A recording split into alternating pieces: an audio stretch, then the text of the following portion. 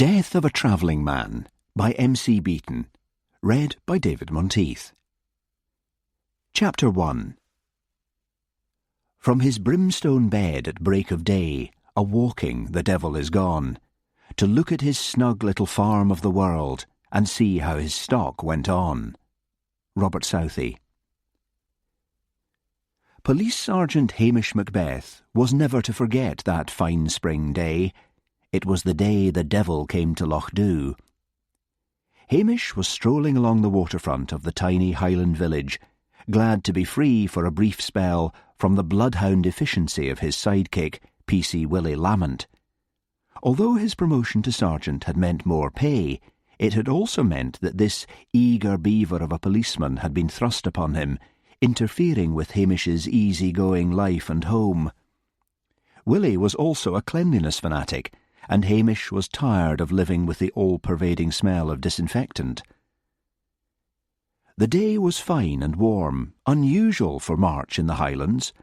Snow glittered on the twin peaks of the mountains which soared above the village, and the sea loch lay calm and placid in the morning sun. Peat smoke rose from the cottage chimneys. Seagulls swooped and dived.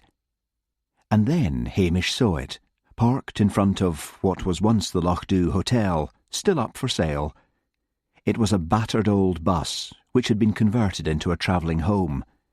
At one time in its career, the bus had been painted psychedelic colours, but even these had faded into pastel streaks overlaid with brown trails of rust. Hamish went up to it and knocked at the door. The door jerked open. A tall man smiled down at Hamish. He was incredibly handsome. Jet black hair grew to a widow's peak on his forehead. His eyes were green, grass green, without a fleck of brown in them. His face and arms were tanned golden brown.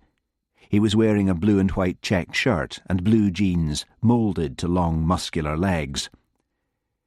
"You are not allowed to park here," said Hamish, wondering why he should take such an instant and violent dislike to this handsome man.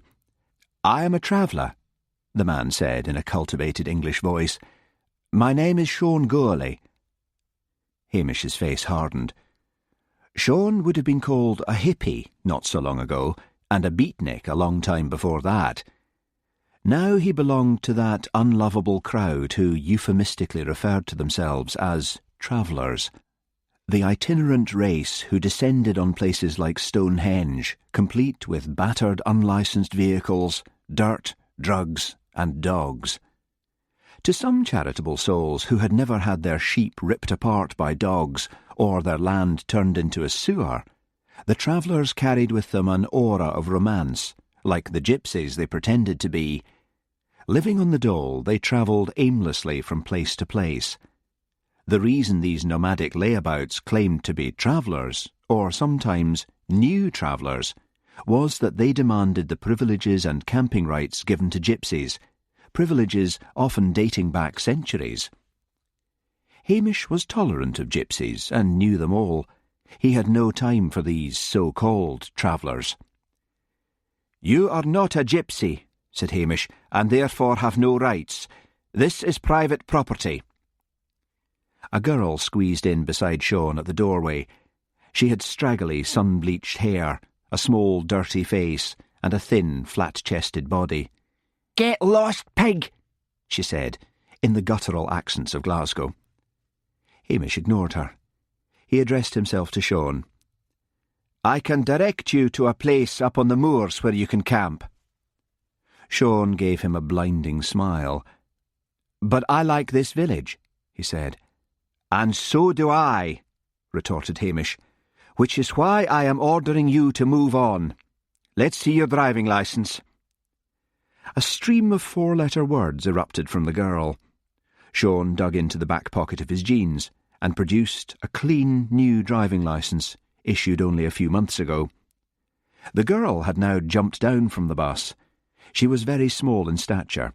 She leapt up and down in front of Hamish, cursing and yelling. Pig was the politest epithet. There was a peculiar, almost sinister magnetism about Sean. He paid no attention to the girl whatsoever, and Hamish found himself doing the same.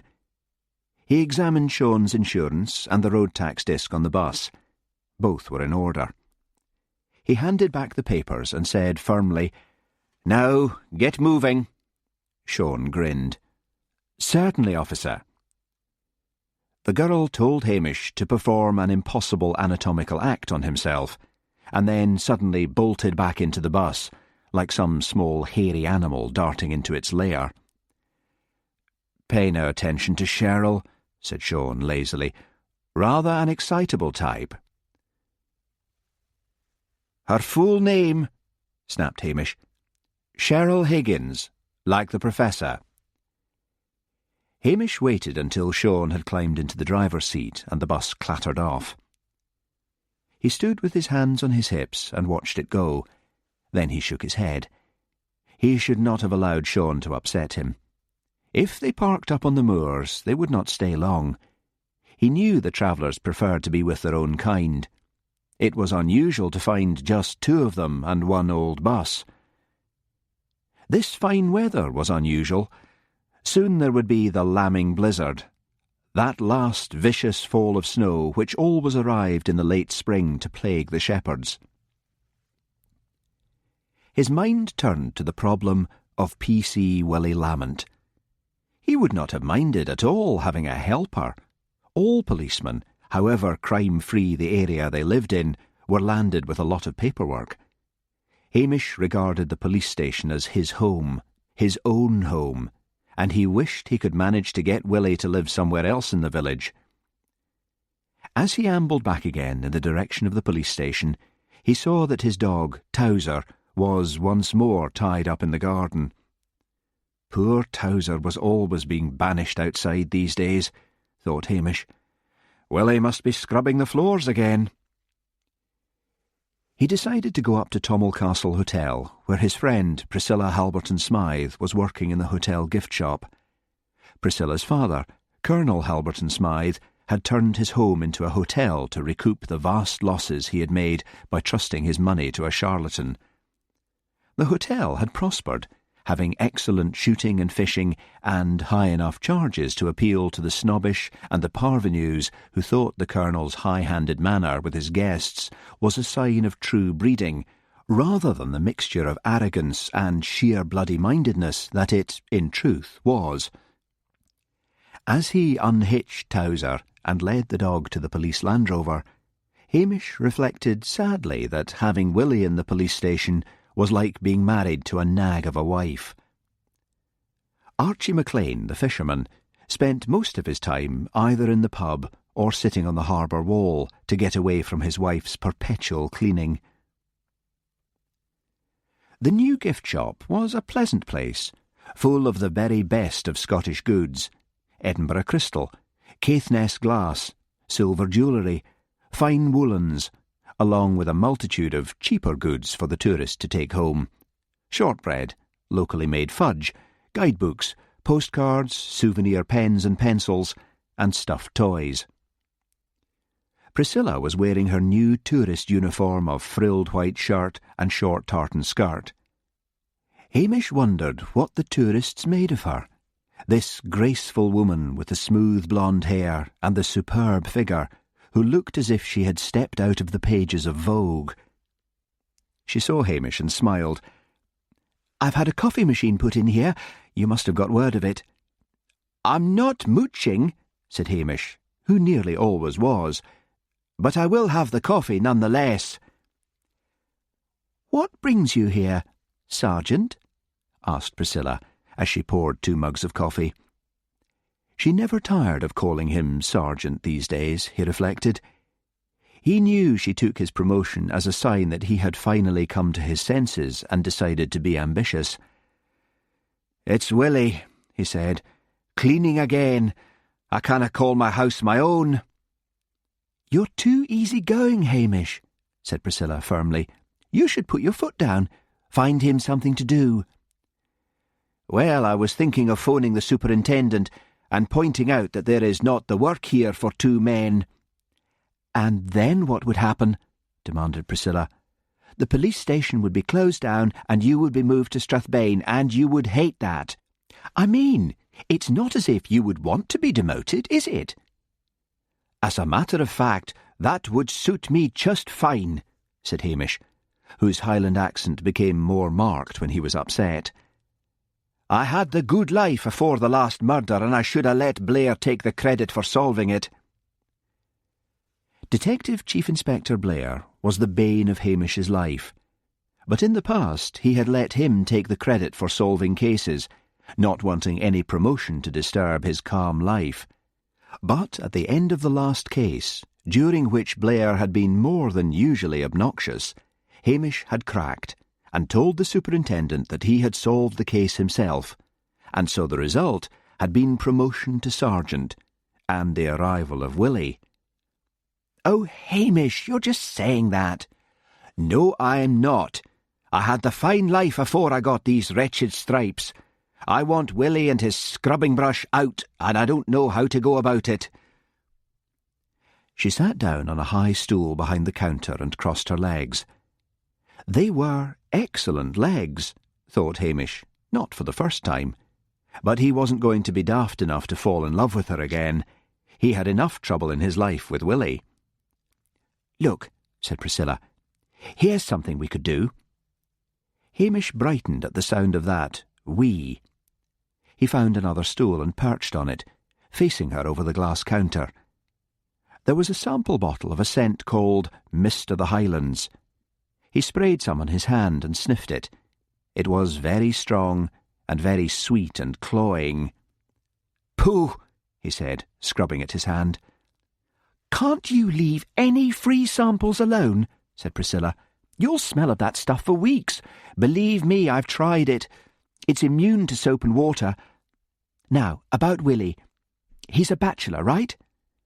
"Aye, and likely to remain so," said Hamish, with feeling.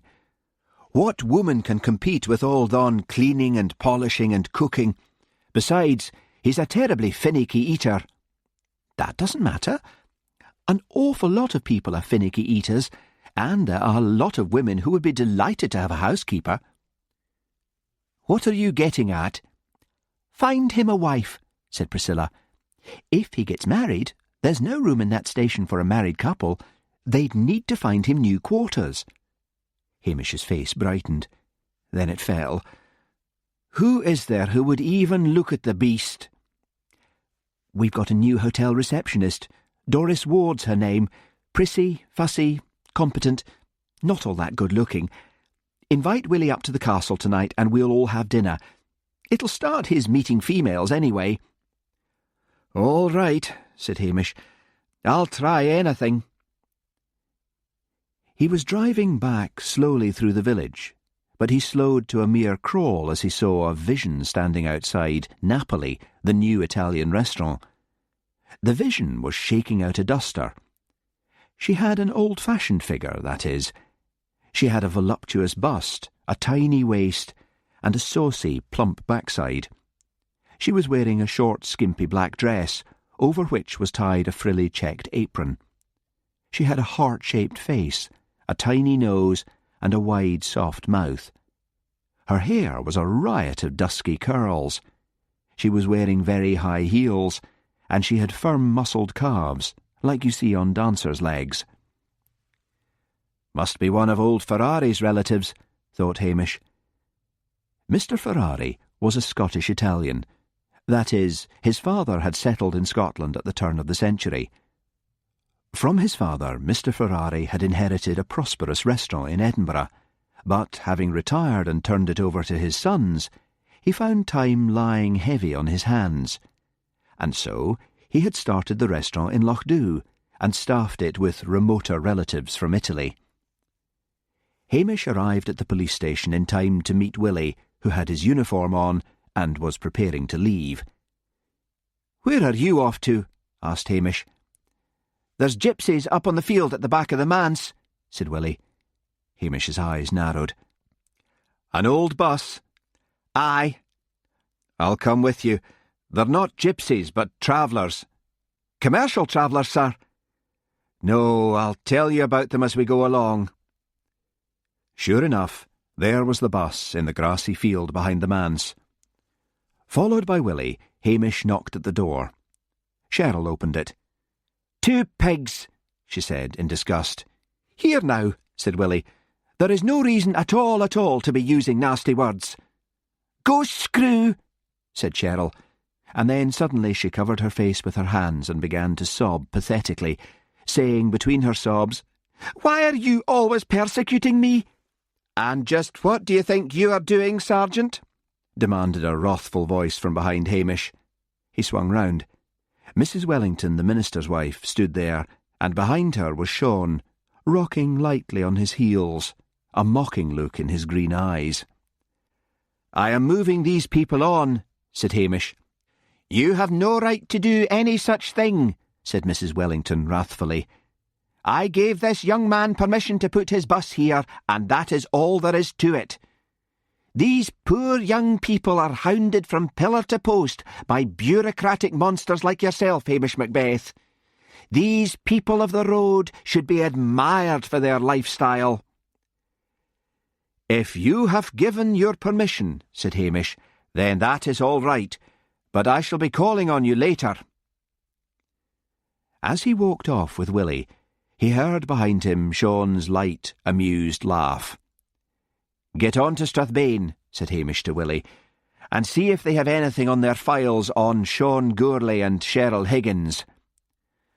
"Herself was a bit dirty-mouthed," said Willie, "but he seemed nice enough." "He's as bad as she is, and I have the feeling that he's dangerous." "Well now, sir, I am in the way of being a student of human nature," said Willie. "I took a corresponding course in the psychiatry." "A correspondence course in psychiatry," corrected Hamish, who always felt he was fighting a losing battle against Willie's mistakes and malapropisms. "Didn't I just say that?" demanded Willie, aggrieved. "Well, I would say from my experience that Sean Gourlay is just a regular normal fellow." "Never mind. Check up on him anyway," said Hamish. "And by the way, we're invited up to the castle for dinner tonight by Miss Halberton Smythe." "But we cannae do that, sir," said Willie patiently. "That would mean two of us off duty." "We leave a note on the door of the police station to say where we are," said Hamish, striving for patience. "What's going to happen in Lochdew? The same as all the nights since you've been here. Nothing at all." "Well, I suppose—" Willie's voice trailed away and his mouth fell open.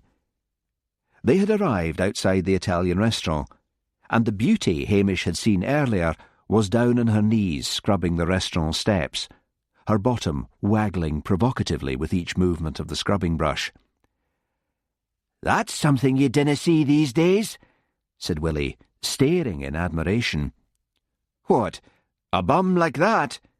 asked Hamish. "No, a woman down on her knees scrubbing. I thought they were extincted." "Nice day," said Hamish, loudly, raising his cap. The girl turned and looked up, and then got to her feet, wiping her soapy hands on her apron. "Just arrived," pursued Hamish. "Yes, Mr. Ferrari sent for me last month."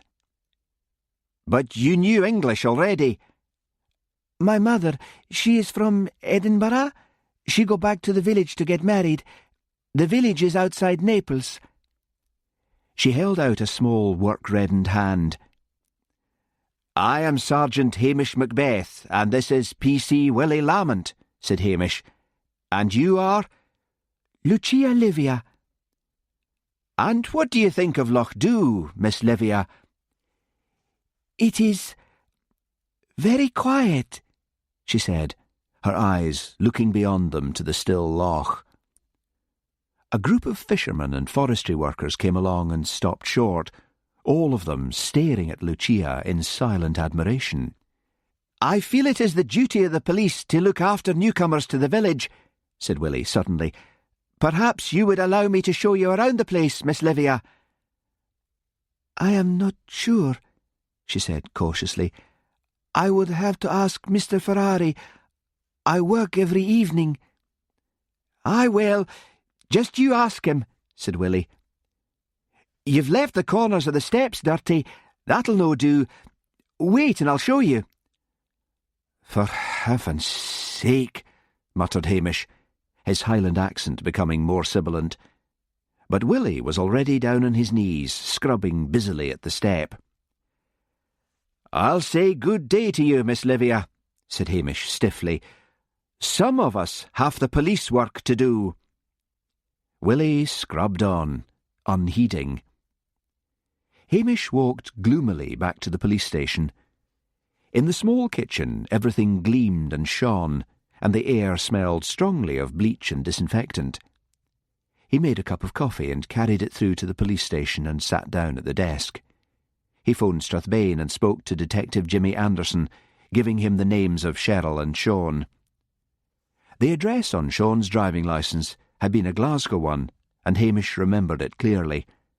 Flat B, 189 Lombard Crescent. Anderson said he would check up on it and get back to him as soon as possible. Hamish then went out again and along to the manse. The minister was alone in his study. "Oh, Hamish," he said, pushing away the sermon he had been working on. "What brings you here?" "It's those layabouts and their bus." "They are doing no harm, Hamish. The field is not used for anything. It's a small patch of weedy grass and nettles. Why shouldn't these young people have the use of it?" "There's something about them I don't like. Besides, I'm surprised at you, Mr. Wellington, for encouraging that kind of layabout."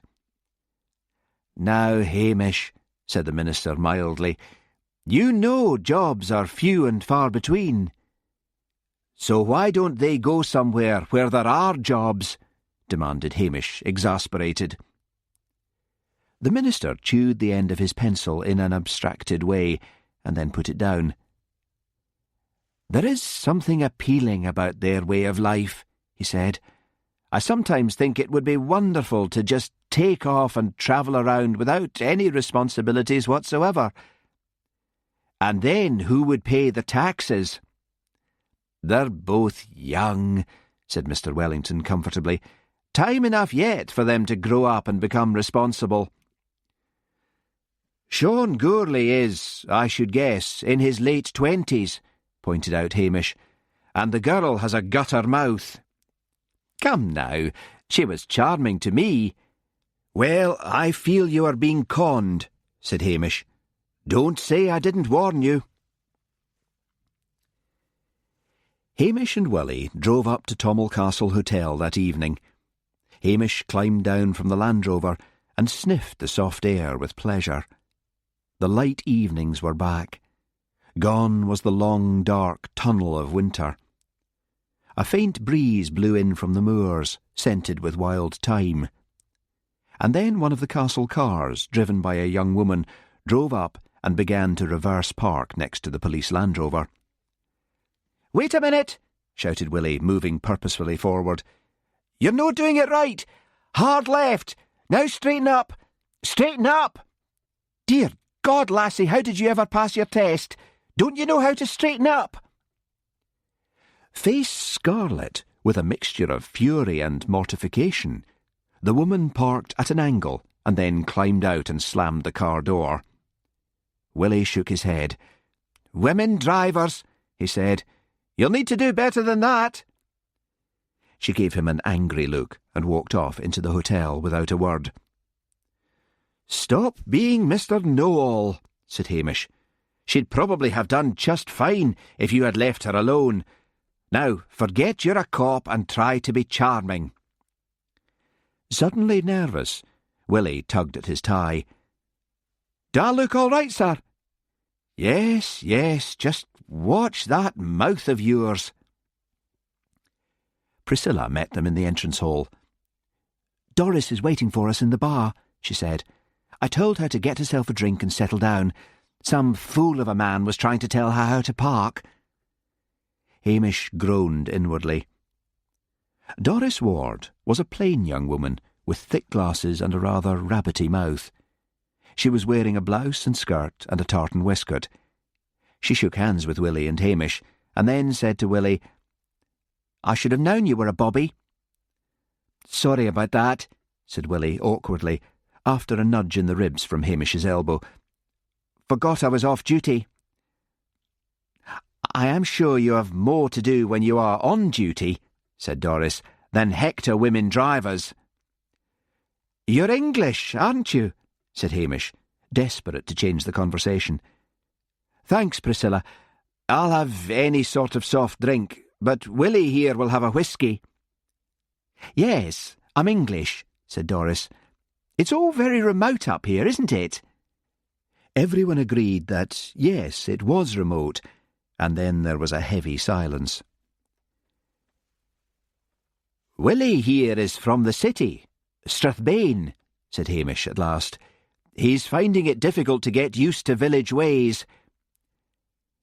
"Do you have many friends in the village?" Doris asked Willie politely. "No, not in Lochdew," said Willie, "but I have a cliché of friends in Strathbane." "Cleek," moaned Hamish under his breath. "Mind you," said Willie, becoming expansive, "I have always wanted to travel. I have an aunt in America I could go and see." "Which part of America?" asked Doris. "She lives in a condom in San Francisco." Doris sniggered. "Well, in these AIDS-ridden days, that's a very safe place to live." Willie looked at her, puzzled, and then his face cleared. "Oh, aye, them condoms have secured cameras and guards and things like that." "Do you want to travel yourself, Doris?" asked Hamish. "Oh, I don't know." Behind her thick glasses, her eyes sent him a flirtatious look. "I might settle for marriage." "Quite right too," said Willie heartily. "I must say, it is refreshing to meet the woman these days who doesn't go in for all this feminist rubbish." "You mean feminist," corrected Doris. "If you're going to criticise anything, at least pronounce it properly. Do you mean all women should settle for marriage and babies?" "Why not?" demanded Willie, giving her a tolerant smile. "That's what they're built for." "You're out of the dark ages," said Priscilla smoothly. "Dinner should be ready now. Carry your drinks through." "Get her to talk about herself," hissed Hamish in Willie's ear as they walked towards the dining room. But no sooner were they seated and waiting for the first course to be served than Doris selected a cigarette from a packet and lit up. "Do you know you're ruining your lungs?" demanded Willie. "That stuff's a killer, and bad for the skin too. I can already see it has—" "What are we having for dinner?" said Hamish, his voice suddenly very loud and strained. "Scotch broth to start," said Priscilla, "and then steak. We've got a new chef. We had to get rid of the old one," she said to Doris, "after that murder here, the one I told you about." Doris gazed at Hamish with admiration. "I heard you'd solved it," she said. "Tell me all about it." Normally too shy to talk much about himself, but frightened of Willie's gaffes, Hamish told her about it at length. But Priscilla saw, to her irritation, that Doris was entranced with Hamish and could hardly keep her eyes off him. The evening went from bad to worse. Hamish had never before seen Willie drink anything stronger than tea or coffee. The whisky before dinner, the wine at dinner, and the brandy afterwards went straight to his head. As soon as Hamish had finished talking, Willie began to talk about his cases, which sounded like a dismal catalogue of public harassment. He seemed a genius at finding out cars with bald tyres, cars with lapsed road tax, cars with various other faults, and every parking offence under the sun. He told what he obviously thought were hilarious stories of people who had become angry with him and what they had said. He laughed so hard the tears ran down his face. Willie had never before enjoyed himself so much. He felt he was the life and soul of the party. Hamish at last propelled a dreamily smiling Willie out to the Land Rover. "You made a fine mess of that, Willie," he said, as he drove down to Lochdew through the heathery darkness. But there was no reply. Willie had fallen asleep. "What on earth am I going to do with him?" thought Hamish wearily. Up on the field behind the manse, lights glowed behind the curtained windows of the bus. He did not like the sight. He did not like the feeling of this alien and dangerous presence in Loch Dhu. He then reassured himself with the thought that they would soon get bored and move on. The travellers liked to journey in convoys. It was odd to find two of them on their own. He woke Willie outside the police station and ordered him sharply to go in and go to bed. Then he phoned Strathbane. Jimmy Anderson was working overtime and took the call. He had, he said, found nothing on Cheryl and Sean Gourley from the Glasgow police, except to confirm that Sean had taken his driving test in Glasgow recently, hence the new licence. "Try Scotland Yard," urged Hamish. "See what they can come up with." "What? They're overworked down there as it is," complained Anderson. "What's this Sean done?" "Nothing yet," said Hamish. "Look, just try them." "Try them yourself," said Anderson. "We've got more than enough work here. In my opinion, you're going a bit over the top about this Sean character.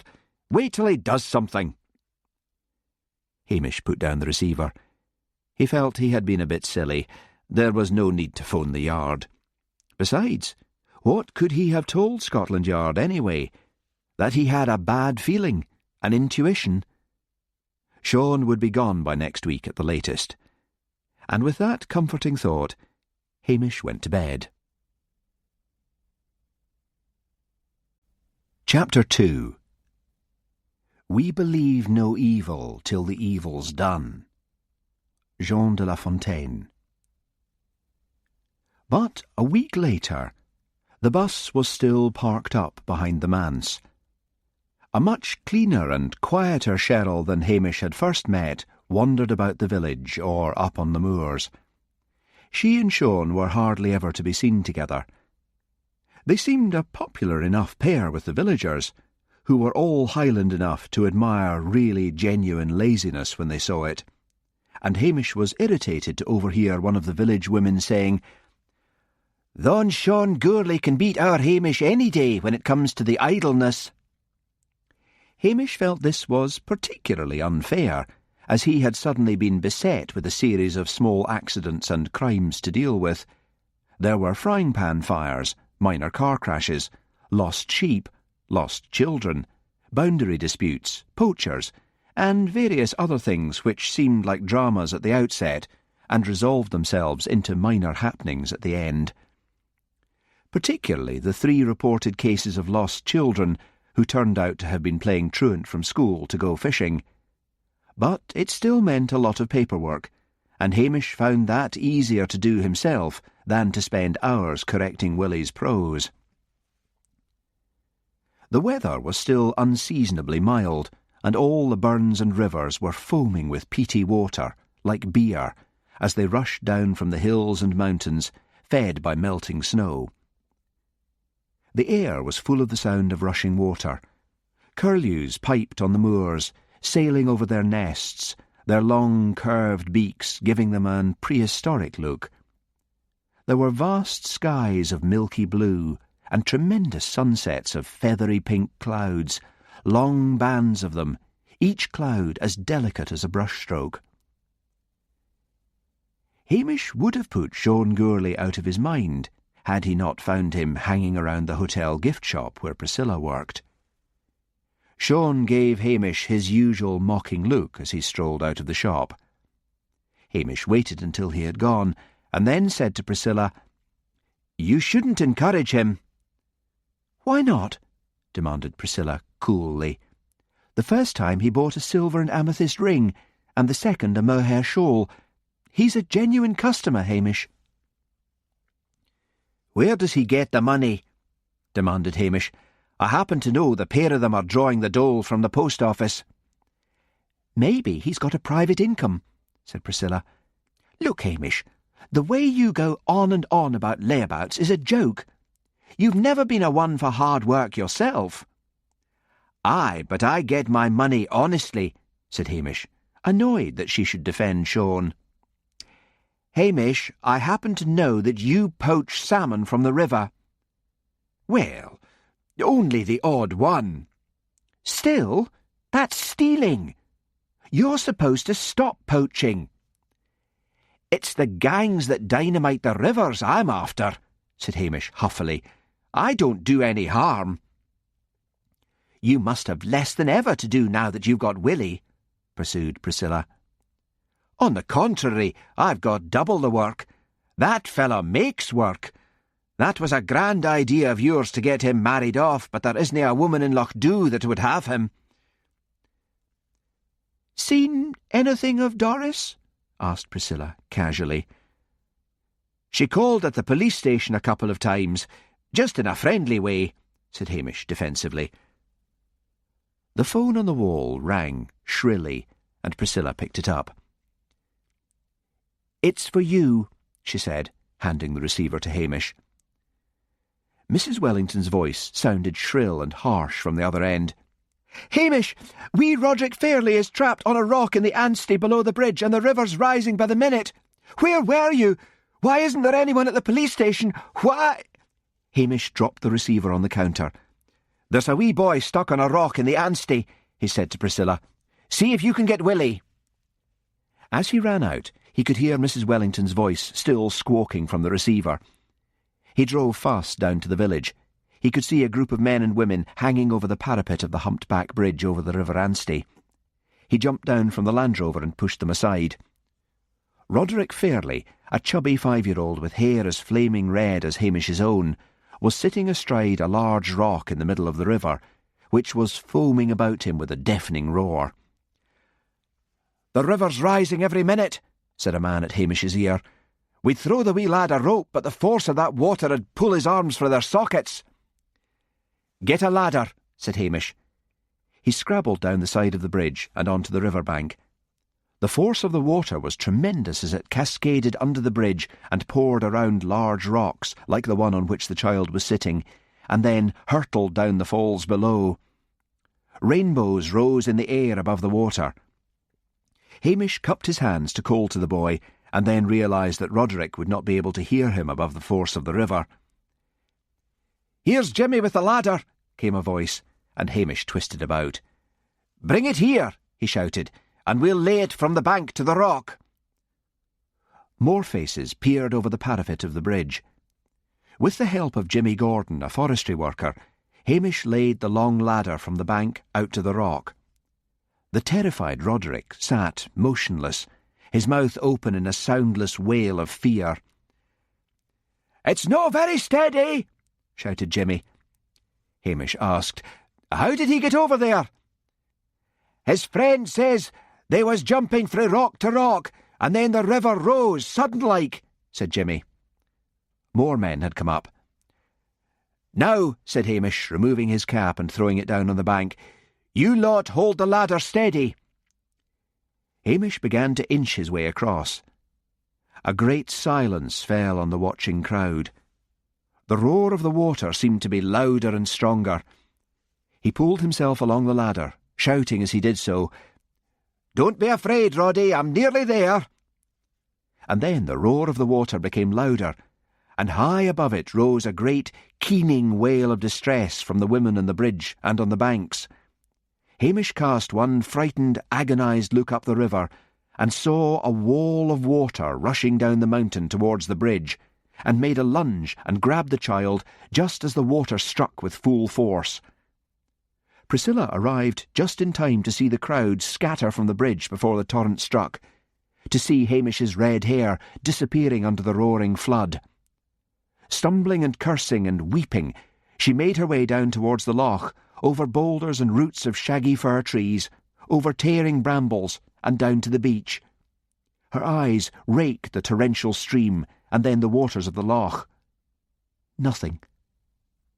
From all over the village, people were running to the beach. Priscilla stopped at the edge of the loch and stood, panting. Mrs. Fairley, the little boy's mother, was kneeling by the side of the water, crying out in Gaelic to the ancient gods to give her back her son. And then The waters out in the loch broke, and Hamish's head rose above them. He was holding the boy fast. He swam to shore while Priscilla and the others waded out into the loch to meet him. "Quick!" panted Hamish. "He may be alive yet!" The boy lay in his arms, as still as death. Hamish laid the boy face down on the beach, and then began to pump his little arms up and down. Suddenly, water gushed from the boy's mouth, and he set up a wail. "He's alive! Roddy's alive!" The news spread out from the shoreline. Mrs. Fairley fainted dead away. Dr. Brodie arrived with his medical bag and gently pushed Hamish aside. Hamish sat down on the beach and put his head in his hands. "Hamish, Hamish, I thought you were dead," whispered Priscilla in his ear. "Aye," said Hamish on a sigh. "I thought that myself." "Did you get a battering on the rocks?" "No, there was such a lot of water it swept us over them. Where did it all come from?" "The Drum Loch at the top got filled up with melting snow and burst its banks," said Archie McLean, the fisherman. "I haven't seen the like since '46. An air-sea rescue helicopter was landing a little way along the beach. Hamish shivered. Dr. Brodie said, "He'll live. We'll just get the helicopter to take him to hospital, just to be sure. I'll attend to his mother, and then she'd better go with him. You'd best go home and get a hot drink, Hamish. No broken bones?" "No, I'm just fine," said Hamish. Followed by Priscilla, he made his way through the crowd. People slapped him on the back and shook his hand as he passed. "Where's Willie?" asked Hamish. "I don't know," said Priscilla. "I certainly didn't see him anywhere about." They had walked together along the beach, away from the roaring, foaming river. They came to a flight of seaweedy stone steps cut into the sea wall, and climbed up them onto the waterfront. In front of them, on the other side of the road, was the Napoli restaurant, and there, at the side door of the restaurant, in the nonchalant manner of a stage-door Johnny, was Willie. "Willie!" shouted Hamish. Willie started guiltily, and then came running over, seemingly aware for the first time of the crowds, the helicopter, and the dripping wet Hamish. "What happened?" he asked. "Hamish has just rescued a little boy from drowning," said Priscilla. "And where were you?" demanded Hamish. "I just called on that Miss Livia," said Willie, and then blushed. "I wanted to see how she was getting on, it being part of my duties to look out for the welfare of the incomer." "Your job," said Hamish wrathfully, "is to look out for the welfare of people in trouble. Go back to the station and sit by that phone in the office until I tell you to move. Hop to it." Willie sulkily touched his cap with one forefinger, and then slouched off. "He'll have to go," said Hamish Macbeth. The enterprising Mr. Patel, who owned the local supermarket, had grabbed the shop video camera, which he rented out for occasions like weddings and dances, and had filmed the whole of Hamish Macbeth's dramatic rescue. He had then driven at great speed all the way to the headquarters of Highland Television, where he had sold them the video. Detective Chief Inspector Blair, on his day off and planning to relax in front of the news, had all the doubtful pleasure of watching Hamish Macbeth on television. Mr. Patel had done a good job. It was all there, from the striking of the wave and the disappearance of Hamish to his re-emergence in the loch. There was even a quote from Hamish. "At his police station in Loch Dhu, Sergeant Hamish Macbeth said he was only doing his job." The quote had actually come from Willie, who had been told to say that to any of the press who phoned up. Blair bit his thumb and scowled horribly at the television set. Something would have to be done about Macbeth, or he would go on getting promoted until he rose up the ranks and became his, Blair's, boss. There must be some way of discrediting Hamish. The next day brought one of those abrupt changes in the weather in Sutherland. The wind moved round to the northeast, and a blizzard whitened the countryside, blocking the roads and cutting Loch Dhu off from the rest of the world. Harry Tennant, the refuse collector, who was supposed to operate the gritting truck and snowplough in bad weather, celebrating the prospect of overtime, fell asleep at the wheel and overturned the truck into a ditch, and so the roads remained ungritted and unsalted. Hamish felt Tommel Castle Hotel might have been moved to Australia for all the chance he had of reaching it and seeing Priscilla. His near drowning had had a profound effect on him. He felt his life had hitherto been drifting amiably along, and somehow he felt he should now do something to alter it. He had not travelled. There was a whole world beyond Loch Dhu. Loch Dhu, where he was snowed up in a police station, with Willie and Towser for company. He had given away his television set as a bribe during his last big case, and so there was nothing to brighten the gloom, for he had read all of Mr. Patel's small stock of paperbacks. He went out into the driving snow to feed his hens, and then shovelled a path to the gate, feeling, as he did so, that it was a sheer waste of time. The snow eased a little, and as he looked along the waterfront, he could see a tall figure on skis heading out of the village. Sean. And Sean was surely going in the direction of Tommel Castle. He went back into the house and was strapping on his own skis to go in pursuit when Willie came through from the office. "There's 2 climbers up on the mountain by the Drum Loch. They're trapped up on a crag. Don Shepherd, Jamie McFarlane's just phoned in to say he can just see them, but he can't get to them." "Have you phoned Mountain Rescue?" "Not yet." "Do it and then get on your skis." "I haven't got any skis." "There's a spare pair out in the shed." "I can't ski. There was no need for such activities in the town." "Get on the phone then." Hamish stood up and strapped a pair of snowshoes on his back, and then slung a bag with an emergency medical kit over his shoulder. Willie went, rather sulkily, back to the office. "Power's not a very good thing," thought Hamish ruefully, as he set out into the snow. "Willie's a pain in the neck, but I always seem to be snapping at him." Priscilla had just finished stock-taking. As usual, she had opened the shop, despite the weather, because the hotel was full and guests often dropped in for a chat or to buy something to take home. The door of the shop swung open, letting in a whirling cloud of snow. Sean Gourlay stood there grinning, pulling off a ski mask. "What brings you here?" asked Priscilla. "It's hardly a day for shopping for souvenirs." He stooped down and took off his skis. Then he removed his anorak and swung it over the back of a chair. "I thought I might get a cup of coffee and a chat," he said, smiling at her. "It's awfully boring with all this snow." He had come close to her as he spoke. He was, thought Priscilla, not for the first time, a devastatingly handsome man. But there was Cheryl. "How's your girlfriend coping with it all?" she asked, backing away, and then turning round to pour him a cup of coffee. "Oh, whining as usual," he said with a light laugh.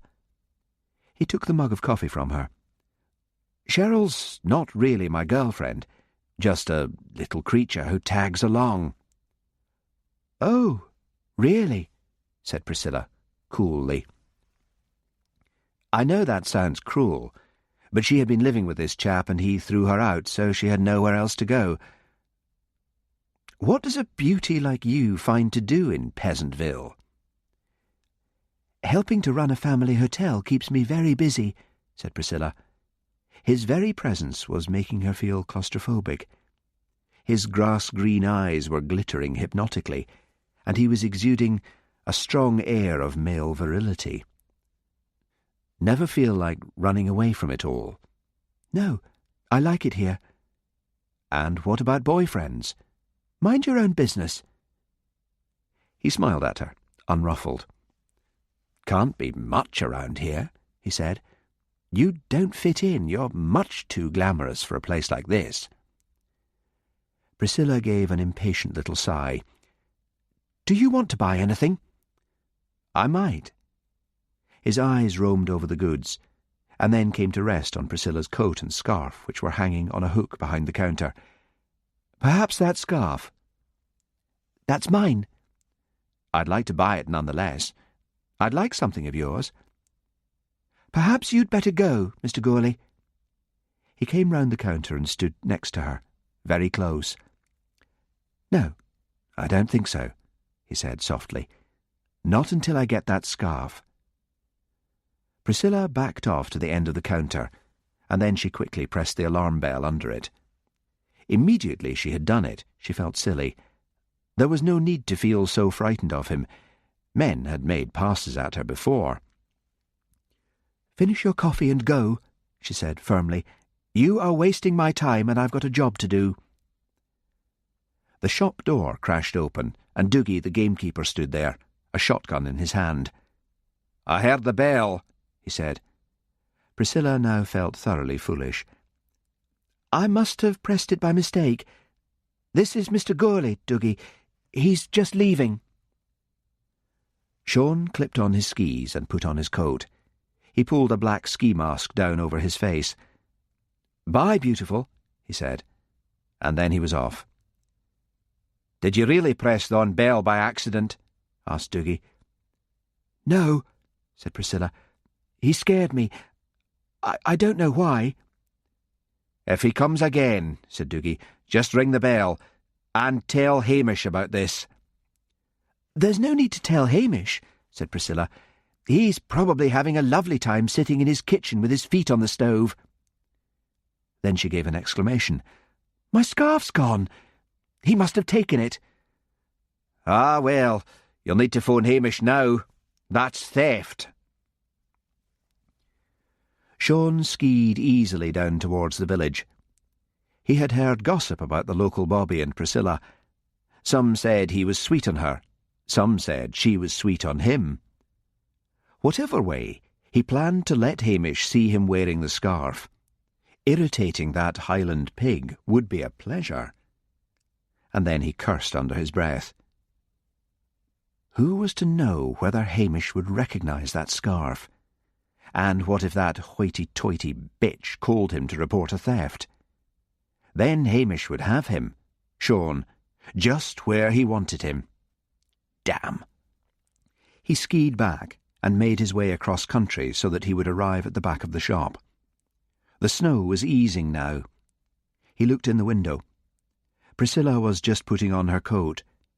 She switched off the lights and went out and locked the shop door behind her. He waited a few moments and then slid quietly round to the front. He unzipped a pocket in his anorak and took out a set of tools. He fiddled expertly with the lock until the tumblers clicked, and then he eased the door open. It only took a moment to go quickly in and drop the scarf on the floor behind the counter. Then, just as quickly, he was outside again and had locked the door. Hamish Macbeth had finally managed to reach the stranded climbers. One man was all right. The other man's leg had been broken in several places. Hamish gave him an injection and then sent up a distress flare, hoping he himself would not die of exposure before the mountain rescue team found them. He was too weary to give these inexperienced climbers a lecture on the folly of going up mountains in the north of Scotland in such weather. At least the snow was thinning slightly, but it was bitterly cold. To his relief, he heard the whirring of helicopter blades and stood up and waved and shouted. One by one they were hoisted into the helicopter, the injured man strapped onto a stretcher going first. "Set me down in the village!" shouted Hamish above the roar of the engine, and the pilot nodded. How incredibly long it had taken to climb up the mountain to that crag, and how quickly he was whizzed down and deposited on the waterfront in front of the wide car park of the deserted Lochdew Hotel. He trudged wearily along to the police station, aching in every muscle.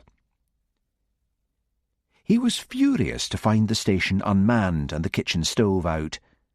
but perhaps Willie had been called out to an emergency. He played back the answering service and heard Priscilla's voice asking him to call.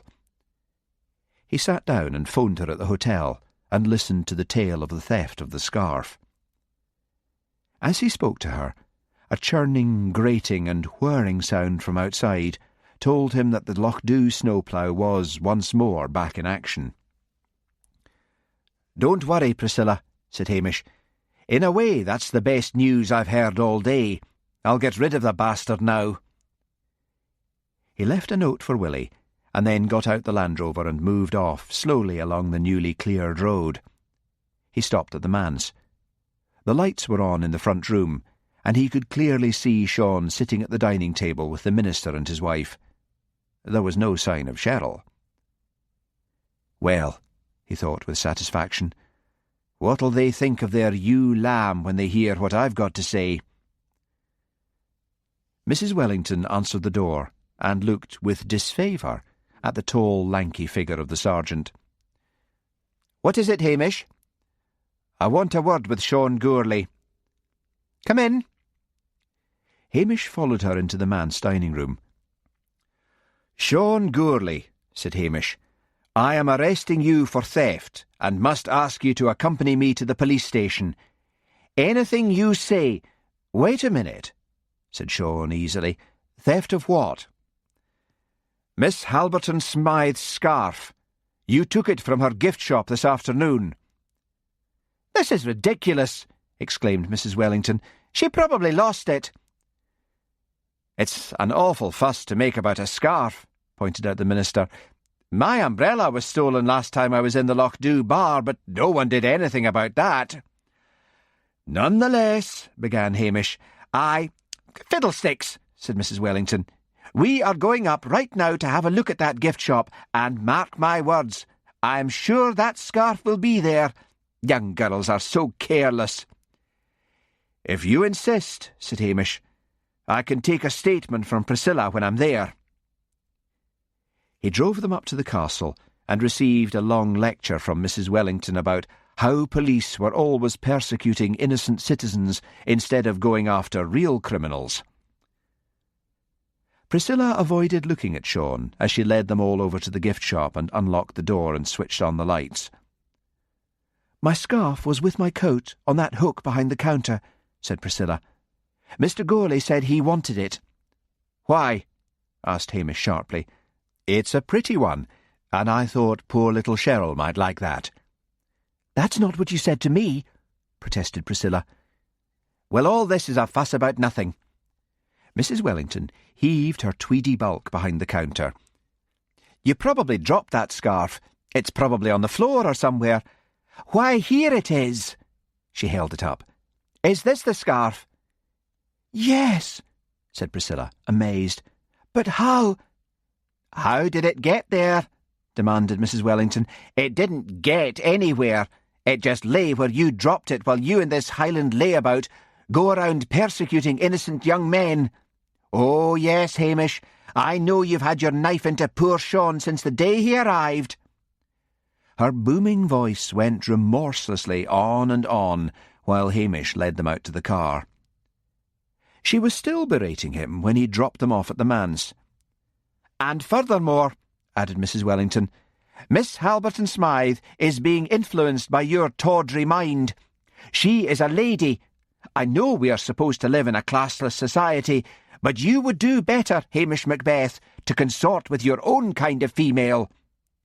Sean let out a chuckle of sheer delight. Exhausted and furious, Hamish headed for home, and then slammed on the brakes outside the Napoli restaurant. In the glow of candlelight, he could see Willie seated at a window table. He hurtled into the restaurant and towered over Willie, who cringed when he saw him. "What the devil do you think you're doing?" howled Hamish. Lucia rushed forward, her eyes full of tears. "He was helping me," she sobbed. "Now then," old Mr. Ferrari made his majestic way over. "Hold your wheesht, Sergeant. The policeman here was helping Lucia clean the stove in the kitchen, and a grand job he made of it too. If all the coppers in Scotland were that helpful, the police might hae a better image."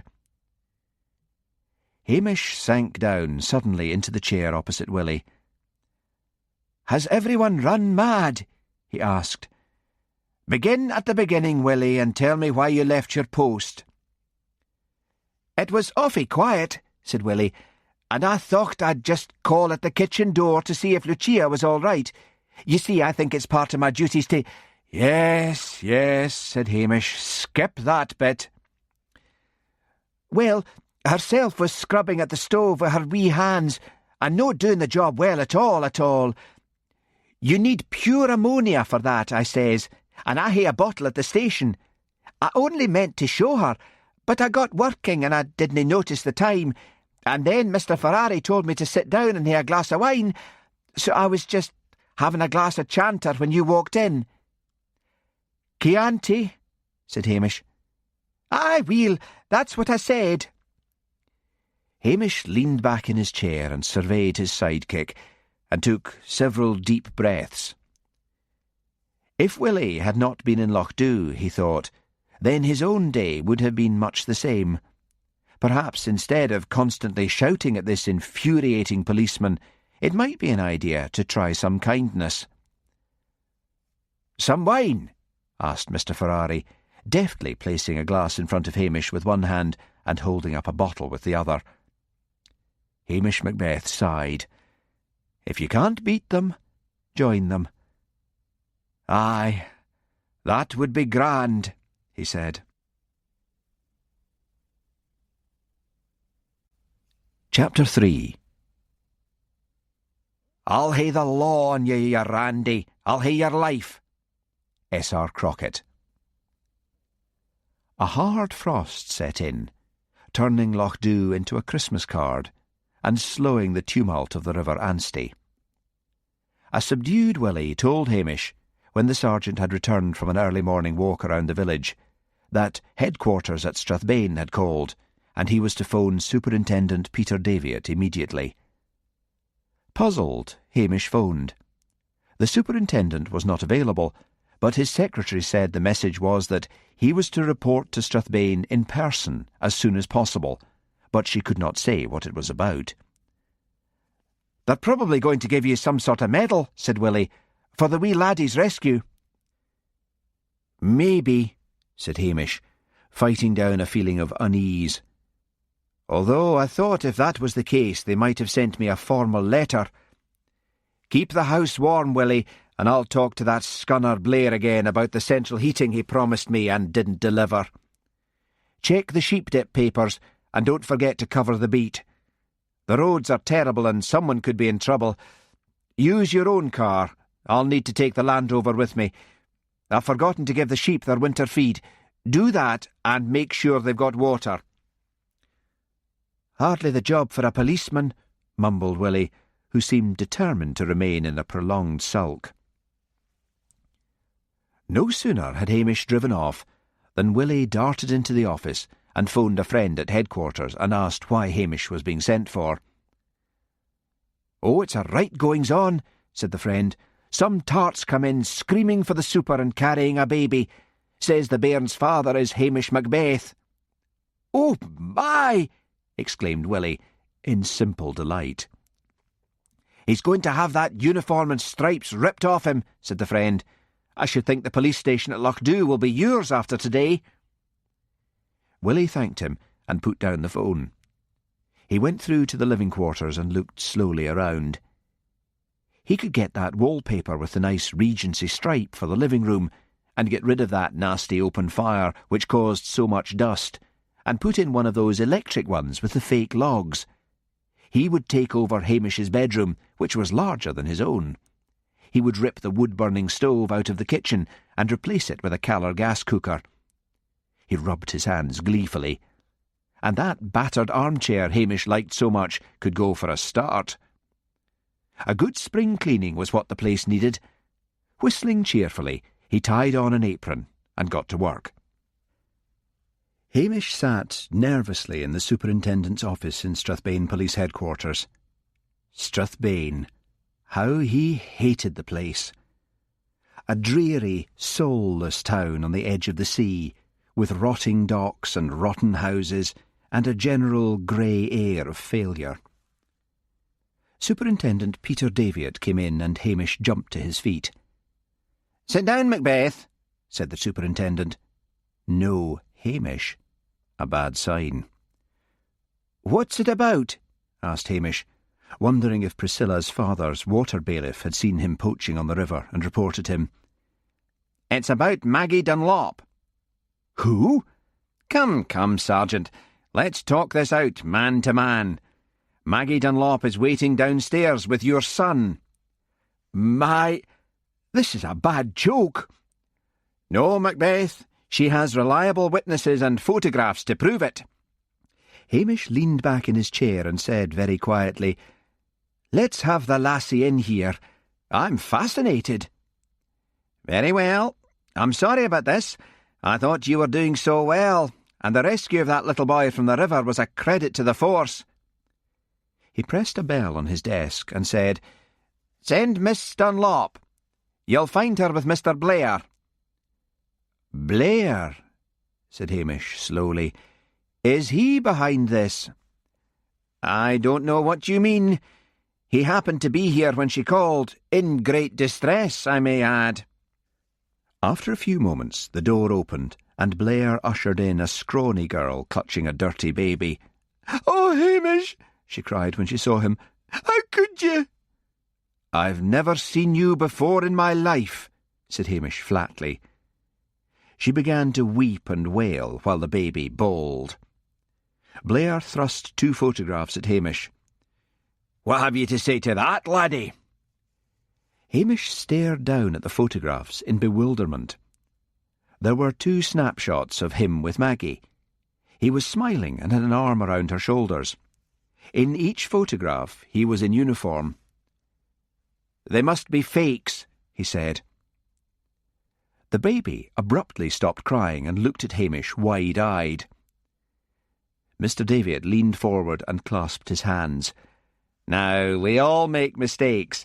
This happened 3 years ago, Miss Dunlop says. She says she's written to you several times begging for support money for the child, but you never answered."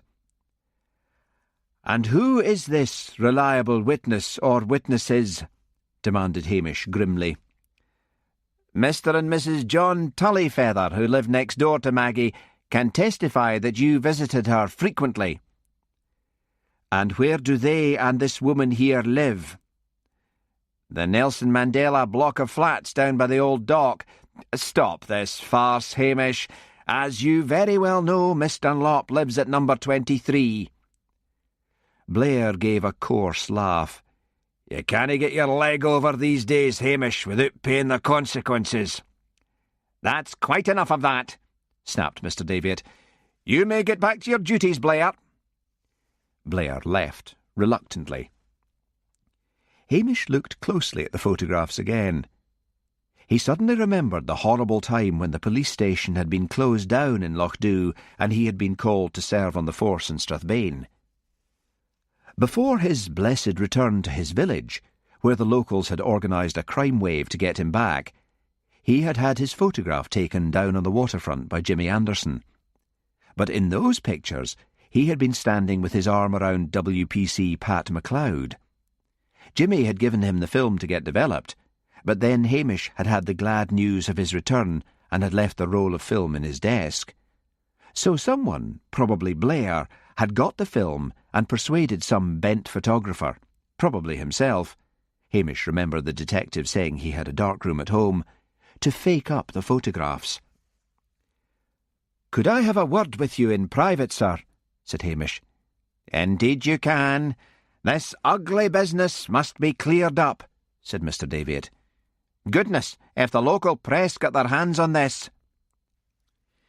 He rang the bell and told his secretary to take Miss Dunlop to the canteen and see that she had tea and cakes. Maggie Dunlop left, strangely silent, but eyeing Hamish uneasily as she went. Hamish tapped the photographs. "If you ask Jimmy Anderson, he will remember taking photos of me with policewoman MacLeod in that location. Someone has found the film, taken photos of this Maggie and faked them. Who would do such a thing?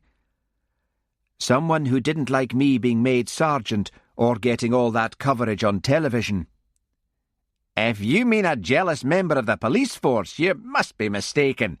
You may as well tell the truth.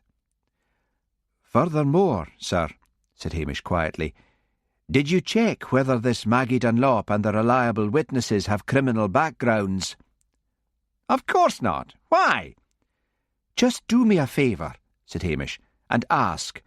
My job's on the line. Oh, very well. Mr. Davitt picked up the phone and rapped the necessary instructions down it. Hamish leaned back in his chair and folded his arms.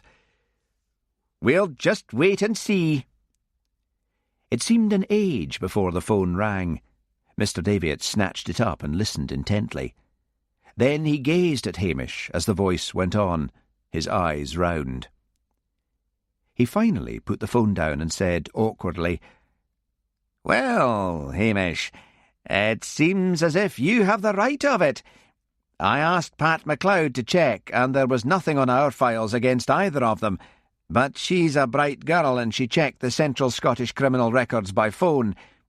Maggie Dunlop, or certainly a Maggie Dunlop, who fits the description of your accuser, was a well-known prostitute in Glasgow. She became pregnant and decided to start a new life up here. James Tullyfeather is also from Glasgow and has just finished doing 10 years for armed robbery. There can't be more than one armed robber with a name like Tullyfeather. This is terrible. Who would do such a thing to you? Wait here. He shot out of the door. So, thought Hamish, beginning to relax, Blair's up to his tricks. If Maggie Dunlop's still in the canteen, I'm a Dutchman. Blair would be hanging about to find out what was going on, and he'd know Pat was checking up. He must nearly have had a heart attack when she moved over to checking the Central Criminal Records. After a long time, the superintendent came back and slumped down heavily into his chair. What a mess, he said. Maggie Dunlop has disappeared. I went myself in a squad car round to Nelson Mandela House, but the flat was empty, and the Tullyfeathers had gone as well. Someone in this station must be responsible. Perhaps it was meant as a joke. Taking a joke a bit far when it meant faking those photographs, pointed out Hamish, who was beginning to enjoy himself. Dear me, yes. There will be a full investigation. Have you yourself any idea who... What about that policewoman, Mary Graham, who had some sort of spite against you? Oh, I shouldn't think it was her, said Hamish blithely. This has upset me a lot, sir. Do you mind if I go home? By all means. You are taking this remarkably well, Hamish. If there is anything I can do for you, anything at all... Willie, thought Hamish, but not yet. He said goodbye and ambled down the stairs and into the detective's room and looked around. There was no sign of Blair. He was not surprised. He went out and had a meal and then returned to the detective's room. This time Blair was sitting at his desk. "Och, aye, Hamish," he said with false heartiness. "Glad you got that wee problem sorted out." Hamish pulled up a chair close to Blair and leaned forward. "Don't ever do that again," he whispered. "And unless you get me the central heating for my police station, I'll track down that brass nail you coerced into lying, and I'll have you out of a job." "I don't know what you're talking about," muttered Blair. "Do I get the central heating or not?" "Aye, of course, Hamish. I promised, didn't I? Mind you, Davitt's cutting down on regional expenses and—" "You've got a week," said Hamish, and rose and left. Blair watched him go, and then lumbered to his feet. He caught Mr. Davitt just as the superintendent was leaving. "I saw Macbeth," said Blair. "He's in a fair taking over the way he's been treated." "Oh, dear," said Mr. Davitt. He seemed so good about it all. Of course, I did tell him if there was anything we could do for him to let us know. As to that, I meant to tell you, sir, that he's been wanting the central heating for that bit of a police station in Lochdu. Then arrange it right away. Yes, sir, right away, sir. How's the lady wife, sir? Tolerably well, thank you. She was delighted with the flowers you sent her. Only too happy to please, sir, you know that. Blair followed the superintendent down the stairs, oiling and complimenting. Superintendent Davitt saw nothing wrong in this. In fact, he enjoyed it immensely. Blair finally got back to his desk. What had come over him to try that trick on Hamish? He had been so pleased with the job he'd done on those photographs. Now he'd had to pay Maggie and the Tullyfeathers to run for it. Pay them a lot. It must have been the drink. He would never drink again. Well, maybe just the one to steady his nerves. He slid open the bottom drawer of his desk and eased the bottle out. Hamish drove slowly and carefully back to Lochdu. It was so cold that even the salty slush on the roads was beginning to freeze hard. A small, cold moon was shining down on the snow-covered moors. He braked hard as a stag skittered across the road in front of him. He drove on through the moon landscape until he topped the rise of the road which led down to Lochdu. Bright stars were burning above and shining in the still waters of the loch below. Home, he thought, home and comfort. A glass of whisky, light the fire, and relax. But when he pulled up at the police station, it was to see the kitchen door and front door standing open and piles of furniture in the small drive at the side. From the inside came the busy sound of vacuuming. He edged his way around the furniture and walked in. Willie was through in the living room. He was pushing the vacuum around the carpet and whistling cheerfully. "Willie!" roared Hamish, bending down and whipping the vacuum cord so that the plug shot out of the wall. Willie turned slowly and stared at Hamish in ludicrous dismay. "It's yourself!" "What the hell are you doing to my home?" demanded Hamish. "I thought I would give it a wee bitty of a spring clean," said Willie, miserably. "Get this straight," said Hamish. "You occupy one bedroom. The rest is mine. My furniture, my books, my carpet, my kitchen. Mine, mine, mine. Put everything back the way it was, close the doors, heat the place up. You've got 1 hour to do it, and don't ever let me see you do any housekeeping here again." Hamish turned and strode out. Willie blinked and looked slowly about at the ruin of his dream. Gone forever, oh lovely Regency-striped paper. Gone forever, synthetic, dust-free log fire. Hamish drove to Tommel Castle Hotel, parked, and went in search of Priscilla. She was working in the hotel office, sitting in front of a computer. "Working late," commented Hamish. "Yes, Mr. Johnson's got a bad cold." Mr. Johnson was the manager. "Sit down, Hamish. You don't look your usual relaxed self. What's up?" He told her all about Blair's perfidy. "So," she said when he had finished, "that'll leave a gap in the ranks." "How come?" "Well, Blair'll be out on his ear." "No, he won't. I didn't tell Davitt I knew it was Blair." "Why not?" "I told Blair to get the central heating put in instead." "Hamish Macbeth, no detective should be allowed to stay in the force after pulling a trick like that. Forget about the central heating. Get onto the phone now and tell Davitt you know it was Blair." "No point in that," said Hamish uneasily. "He'll have destroyed any evidence in his dark room, and that precious pair he got to bear false witness will be long gone." "They can be found," snapped Priscilla. "You know that." Hamish looked at her in irritation. "Look, Blair's had it in for me for a long time. I can cope. He's not bent when it comes to the general public. In fact, he's quite a good policeman in his plodding way. When he's not coercing one ex-prostitute and one ex-burglar to lie for him to get you out of a job. Priscilla, let it go. It's my business, not yours. She eyed him coldly. You're a born moocher. When it comes to getting something for nothing, then you turn a blind eye to murder. That is going too far. They both stared at each other in dislike. Hamish seized his cap, which he had placed on her desk when he arrived, noticing that the brim was cracked, for it was his second-best one, his good one having been lost in the river when he rescued the boy. "I have nothing more to say to you," said Hamish, stalking out, and spoiling the effect by knocking into an umbrella stand at the door and sending the contents flying. He picked up the assortment of walking sticks and umbrellas and shoved them back into an uprighted stand. Outside, he got into the car. He did not want to go straight back to the police station. He decided to call on Dr. Brodie and his wife, Angela. The doctor welcomed him, saying Angela was off at Stirling University on some course to do with her Open University degree.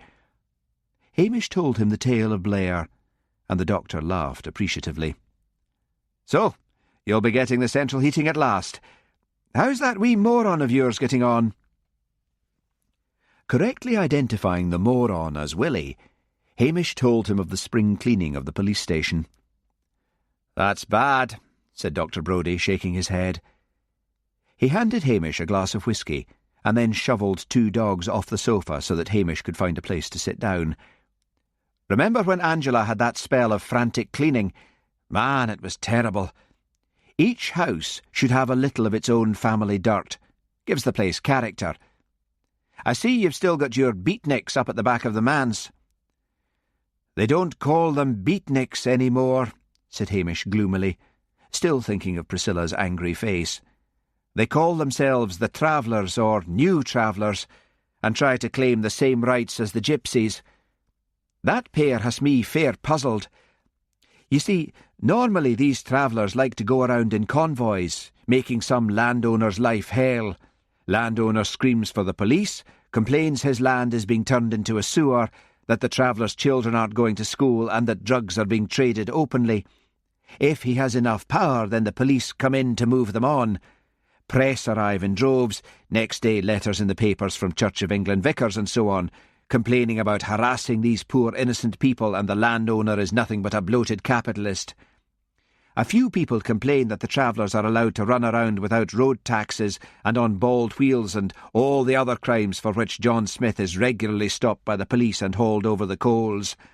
And then, by the following day, it's all forgotten, until the travellers cause the next batch of trouble, and then it all starts up again. But this pair have, admittedly, an old bus, but the tax is paid and he's got a clean licence and the tyres are good. What are they after?"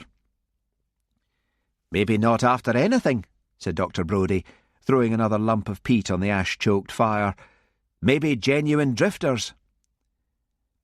"Then there was Priscilla's scarf. She said he'd taken it. Mrs. Wellington says she's probably dropped it behind the counter, and sure enough, there it is." "Priscilla doesn't make mistakes," said Dr. Brodie. "No, she's barely human, and that's a fact," complained Hamish. Dr. Brodie gave him a quizzical look, waiting for more. But instead Hamish said, "If only I could get some lassie to fancy Willie and take him off my hands." "There's another way you could go about it," said the doctor slyly. "Aye, what's that?" "Get married yourself." "There's nobody I fancy, except Priscilla." "Forget Priscilla. Do you know Priscilla? I've known her since she was a wee lassie, and I don't really know her. Very self-contained.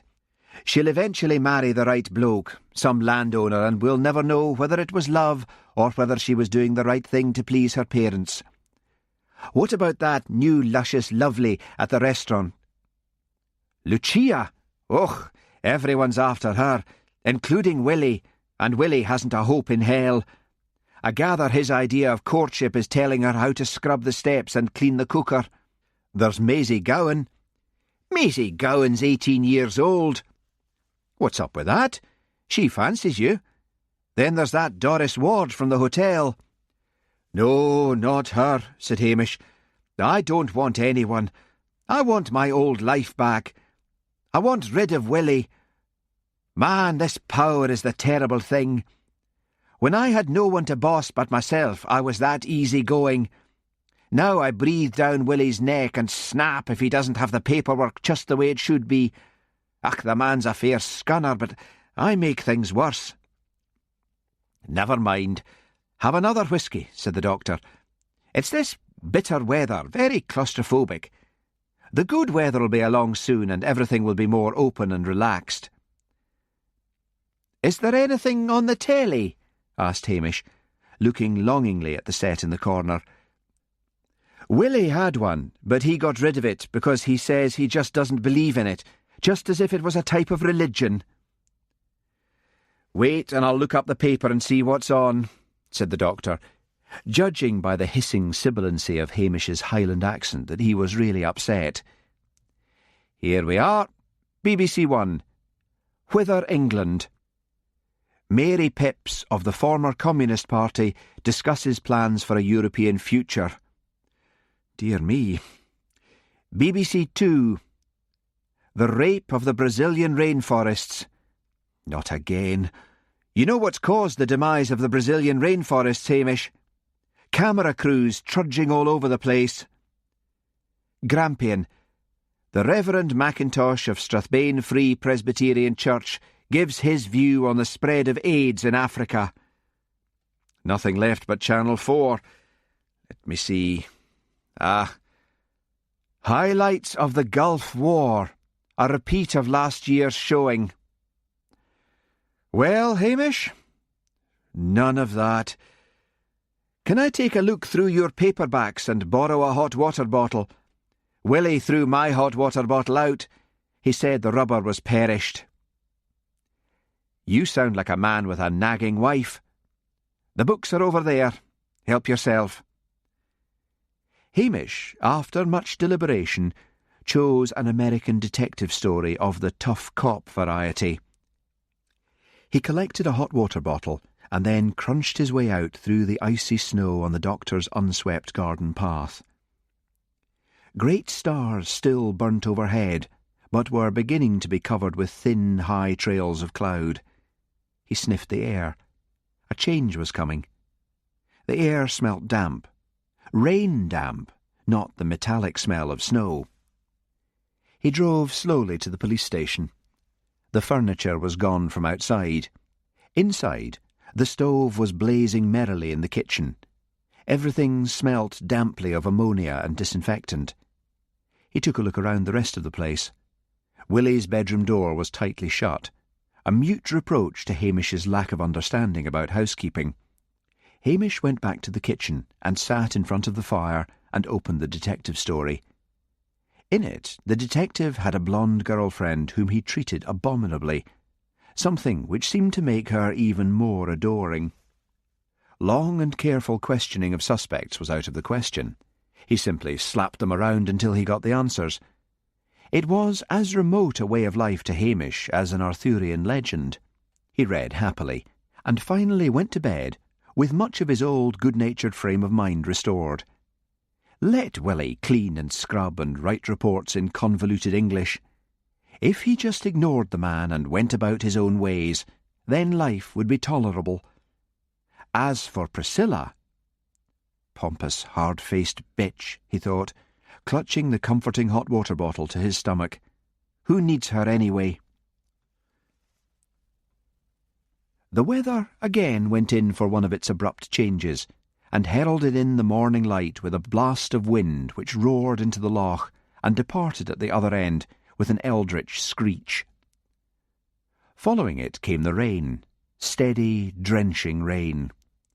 Once more the River Anstey was in tumult, and the bridge was being seriously damaged by the pressure of the roaring flood. The village council met to decide whether to opt for a completely new bridge by the side of the old one, a new one which could take 2 lanes of traffic. But the diehards wanted the old bridge. It was picturesque, and one of the much-photographed sights of the village. Willie, sensing there was some sort of truce, kept his housekeeping to a minimum. But when Hamish made no protest, he was soon happily back, polishing everything in sight. But his happiness was dimmed by the fact that Lucia was walking out with Jimmy Gordon, the forestry worker. Jimmy was tall and fairly good-looking. Everyone in the village said they made a handsome couple. Hamish had elected to do the outer reaches of the beat by car, leaving Willie to cover the village beat on foot. Somehow, wherever Jimmy walked with Lucia, Willie was never far behind. "Would you no like to come for a bit of a drive up the hills with me?" Jimmy was asking Lucia. "We canna get away from the polis." Lucia shook her head. Mr. Ferrari said she was allowed to go for walks with Jimmy in the village and always where they could be seen. She glanced back at Willie and then said in her soft voice, and very slowly, for she was always translating what she said in her mind from Italian to English, "What is your idea of marriage, Jimmy?" He took her hand in his. "I want a wee wife to work and clean for me. Someone pretty to come home to in the evenings." "Would you wish me to iron your shirts?" "Aye, that would be grand. Look at this one. It's all crumpled." "Why don't you iron it yourself, Jimmy?" He gave a great laugh and then flung an arm about her shoulders. "That's women's work." Lucia gently disengaged herself.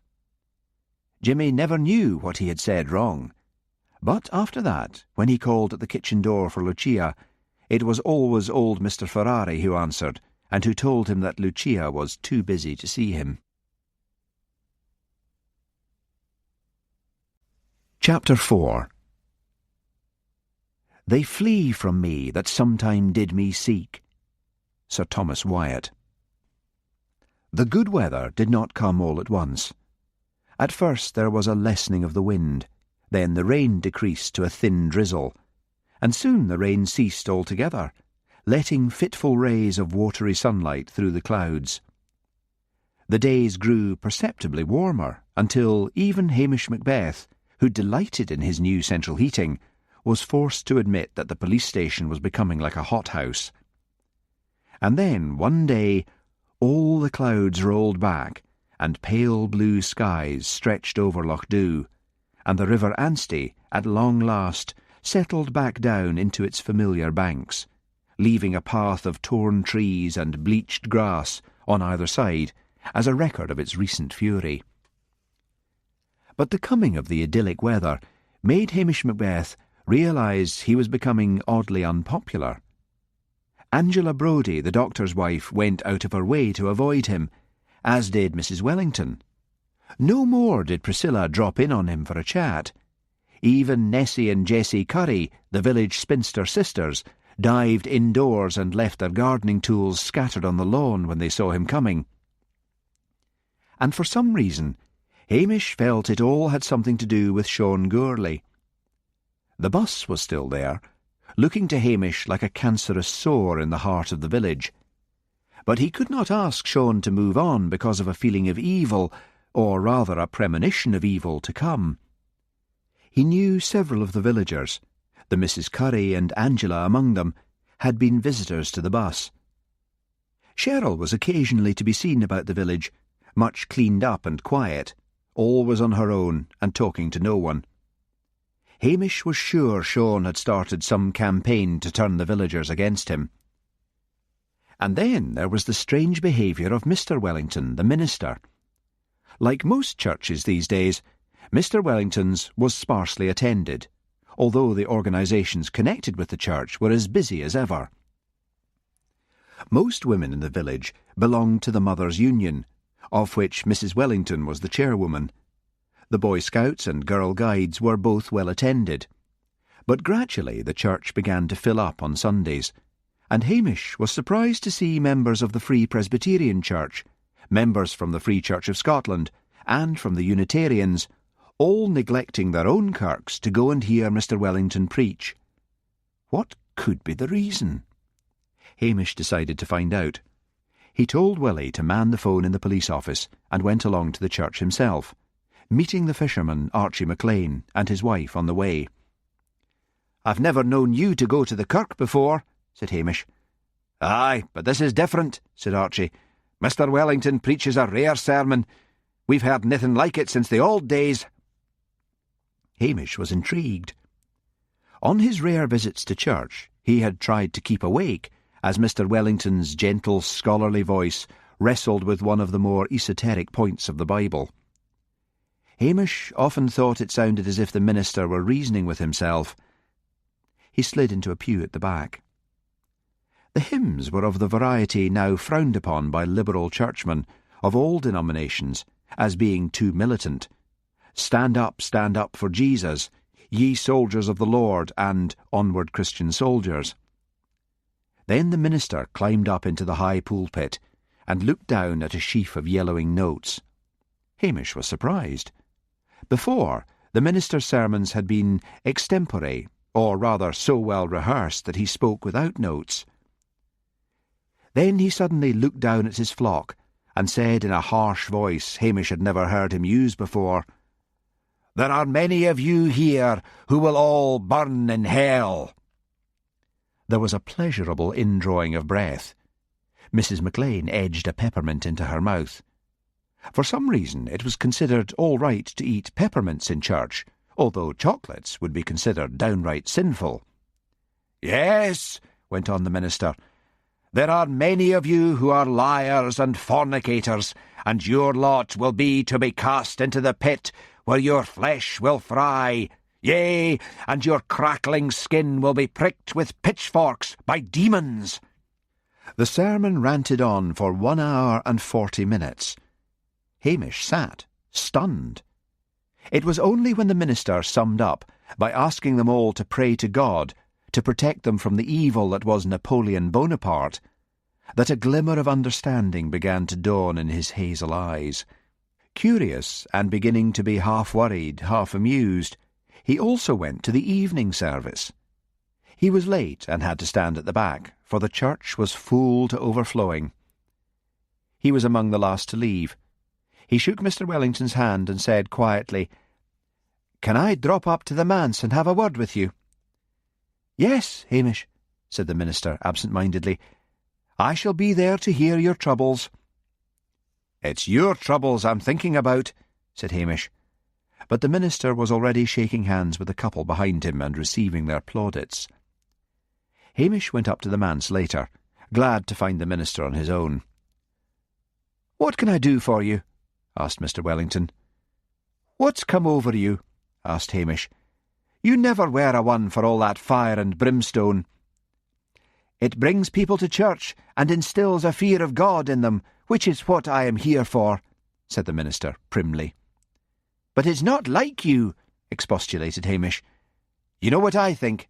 I think that one day you couldn't think of a sermon, and so you found some old ones and used one of them instead. Instant success. So you went on doing it. You're a walking horror movie. You'll have the children terrified to go to sleep at night.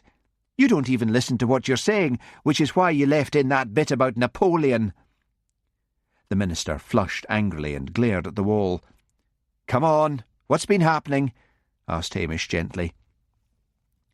Mr. Wellington clasped his hands and swung to face Hamish. "I've lost my faith," he said. "No words of mine have any meaning any more. In despair, yes, I used old sermons I found in a box in the attic. It's what they want. It brings them to the kirk. Aye, so would a striptease. Surely you've lost your faith afore. It happens from time to time." "No, never." Hamish leaned back in his chair and clasped his hands behind his head. "Has this anything to do with Sean Gourley?" "He did question me," said the minister awkwardly. "People here do not question ministers, and maybe they should. We get complacent, arrogant. He showed me pictures of refugees stumbling along roads pitted with bomb craters, of thousands dying after floods and tornadoes, and he asked me seriously how I could believe in a God of love. But you can't defend the indefensible, said Hamish wearily.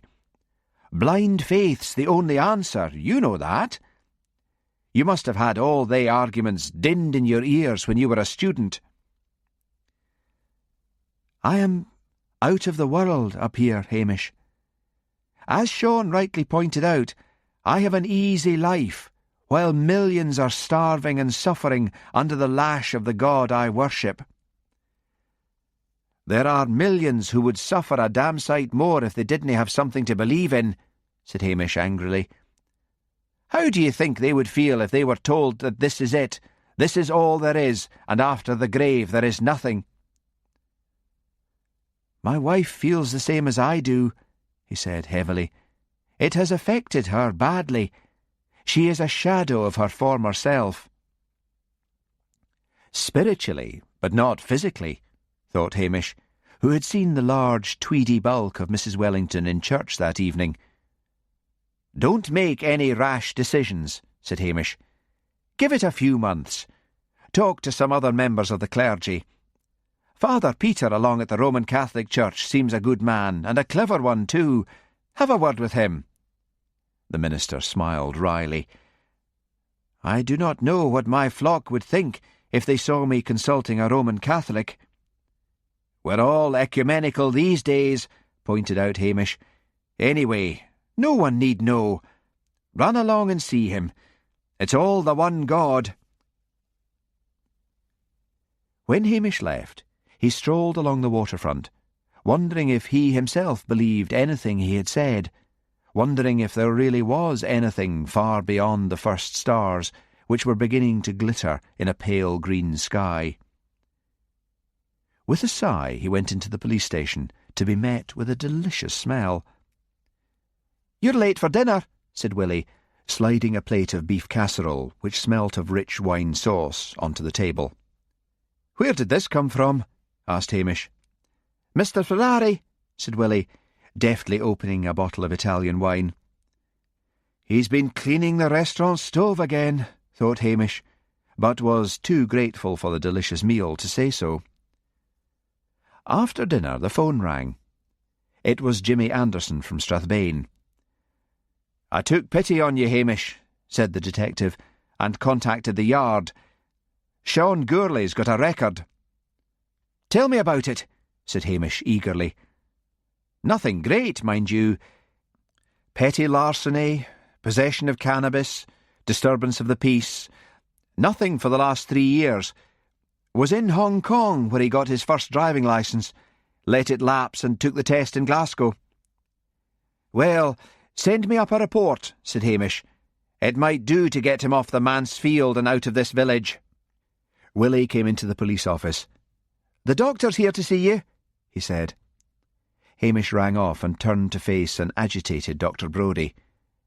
"I was making an inventory of the drugs cabinet, Hamish, and there's 4 packets of morphine missing." "I'd better come down and have a look at the cabinet. I can't remember. Is it easy to get into?" asked Hamish. "No, it's padlocked, and it's got a metal grill over it. And nothing's been broken. Not that I can see." Hamish dialed Strathbane and reported the theft, asking for a forensic team to be sent up in the morning. "And while you're at it," he said, "get me a search warrant for Sean Gourlay's bus." "What, the Traveller?" exclaimed the doctor. "But he hasn't been near the surgery." "Well, we'll see," said Hamish. "Come on, Willie, let's go and have a look." They followed the doctor to his home. Angela, the doctor's wife, gave Hamish a nervous look. "Isn't it terrible?" she gasped. "We'll see if we can find any clues," said Hamish. Dr. Brodie collected the keys to the surgery, which was along the road from his home. Hamish examined the locks of the surgery carefully, and then, inside, inspected the cabinet. "When do you think the packets of morphine were taken?" he asked. "That's the devil of it," said Dr. Brodie. "I haven't really checked anything for 6 months. This is all I need." "Well, "We'd best lock everything up again and let no one near it until the forensic teams arrived," said Hamish. Hamish fully expected Detective Chief Inspector Blair to arrive on the following morning, but it was an Inspector Turnbull, a dour Aberdonian, who arrived with Detective Jimmy Anderson and 3 uniformed policemen, as well as the forensic team. He had a search warrant for Sean's bus, and listened carefully as Hamish described Sean's criminal record. Sean and Cheryl were brought down to the police station, where they were both searched, and then Sean was asked to take them to the bus. Sean opened the door for them, and then examined the search warrant again carefully. "If you and your lady will just step outside," said Inspector Turnbull, "we'll be as quick as we can." The day was fine and mild. Sean and Cheryl sat side by side on a large packing case on the grass. Hamish noticed that they did not speak to each other. He found himself praying to the God he was not quite sure he believed in for drugs to be found. He felt Sean was an evil influence on the village and wanted him out of it. At long last, Turnbull emerged. "Nothing," he said to Hamish. "Great stinking pigs," muttered Cheryl, but Sean put a hand on her arm and remarked pleasantly, "You really must stop harassing us, Inspector, just because we don't fit into any conventional pattern." "Oh, I wouldn't say that," said Turnbull. "There's a lot of you long-haired layabouts crawling about Scotland." "My hair is not long, and if you don't watch your mouth, Inspector, I shall sue you for harassment. You've found nothing, so shove off." Hamish suddenly said, "Better check under the bus, Inspector, just in case." He had the satisfaction of seeing a look of alarm on Cheryl's face. Sean lit a cigarette and eyed Hamish through the smoke. "Determined to find me guilty, eh? I think it's time I phoned the press." He loped off in the direction of the manse. Hamish watched while the Calor gas tank outside the bus was unhitched, as were the cables from the bus to the manse. Sean obviously leeching electricity supplies from the minister. The keys, as Cheryl informed them, were in the blanking ignition. The bus roared into life and moved forward. To Hamish's delight, there were loose sods of earth under the bus, which, when lifted, revealed a hole about 3 feet square, recently dug. But it turned out to be full of rubbish, Coke cans, bottles, and scraps of paper. Whatever had been hidden there, and Hamish was sure something had been hidden there, had gone. But who could have alerted Sean? Willie was a gossip, but Willie had been close to him, Hamish, since the doctor had first reported the theft. Cheryl put up an arm to brush her hair out of her eyes. Her loose sleeve rolled back. Hamish saw ugly bruises on her thin arm. But there was nothing he could do about that, unless Cheryl showed any signs of wanting to report Sean for beating her up, and from the way she had suddenly started to scream obscenities at the police, it was highly doubtful if she ever would. But what did Mrs. Wellington think when she heard the girl running off at the mouth like that? Possibly she hadn't heard her. Possibly Cheryl reserved her swear words for the police. Next day, the Strathbane and Highland Gazette carried a photograph of Sean and Cheryl on the front page. Sean was looking like a film star, and Cheryl was attired in a pretty flowered cotton dress, with her hair done in 2 pigtails. The article quoted Sean as saying that they were a couple who only wanted to be left alone to enjoy the beautiful Highlands of Scotland, but that they were being persecuted by the police. Inspector Turnbull was correctly quoted, describing Sean as a long-haired layabout. The article finished by saying that the couple were living in a converted bus on manse land, with the full approval of the minister and his wife. So that was that. Apart from a stern warning from Strathbane not to go near the couple again unless evidence was concrete. Sean and Cheryl had purchased from somewhere a small motor scooter, and one day they roared off on it. But their bus still stood up on the manse field. Hamish, however, was glad to see them go, and hoped they would stay away for a few days at least. But while they were gone, Hamish received an agitated caller, the treasurer of the Mothers' Union, Mrs. Battersby. She was a thin, pale woman in her 40s, with thick glasses, wispy hair, and dressed in a wool two-piece she had knitted herself out of one of Patel's special offers, a sulphurous yellow yarn. "There's £100 missing from the kitty," she said. Hamish's thoughts immediately flew to Sean. "When do you think it was taken?" he asked. "Let me see. I counted it on Sunday, for Mrs. Anderson had given me £10. We have been collecting for famine relief. Then this morning Mrs. Gunn gave me £5, and I opened up the box to add that money to it, and thought I'd better just count it all over again and log it in the book, and I immediately saw that £100 had gone." Hamish's heart sank. Sean and Cheryl had left last Saturday. They couldn't have taken it. "How much was there altogether?" he asked. £145.23. "It's a wonder the lot wasn't taken." "Ah, you see, the 100 was in notes and the remainder is just in small change." "I'd better come along and have a look," said Hamish. "Willie, you come as well." Willie, who had come through from the kitchen, began to remove his apron. "Aye, thon's a grand lad you have there," said Mrs. Battersby, despite her distress at the theft. "Always cleaning." Hamish, in order to keep relations with Willie as easy as possible, had allowed the policeman to continue housekeeping. It seemed to be Willie's only interest in life. A new cleaner on the market was judged by Willie with all the care of a connoisseur sampling a rare wine. It was a pity, thought Hamish, that he had under him a policeman who showed so little interest in policing. They walked together towards the church hall. "So the funds are kept here," said Hamish. "I would have thought you would have kept them at home." "The reason I did not," said Mrs. Battersby, "is because of the great responsibility of it all. If any went missing in my home, then I would get the blame." "There's a lot of wickedness around," said Willie. "The minister was saying only last Sunday that it creepeth like the serpent and stingeth like the adder." "That's booze, not burglary," snapped Hamish, distressed at this evidence that the minister was still reading out ancient hellfire sermons.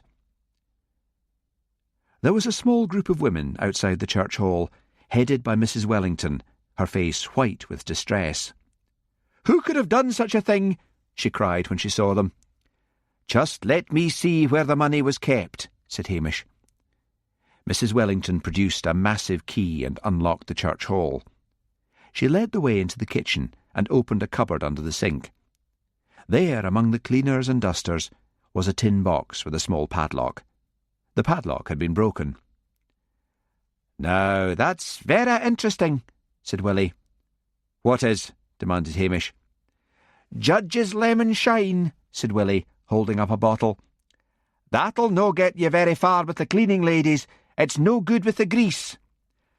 "Get out of the way," muttered Hamish, exasperated. He took a large handkerchief out of his pocket and gently lifted the box up onto the kitchen counter. "Any sign of a break-in?" he asked. "Any broken windows?" "Nothing at all," said Mrs. Battersby. "So, who's got the key to the hall?" There was a shamefaced silence, and then one woman said, "It's kept under the doormat outside. Anyone could have got it."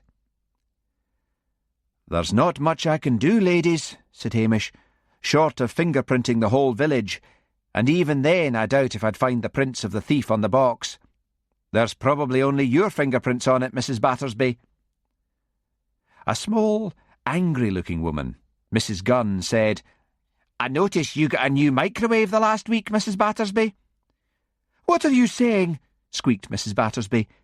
"Me, that's worked so hard for famine relief, to take that money?"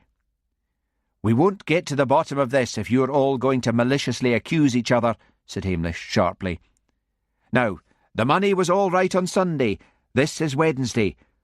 Who's been in the hall since?" "The guides used it on Monday evening," volunteered Mrs. Wellington, "and the Boy Scouts on Tuesday evening." "Bessie Dunbar's the guide captain," said Mrs. Gunn, "and herself came back from Inverness on Monday with a new coat." "Enough!" roared Hamish, upset by the malice, upset by the fact that the usually indomitable Mrs. Wellington had begun to cry. "I need a list of all the members of the Mothers' Union. Willie, you start taking statements from those here. Mrs. Wellington, go home and get a cup of tea or something, and I'll call on you later." By the end of the day, Hamish thought wearily that some of the murder cases he had previously worked on had been clean and innocent compared to the spite and malice roused by the theft of the Mothers' Union funds. Everyone seemed eager to accuse everyone else. Any woman who had a new purchase of any kind was evidently suspect. He doggedly went round the village, taking statement after statement, ending up at the manse with Mrs. Wellington. "This is a bad business," mourned Hamish. "I thought you were all such friends, and now one's accusing the other." He turned on the minister, who was slumped in an armchair by the fire. "This village is in sore need of a lecture on common decency. I suggest you start thinking of them and less about yourself, and giving them a sermon about the wickedness of bearing false witness against their neighbour. I never thought to see the day in Lochdu. If I believed in the devil, then I'd say he'd come among you." "Maybe he has," said Mrs. Wellington, scrubbing at her red eyes with a damp handkerchief. "Havers," snorted Hamish. "Where are the funds now?" "Nobody trusts poor Mrs. Battersby, or anyone else," said Mrs. Wellington, "so I took what's left to the bank and lodged it with the manager." Hamish asked a string of questions, trying to find out if anyone from outside had been seen in the village, but there was no one. There were guests up at the Tommel Castle Hotel who had arrived on Sunday, but none as yet had come down to the village, the guests having been out on the river on the Colonel's estate, fishing. At last he made his way from the manse, and then stopped in surprise outside the trim cottage owned by Jessie and Nessie Curry. A "For Sale" sign was placed by the garden gate. Now the sisters, although often a pain in the neck to Hamish, with their frequent remarks that he was a lazy lout, were Lochdu, as much a part of the scenery as the twin mountains which rose above the village and the sea loch in front of it. He had interviewed them earlier, for both, although spinsters, were members of the Mothers' Union. He walked up to the door and knocked. A lace curtain twitched beside the window, and then there was a long silence. He knocked again. Jessie answered the door. "Oh, it's yourself," she said. "It's yourself." Jessie often repeated herself, like the brave thrush, as if she could never recapture the first fine, careless rapture of her original sentences. "You didn't tell me you were thinking of moving," said Hamish. Why should we? Why should we?" demanded Jessie, and then slammed the door in his face. Hamish walked sadly away. He was hailed by Dr. Brodie. "I'm going to the pub for a dram," said the doctor. "Care to join me?" "Aye, I'd be glad to get the taste of this day out of my mouth." "I heard what happened," said Dr. Brodie. "First the morphine, then this theft of money, and the only people who might have taken the stuff are Sean and Cheryl, but the drugs weren't found on them, and they were definitely out of the village when the money was stolen." "Everything's gone bad and wrong," mourned Hamish. "You should have heard these women, all hinting that one or the other of them had stolen the funds. Jessie and Nessie Curry have put their house up for sale." "What?" The doctor stopped short in amazement. "Why? What's happened?" "I don't know. Jessie answered the door, but she wouldn't talk to me. Everyone in this village has changed for the worse since Sean arrived." They walked into the bar. Dr. Brodie bought 2 double whiskies, and they sat down at the small table in the corner. The jukebox was belting out a country and western number, which eventually twanged to a halt, leaving a blessed silence. "Angela's gone funny again," said the doctor. "But she's been doing so well, studying for her degree," said Hamish. "And she's been so happy." "She's gone edgy of late, and she keeps asking me for money for clothes. Angela! I could have sworn Angela didn't know what was on her back half the time. Do you know, Hamish, she came back from Inverness last week with a dress that cost £300. 300! I didn't know there was a shop in Inverness that sold anything as expensive as that. Oh, Inverness is a boom town, said Hamish. There's all sorts of shops now. Maybe we're behind the times. Maybe £300 is not an odd price for a frock. Maybe not in Bond Street, but it's a hell of a price to pay for something to wear around the hills and glens.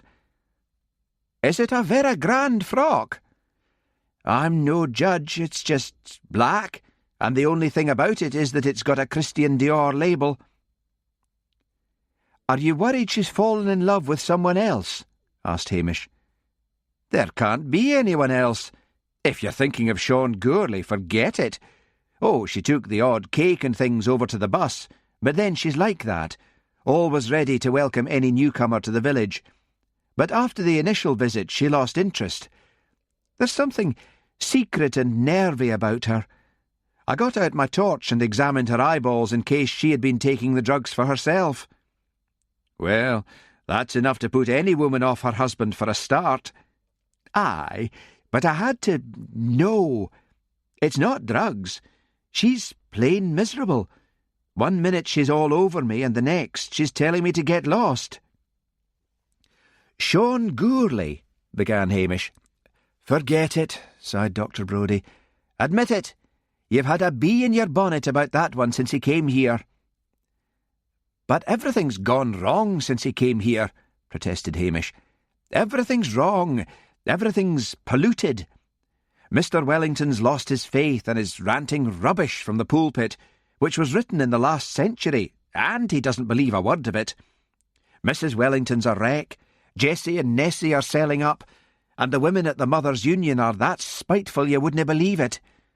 There's something at the back of it all, and I mean to find out. The next morning, Sean and Cheryl returned. The next afternoon they had a public row on the waterfront. Cheryl called Sean every name under the sun. She was astride the scooter and had a rucksack on her back.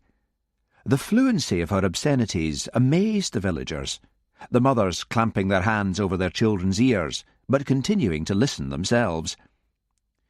Shorn of obscenities, Cheryl's complaint was that she was sick of the village and sick of Sean, and she was leaving, and she would not be back. Sean shrugged and smiled lazily, and then loped off with long strides up towards the manse. Cheryl drove off on the scooter, putt-putting her way out of Loch Dhu, over the newly repaired humpbacked bridge, up the long road which led past Tommel Castle Hotel, and out of sight. One down, thought Hamish Macbeth savagely, and one to go. Chapter 5. There's a great deal to be said for being dead. E.C. Bentley. After a week of squally, sleety rain, the weather became balmy again, and the waters of the loch still. Seagulls cruised lazily overhead, swooping occasionally to admire their reflections, and then soaring effortlessly up again. On the surface, Loch Dhu looked much the same as ever. Smells of strong tea and tar and peat smoke, sounds of radio, clattering dishes, bleating sheep and chugging boats. But, underneath it all, the theft of the Mothers' Union funds spread like a cancer. Hamish, after wondering how long Priscilla meant to ignore him, eventually caved in and took the single-track road up out of the village to the hotel. He felt a slight pang when he saw her busy in the gift shop, her smooth blonde hair lit by a shaft of sunlight. She was selling expensive souvenirs to a group of men who, Hamish noticed with irritation, were taking a long time about their purchases. At last the shop was empty. Priscilla gave Hamish a guarded look and said, "Coffee?" "That would be grand. Haven't seen you around for a bit."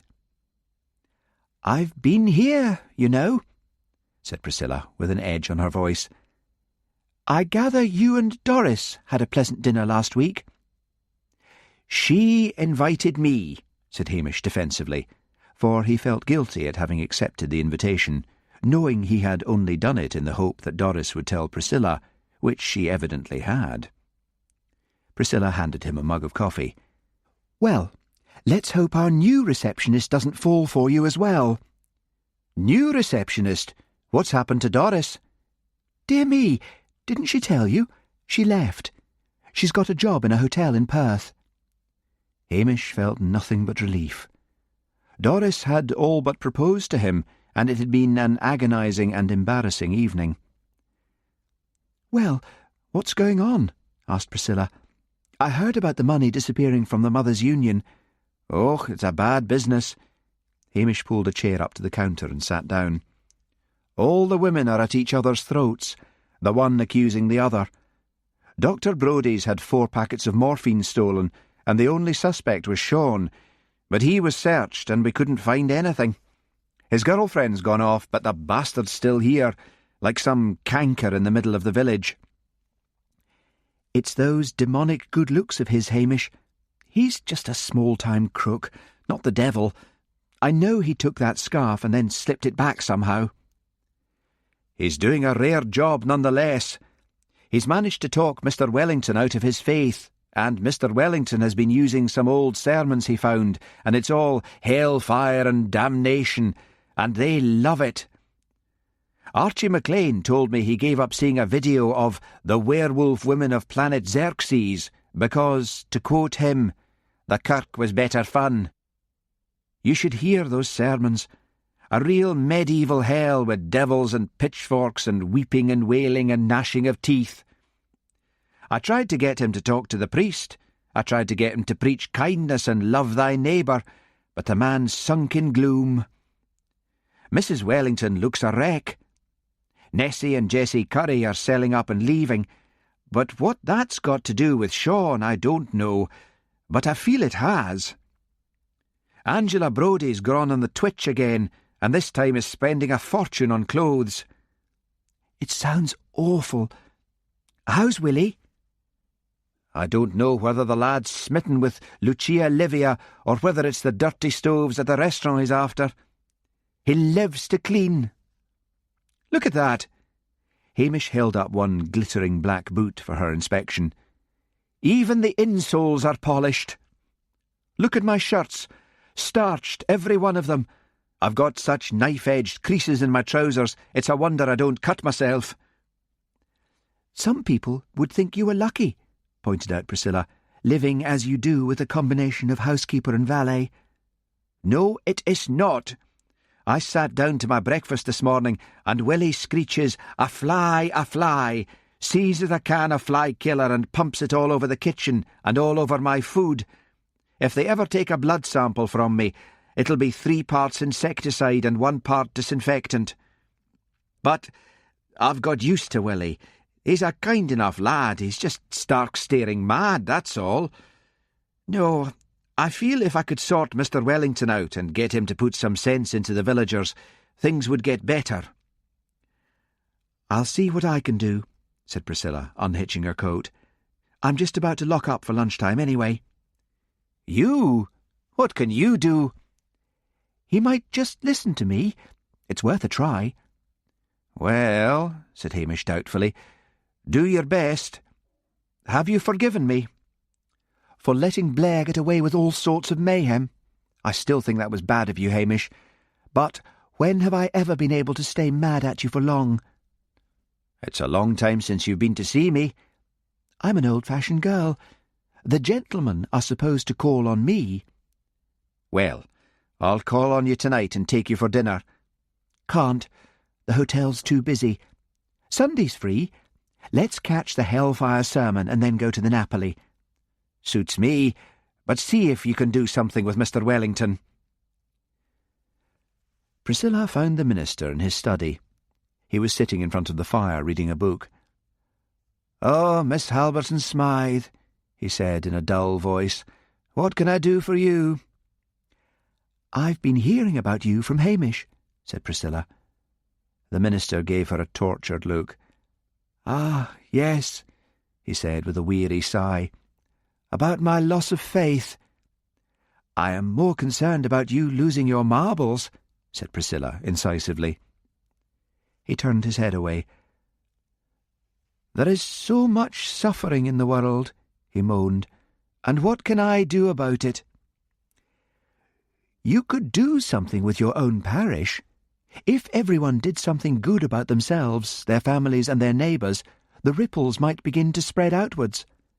I spoke to several of the village women before I came here. The place is riddled with spite. Instead of being sunk in self-absorption and self-pity, you might get off your bum and write a sermon to change the horrible spite and gossip of your parishioners. If you want your faith to come back to you, then you might start by acting as if you've got a heart and soul." Mr. Wellington's head jerked round, and he glared at Priscilla. "There has often been talk that you might marry Hamish Macbeth," he said, "but now I think I know why the man is so reluctant to propose." "Why, you old horror," said Priscilla, quite unruffled. He rose to his feet. "How dare you attack a minister of the church?" "Take a good look at yourself in the mirror," said Priscilla. "Take a good, hard look, and then ask yourself if you are not looking at the most selfish man in the whole of Loch Dhu. Forget about your lost faith. If it's such a terrible thing, don't you think you might try instilling some thoughts of faith, charity and goodness into your flock? Why should they lose their faith just because you've lost yours? I am going to hear your sermon on Sunday, and I warn you, if you start reading out one of those old sermons, I will get to my feet and attack you in the middle of the church for being a fraud." She marched out. Hamish was strolling along the waterfront. He came up to her. "How did you get on?" he asked. "All right. I think a few gentle words were all that was needed." The church was crowded as usual on Sunday. Priscilla and Hamish managed to find a space in a pew at the back. "Look," said Priscilla, nudging Hamish. "There's your devil." Sean Gourlay was standing beside a pillar at the side of the church, but where he could command a good view of the pulpit. He was wearing a black shirt and black cords. His odd green eyes glittered strangely in the light. "Come to see his handiwork," muttered Hamish. There were hymns, a reading from the New Testament, and then the minister leaned forward over the pulpit. A rustle of papers as peppermints were popped in mouths, and then the congregation settled back to enjoy what Archie MacLean called a "ged blasting." In a quiet, carrying voice, the minister began to talk of the theft of the funds. Sean crossed his arms and looked amused. The minister went on to say that this had caused malice and gossip in the village, turning one family against the other. His voice rose as he begged them to love their neighbour as themselves. His whole sermon seemed to be spoken directly to Sean. He spoke of the suffering in the world and reminded them that Jesus Christ had died on the cross for them. He said that the suffering in the village had been brought about by themselves. They had let one common theft poison their lives. "There is no place for evil in this village," he said. "Look into your hearts and pray for charity, pray for kindness, and pray to the good Lord for forgiveness of your sins. Let us pray together." Before he bent his head, Hamish noticed Sean walking quickly out of the church. It was silly, he told himself, to be so worried about one mere mortal, to be so superstitious. But somehow the minister's confrontation with Sean, and that was surely what it had been, reminded him of old tales he had heard when he was small, in the long dark winter evenings, of the Black Devil, in man's form, walking into a Highland village one day and causing ruin and disaster. A very subdued congregation shuffled out of the church. Mrs. Gunn shook hands with Mrs. Wellington and said they must think up a scheme to raise money to restore what had been taken. And another woman patted Mrs. Battersby on the back and said she had been doing a grand job as treasurer and hoped she would go on doing so. Groups of people were standing around the graveyard outside, talking to each other. Hamish shook Mr. Wellington's hand and said, "A grand sermon." "Thank you," said the minister. Then he suddenly added, "Do not worry about Sean. I have a feeling he will be leaving us." "And what was that supposed to mean?" asked Hamish over lunch. "Knowledge or the second sight?" "I think, like you, he's decided Sean is the real reason for all the misery. When you think of it, who else could have taken that money?" "But he and Cheryl weren't even here." "They could have slipped back during the night. It's a simple matter to find the key and open up the village hall." "Well, let's hope the minister's right. If Sean doesna move on, I'll need to think of some way to get him moving. What did you say to Mr. Wellington to get him to see sense?" "Just a few gentle and womanly words," said Priscilla. Hamish looked at her with admiration. "Aye, it's a grand thing, a woman's touch," he said. "I must have been ower blunt." Mr. Wellington returned to the manse after evening service, feeling comforted. By next week he knew his congregation would have dwindled to the usual small number. But instead of giving them what they wanted, he had given them what they sorely needed to hear. His wife had taken sleeping pills and gone to bed. He stared at the bulk of her sleeping form uneasily. She was taking a lot of sleeping pills these days. He slept restlessly that night. At 2 a.m. he got up to go to the bathroom. On his way he peered out of a passage window which overlooked the manse field at the back. All the lights in the bus were blazing. He gave a little sigh. Supplying Sean with free electricity had been his wife's idea. She would have to tell Sean that they could do it no longer. He would speak to her in the morning, although it would be a difficult scene. Hamish had told her, he knew, about Sean's criminal record, but she had refused to take it seriously. In the morning, on his way to the bathroom to shave, he once more looked out. It was a dark, rainy morning, and the lights were still blazing in the bus. So when his wife tottered to the breakfast table, he snapped at her, "Get dressed and tell that young hooligan that you befriended that he is no longer to use our electricity. In fact, while you're at it, you can tell him to go. I am not letting him use the field anymore." "But you said you were in sympathy with these travellers," she protested. "I've been a fool, but no longer. Go and give that young man his marching orders." "I can't." His normally domineering wife was looking grey and crumpled. Worry for her made him, like most husbands, angry instead of sympathetic. "Don't be silly. If it makes you feel any better, tell him I am ordering him to go."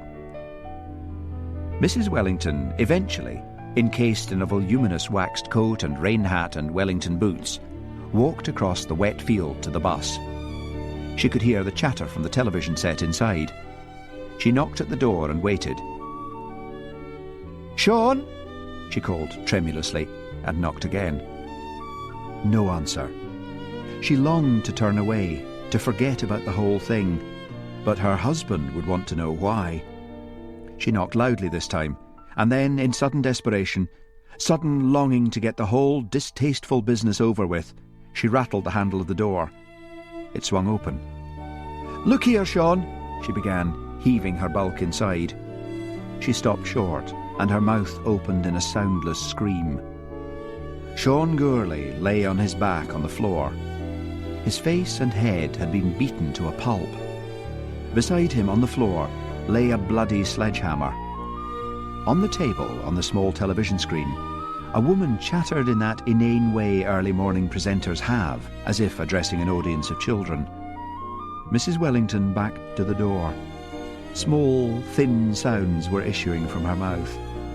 She felt faint, but dared not faint, and be found lying next to that thing. She stumbled from the bus and weaved her way like a drunk across the field. She opened the back door of the manse, and the sight of home and familiar objects loosened her vocal cords, and she threw back her head and gave a great cry of "Murder!" And once started, she could not stop.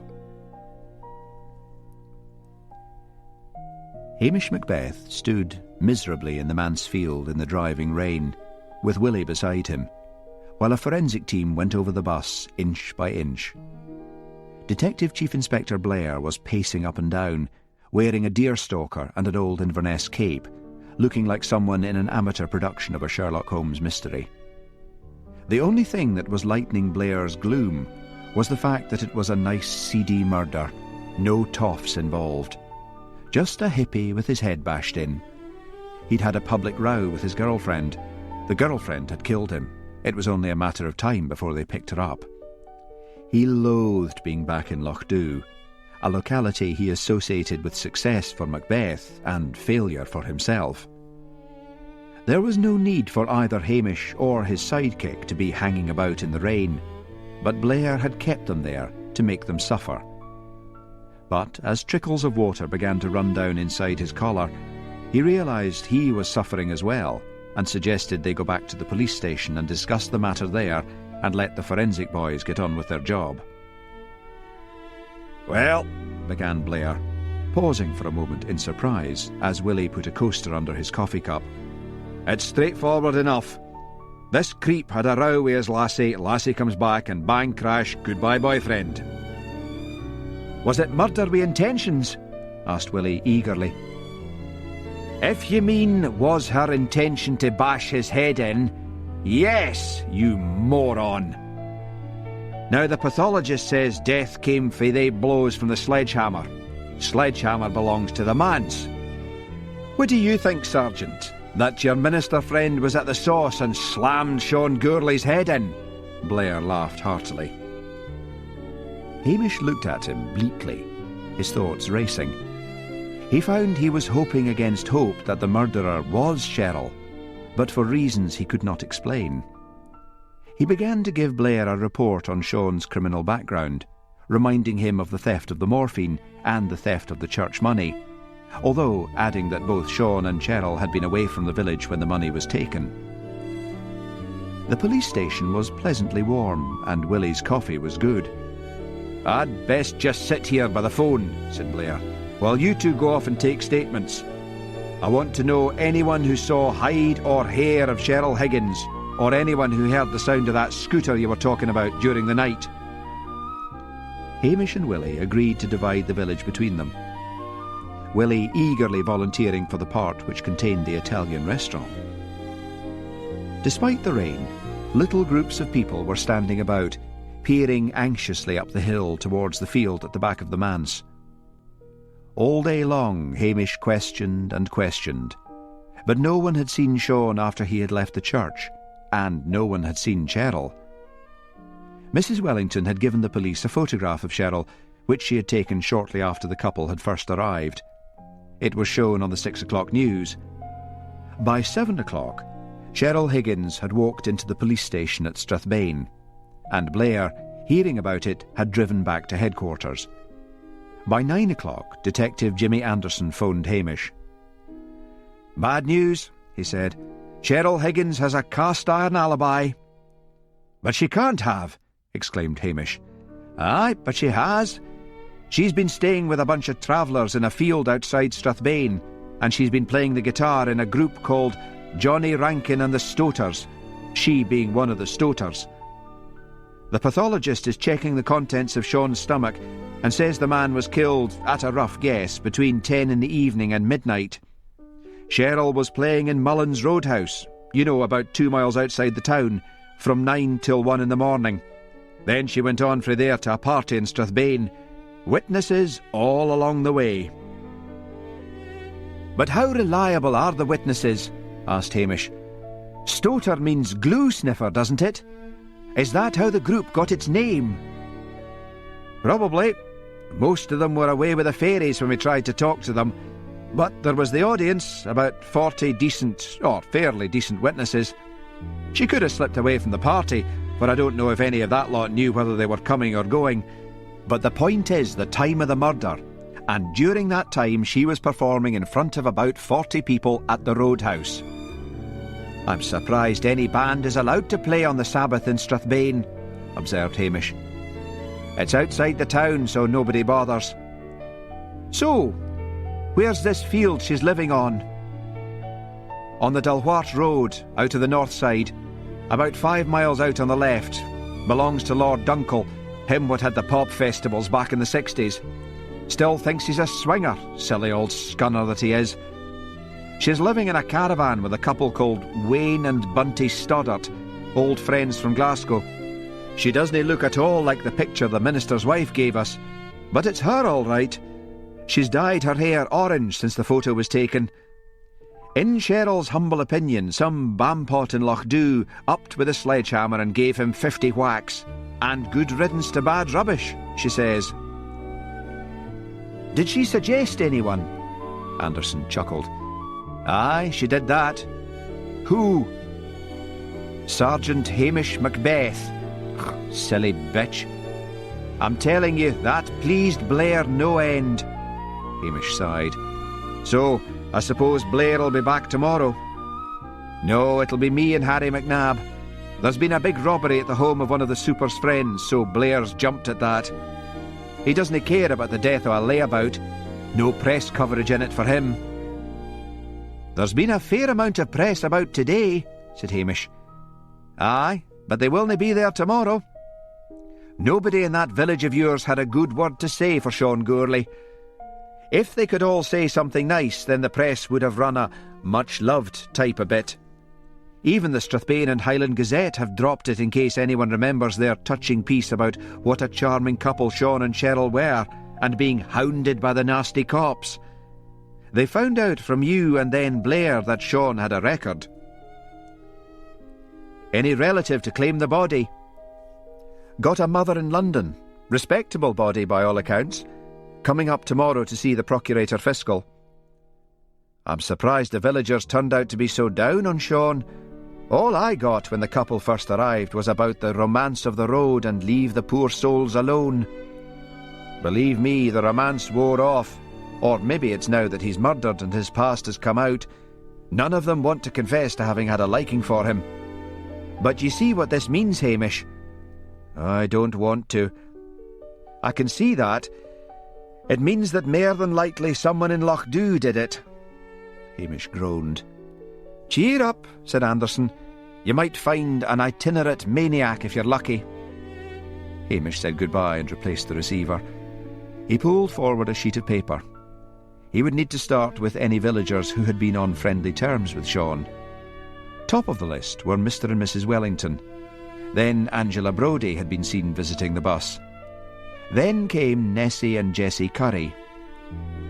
He sat back and looked dismally at the short list. He would need to detach his mind from the sore fact that these people were friends. So what had he? Mr. Wellington lost his faith after a discussion with Sean and started preaching old sermons. Mrs. Wellington, nervous and agitated and not at all anything like her old confident bossy self. Angela Brodie acting strangely and buying expensive clothes. Nessie and Jessie Curry, house up for sale, tetchy and miserable. Well, forget about the murder. He would have to try and find out what Sean had done to these people. In the meantime, Willie could forego his visits to the Napoli and keep questioning and asking in case anyone had seen a stranger that day. Chapter 6. Suspicion all our lives shall be struck full of eyes. Shakespeare. Despite Blair's lack of interest, the police were doing a thorough job. The forensic team came back to go over the bus again, inch by inch.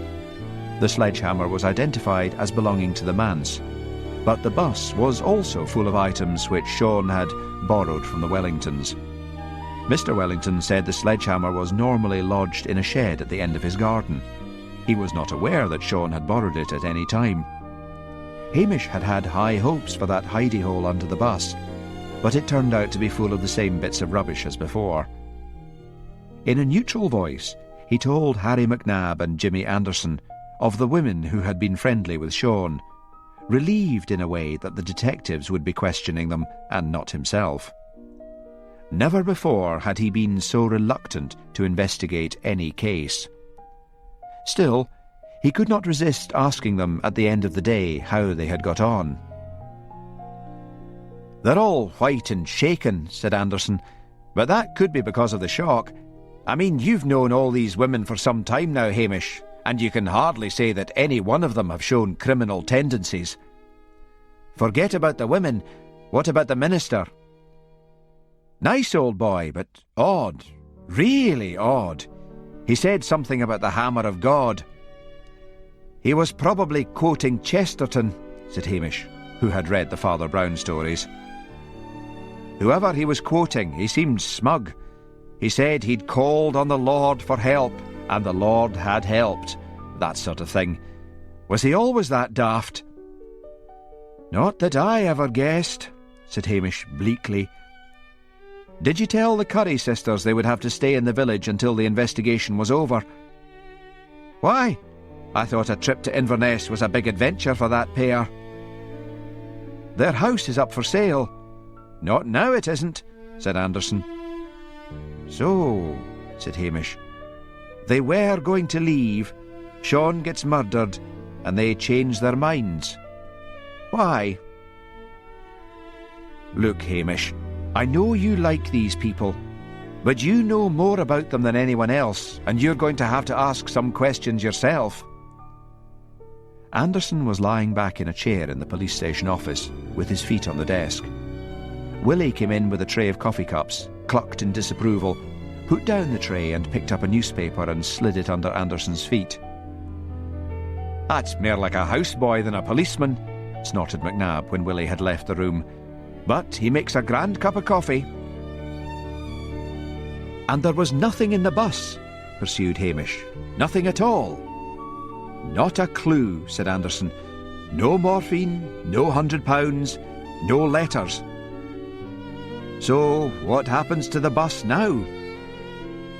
"Sean's mother phoned Mr. Wellington and said she was too distressed over her son's death to do anything about it at the moment, and so Mr. Wellington said the bus could stay where it was until she felt fit enough to come up and take it away, or any of his belongings. There'll be no trouble about it. Sean left a will all right and proper, leaving everything to his mother." "Odd," muttered Hamish. "Any more on his background?" "Oh, aye. This'll set you back. He was in the Hong Kong police for about 6 months, but got the push." "Why?" "Downright laziness. Should have been a man after your own heart, Hamish." "But this lassie, Cheryl," pursued Hamish, "is there any way of shaking her alibi?" "Not with about 40 witnesses to say she was in Mullins the whole evening." "Damn. I'd like a word with her myself." "That'd be stepping out of your parish. You canna shake that alibi." "Maybe, but I'd like to try all the same." Anderson sighed and poured more coffee. "I think this is one case you're never going to solve, Hamish Macbeth. I feel it in my bones." And so it seemed, as the days dragged into weeks. The file on Sean Gourlay was not closed, but it might just as well have been. The bus remained up on the field at the back of the manse, a daily mute reminder to Hamish of failure.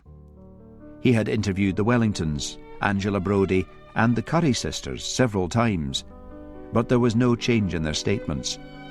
They had gone out of their way to welcome Sean and Cheryl to the village, and then had ceased to see them.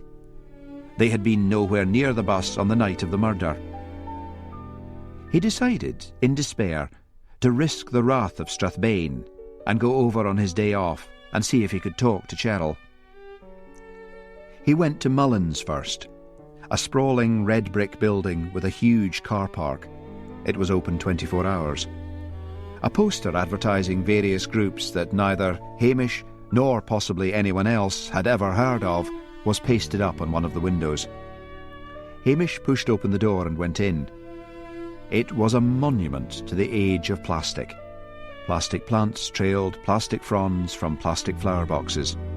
Plastic-covered chairs crouched beside low plastic tables. Even the long bar was made of plastic painted to look like wood. Hamish asked the barman for an orange juice and was mildly surprised to receive it in a glass tumbler instead of a plastic beaker. It was 10 in the morning.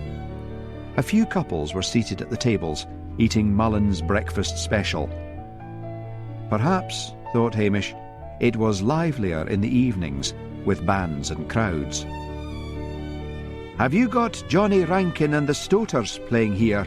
asked Hamish. "I don't see them on the bill." "No this month," said the barman. "Maybe next." "I've never heard of any of the groups you've got advertised," said Hamish. "Ach, well, the manager books the cheap acts, that's why. Some of them are chronic." "Could I have a word with the manager?" "Who's asking?" "Police," said Hamish patiently, pointing to his uniform. "What, again? Hang on a minute and I'll see if Mr. Mullen's about." Hamish waited patiently. One customer shuffled over to the jukebox and dropped in some coins. Soon a pleasant tenor voice filled the room singing "Over the Sea to Sky," conjuring up Jacobite romance, far from the reality of this plastic roadhouse. A small, squat, hairy man appeared behind the bar. He had very black eyes like stones and odd tufts of hair on his face, and hair sprouting from his nostrils and ears. He looked like a troglodyte squeezed into 20th century clothing. "Mullen," he said curtly to Hamish by way of introduction. "What do you want?"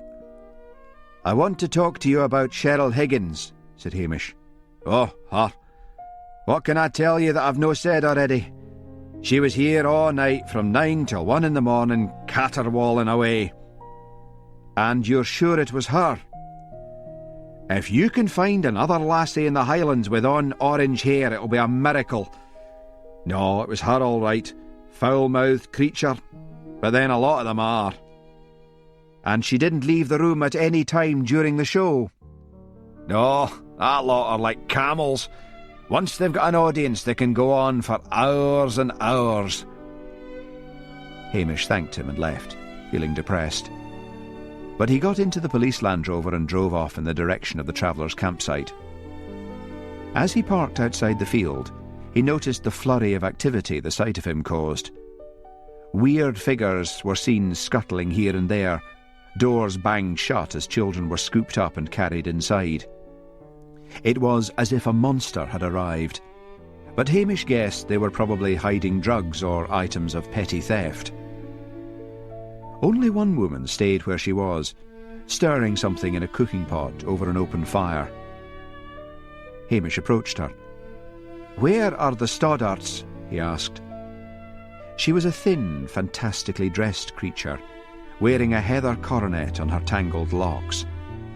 A long Indian cotton dress, hung about with beads and brooches, was wrapped around her body. She turned pale, dim eyes up to him and frowned as if he had asked her to expound Einstein's theory of relativity. "The Stoddarts?" he prompted. "Are there?" she said, pointing in the direction of a small caravan painted bright blue. Hamish walked up to it and knocked on the door. A vague-looking bearded man answered it. "Mr. Stoddart," said Hamish, "is Cheryl Higgins here?" "Come in," he said, and retreated back into the dimness of the caravan, which still had its curtains drawn closed. The confined space smelled of unwashed bodies. The bearded man joined a slattern of a girl, no doubt his wife, at a table at one end. They were both watching television on a small black-and-white set placed on the table. Hamish looked round. At the other end of the caravan was a bunk, with a flaming orange head poking above the bedclothes. He went over. "Cheryl," he said. She twisted round and looked up at him. Then her mouth opened and a stream of abuse poured out. Hamish waited patiently until she had run dry, guessing correctly that Cheryl's outpourings were part of a long-established pattern. When she fell silent, he perched on the end of the bed and said quietly, "Now you've got that out of your system, I want to ask questions about you and Sean. Not the usual ones. She gazed at him, sullenly. "Why did you leave, Sean?" asked Hamish. "It wasn't any kind of life," she said bitterly. "I think he was screwed in the head. He would get visits from the awful old women frae the village and ask me to take a walk, and sometimes I couldn't get back to my bed till after midnight." Hamish felt suddenly miserable. He did not want to ask any further questions, but knew he had to. "Who were these women?" As if she sensed that he didn't really want to know, Cheryl brightened visibly, and something like a look of satisfaction came into her eyes. "Well, there was that fat Wellington cow for one." "Dear Sean, I've just baked this cake specially for you." Ugh. Then there was a wee woman with glasses who sounded like a jammed record. Jessie Curry, thought Hamish. "Aye, and the doctor's wife too." "Anyone else?" "Isn't that enough?"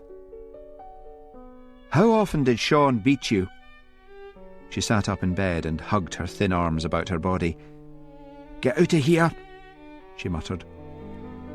"All right, I'll leave that question aside for the moment. Have you any idea what the relationship between Sean and these women was?" "It couldn't have been sex," she jeered. "He strung them along so he could get presents of food and cakes." "Money?" asked Hamish sharply, remembering the missing £100. "No," she mumbled, her head going down again. He tried and tried, but Cheryl said she had nothing more to tell. As far as she knew, Sean enjoyed causing a flutter among the middle-aged women of the village, and yet Sean must have done something wrong, for after his death no one had a good word to say for him. Hamish finally gave up and left. He stood outside the caravan and looked slowly around at the other caravans and ancient buses which were dotted about the field. He felt sad and weary, and so had a sudden understanding of why these unlovely people stepped out of society and took to the road. No responsibilities, no rent, no jobs, unless playing the occasional gig could be called a job. No hard drugs, drink, glue or hashish when they could get it. They helped each other out, romanticised their lifestyle, and often got other people to believe in that romance. Let other people pay the taxes to supply them with dole money. Let other people build and maintain the roads they drove on. Let other people clean up the mess they left behind. They were the Peter Pans who had found a way of never growing out of adolescence, and the rest of the world was one indulgent parent to see to their needs.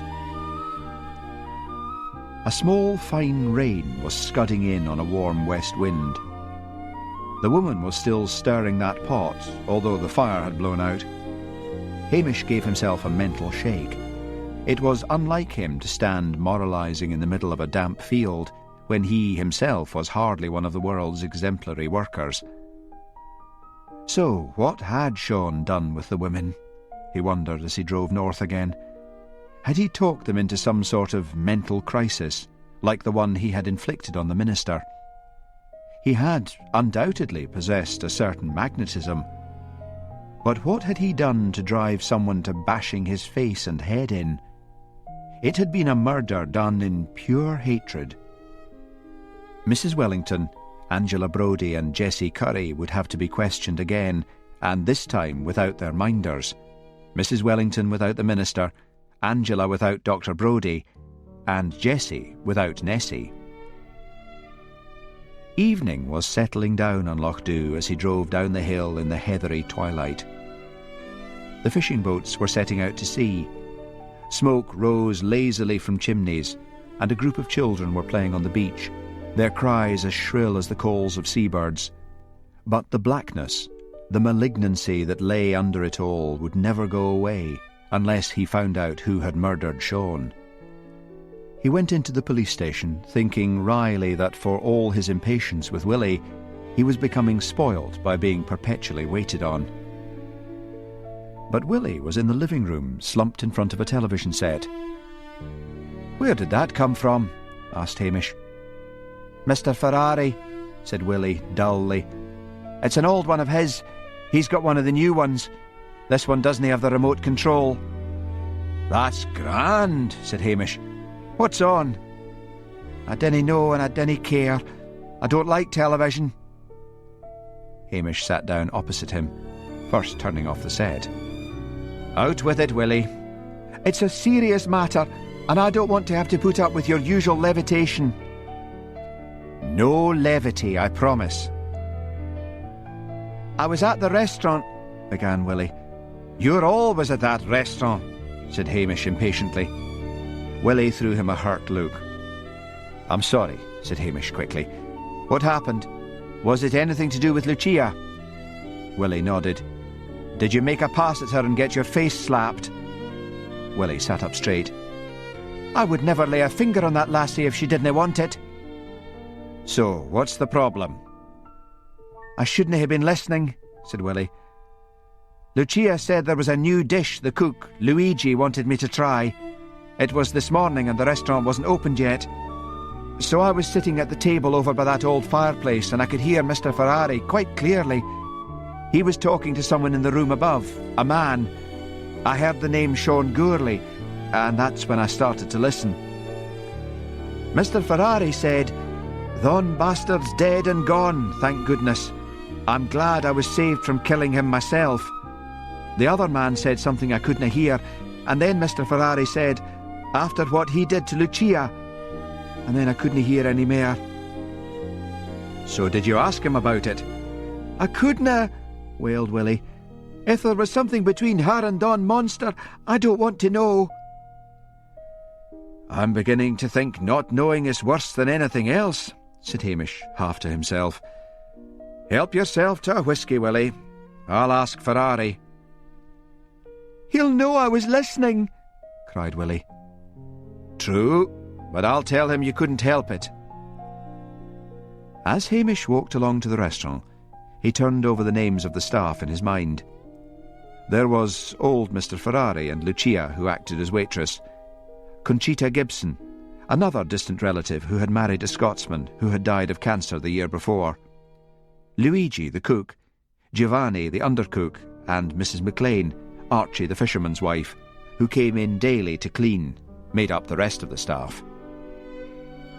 The restaurant was fairly busy, for its reputation had grown so much that many of the customers motored long distances to eat there, and the prices were still low enough to tempt the locals. Lucia welcomed Hamish with a dazzling smile. "She really is a stunner," thought Hamish. "Poor Willie, not a hope in hell." He asked for Mr. Ferrari. Lucia disappeared and then returned and led him through to the back of the restaurant and up a flight of stairs to the flat over the shop. "Come in, Sergeant," cried Mr. Ferrari. "Have a drink, but don't stay too long because I've a lot to attend to." "No drink," said Hamish. "Just a few questions. Willie was here this morning." "Grand lad, that. Should be in the restaurant trade." "Maybe. The fact is, he was sitting next to the fireplace and he could hear something of what you were saying upstairs." All the wrinkles on Mr. Ferrari's old face settled into a sort of hard mask, from behind which his eyes peered warily out. "All he could gather," went on Hamish, "was that you were glad someone had killed Sean, or you might have done it yourself, after what he did to Lucia. Now, who were you talking to, and what did Sean Gourley do to Lucia?" "Like the television set?" asked Mr. Ferrari. "If that was meant as a bribe, then you can be having it back," exclaimed Hamish. Mr. Ferrari looked at Hamish steadily. "Don't you see you are making matters worse for yourself?" said Hamish. "Tell me the truth." "And you will not tell anyone?" Mr. Ferrari demanded. "Not unless it's necessary, no." "It's not a nice story. Lucia does not go out walking with any man without my permission. Sean asked her to go for a walk with him. She asked me and I refused. I did not want her tied to anyone who showed no signs of wanting to work. But he was a regular customer, although where he got the money from, I don't know. And so he managed to speak to her. A lot. He was very handsome, so Lucia begged and begged to be allowed to go out with him. So I said at last she could go on her day off in the afternoon, but she was to be back at 6 o'clock. I sent Giovanni after them to keep watch. I tell you, Hamish, he went on, I've met a lot of bad people in my life, and I had Sean marked down as a real bad one. But I couldn't be sure. I kept wishing that wee lassie Cheryl had still been with him. Lucia wouldn't have dreamed of going out with him then. So off they went, and Giovanni set out after them. All excited he was, dodging in and out of doorways with a cap down over his eyes and a scarf over his mouth, and then creeping up the hillside. I thought Sean was bound to notice the idiot, but as it turned out, he did not. They only went a little way up on the moor, and they were sitting side by side on one of those big boulders. Giovanni crept up and lay in the heather behind them. Sean began telling Lucia she was the most beautiful woman he had ever seen, and she asked if he'd been in love with Cheryl, and he gave her a spiel that Cheryl was a waif frae Glasgow he was being kind to, and what had bit the hand that fed it, and all that rubbish. Then he suggested she go back to that bus of his. He said he had some good videos. But she said it was their first time out, and wasn't the view lovely, and maybe another time, and so on. Then he grabbed her and kissed her, and Giovanni said he didn't know what to do because she was enjoying it, and it was only kissing. Then Sean began to unbutton her blouse, and Lucia pushed him off. But he tumbled her onto the ground, and I believe Giovanni when he said it could have been rape if he hadn't been there. So Giovanni ups from the heather and shouts, "Stop!" He said Sean looked like the very devil, those cat's eyes of his glittering in the light, and Lucia, she was crying her eyes out. Giovanni said he was right glad he'd taken the meat cleaver with him. Hamish suppressed a grin. So Sean saw that cleaver and began to run, and Giovanni went after him and chased him right back to that bus. Then he told me, so we all went to see him, me and Luigi and Giovanni, and we told Sean Gourley that if he came near the restaurant or Lucia ever again, we would cut his balls off. So that's it. You should have told me this before, said Hamish.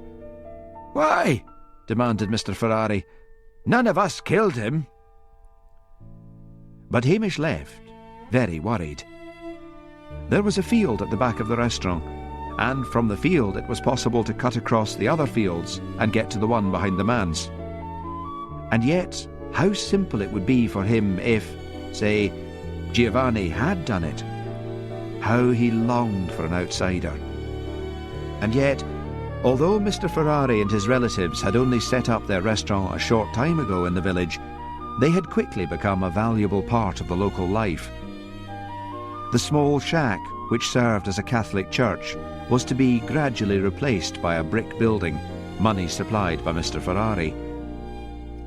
The restaurant had become a gathering place for local birthdays and wedding anniversaries. At the police station, he told Willie what had happened. I should have been there myself, said Willie. Not that Lucia can't protect herself. In what way? She told me she was walking home and one of the forestry lads grabbed her and tried to steal a kiss. And she kicked him in the family silver. You mean jewels? Whatever.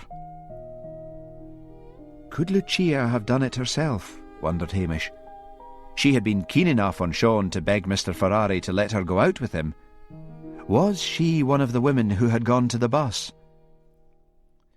Cheryl wouldn't know, for Sean's pursuit of Lucia had started after Cheryl had gone. He shook his head wearily. Did Mr. Ferrari blame me for reporting it? Asked Willie anxiously. Hamish shook his head. As long as you go on neglecting your duties and giving him free labour, he won't go off you. It's not as if anything ever happens in Lochdew, said Willie sulkily. Except murder, said Hamish. Hamish set out the next day to try to get his female suspects alone. He waited until he knew Dr. Brodie would be at the surgery, and went to call on Angela. He felt a pang of worry when he saw her. It was like that time when that woman had been murdered in Loch Dhu, he thought, and Angela, who had been under her influence, had mentally gone off the rails. She looked now as she had then, thin and brittle. "Not more questions?" said Angela when she saw him. "I have to keep asking," said Hamish patiently. "Can I come in?" "I suppose so." Angela led the way into the kitchen. The table was covered in textbooks. She shovelled a clear space at one corner and sat down. Hamish sat opposite her.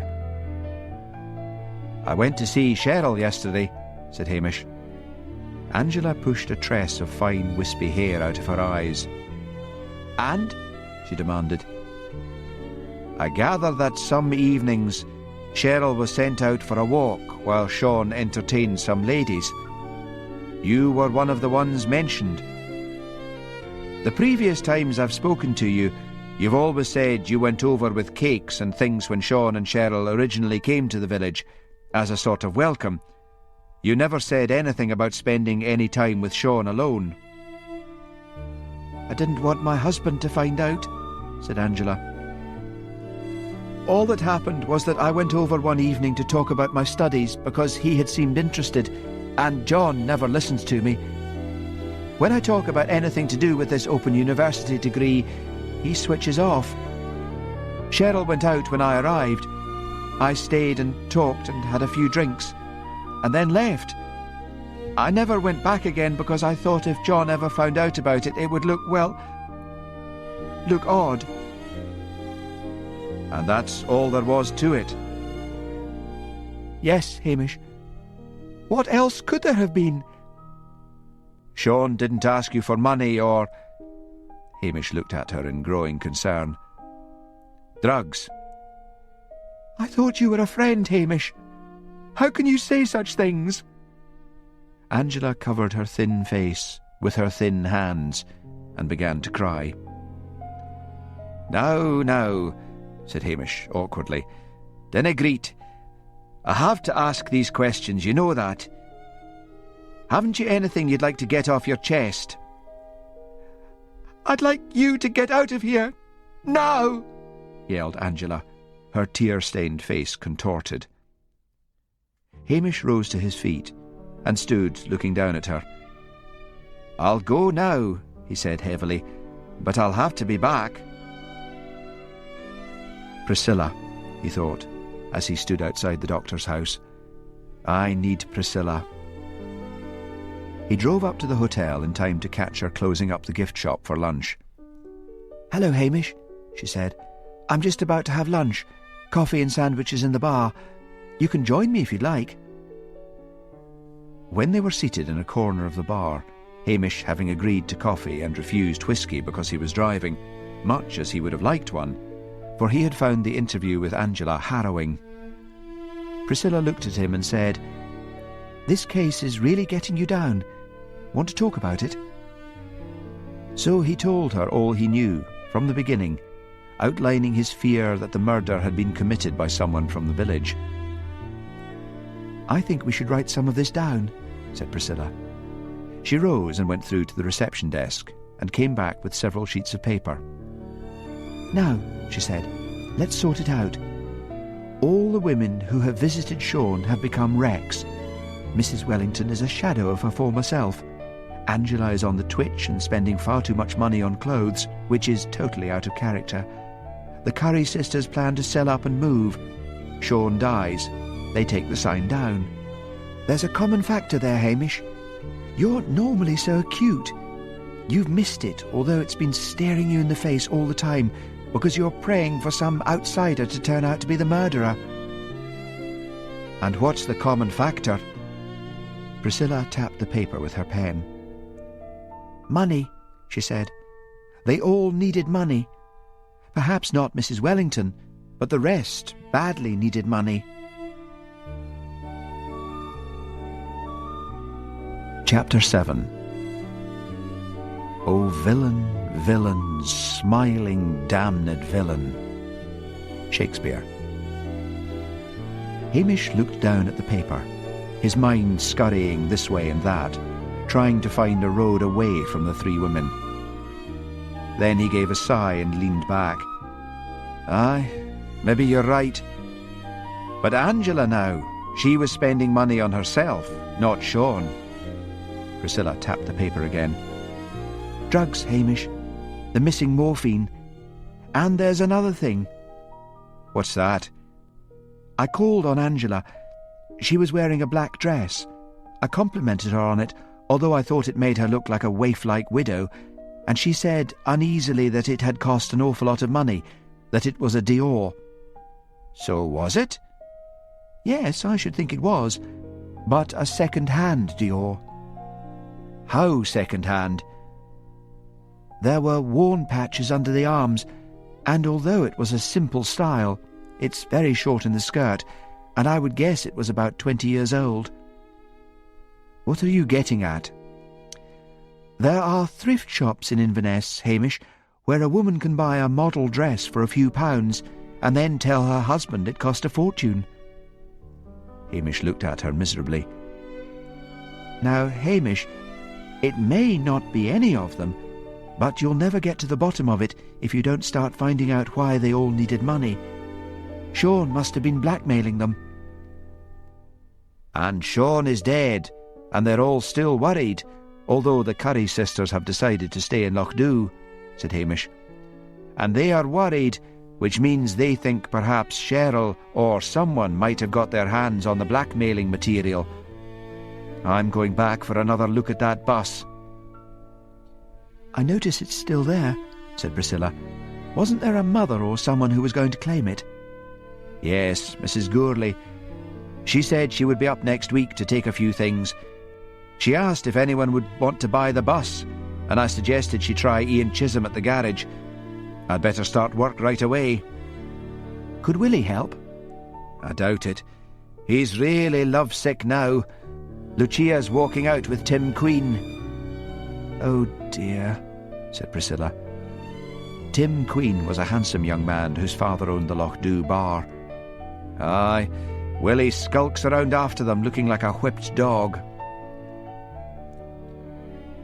Walking out was an old-fashioned pastime, but there was little else for a courting couple to do in Lochdu. Lucia and Tim McQueen were leaning over the bridge, looking down at the River Anstey. Lucia kept flicking little speculative looks at Tim from under her long lashes. He was tall and red-haired, with a square, pleasant, freckled face. The Lochdu bar, once an extension of the Lochdu Hotel, which was still awaiting a buyer, had been bought by Tim's father in a separate sale and had been making a profit ever since. Tim looked down at Lucia's small red hands, which were resting on the parapet of the bridge, and then covered one of them with his own. Lucia snatched her hand away. "What's the matter?" asked Tim. "I was only holding your hand." I'm ashamed of my hands," said Lucia, putting them behind her back. "They are so red. I would like soft white hands." "But that's what I like about you," said Tim earnestly. "You're an old-fashioned girl. I don't like the young ones round here who slap paint all over their faces and never do a day's work and wouldn't know how to scrub a kitchen floor if you asked them." Lucia's beautiful eyes became clouded with sad thought. "So, you're like a woman who does the housework, Tim?" He slid an arm about her waist. "Yes, that's my sort of girl. My friend Johnny over at Dawart just got married, and his wife, Darlene, well, she wanted a cleaning woman fra day one." "What is so odd about that?" He laughed. "You silly wee thing. Why should Johnny pay for a cleaning woman when he's got a wife?" She slid out from his arm and looked about. "Why, there is Constable Lamont!" she cried.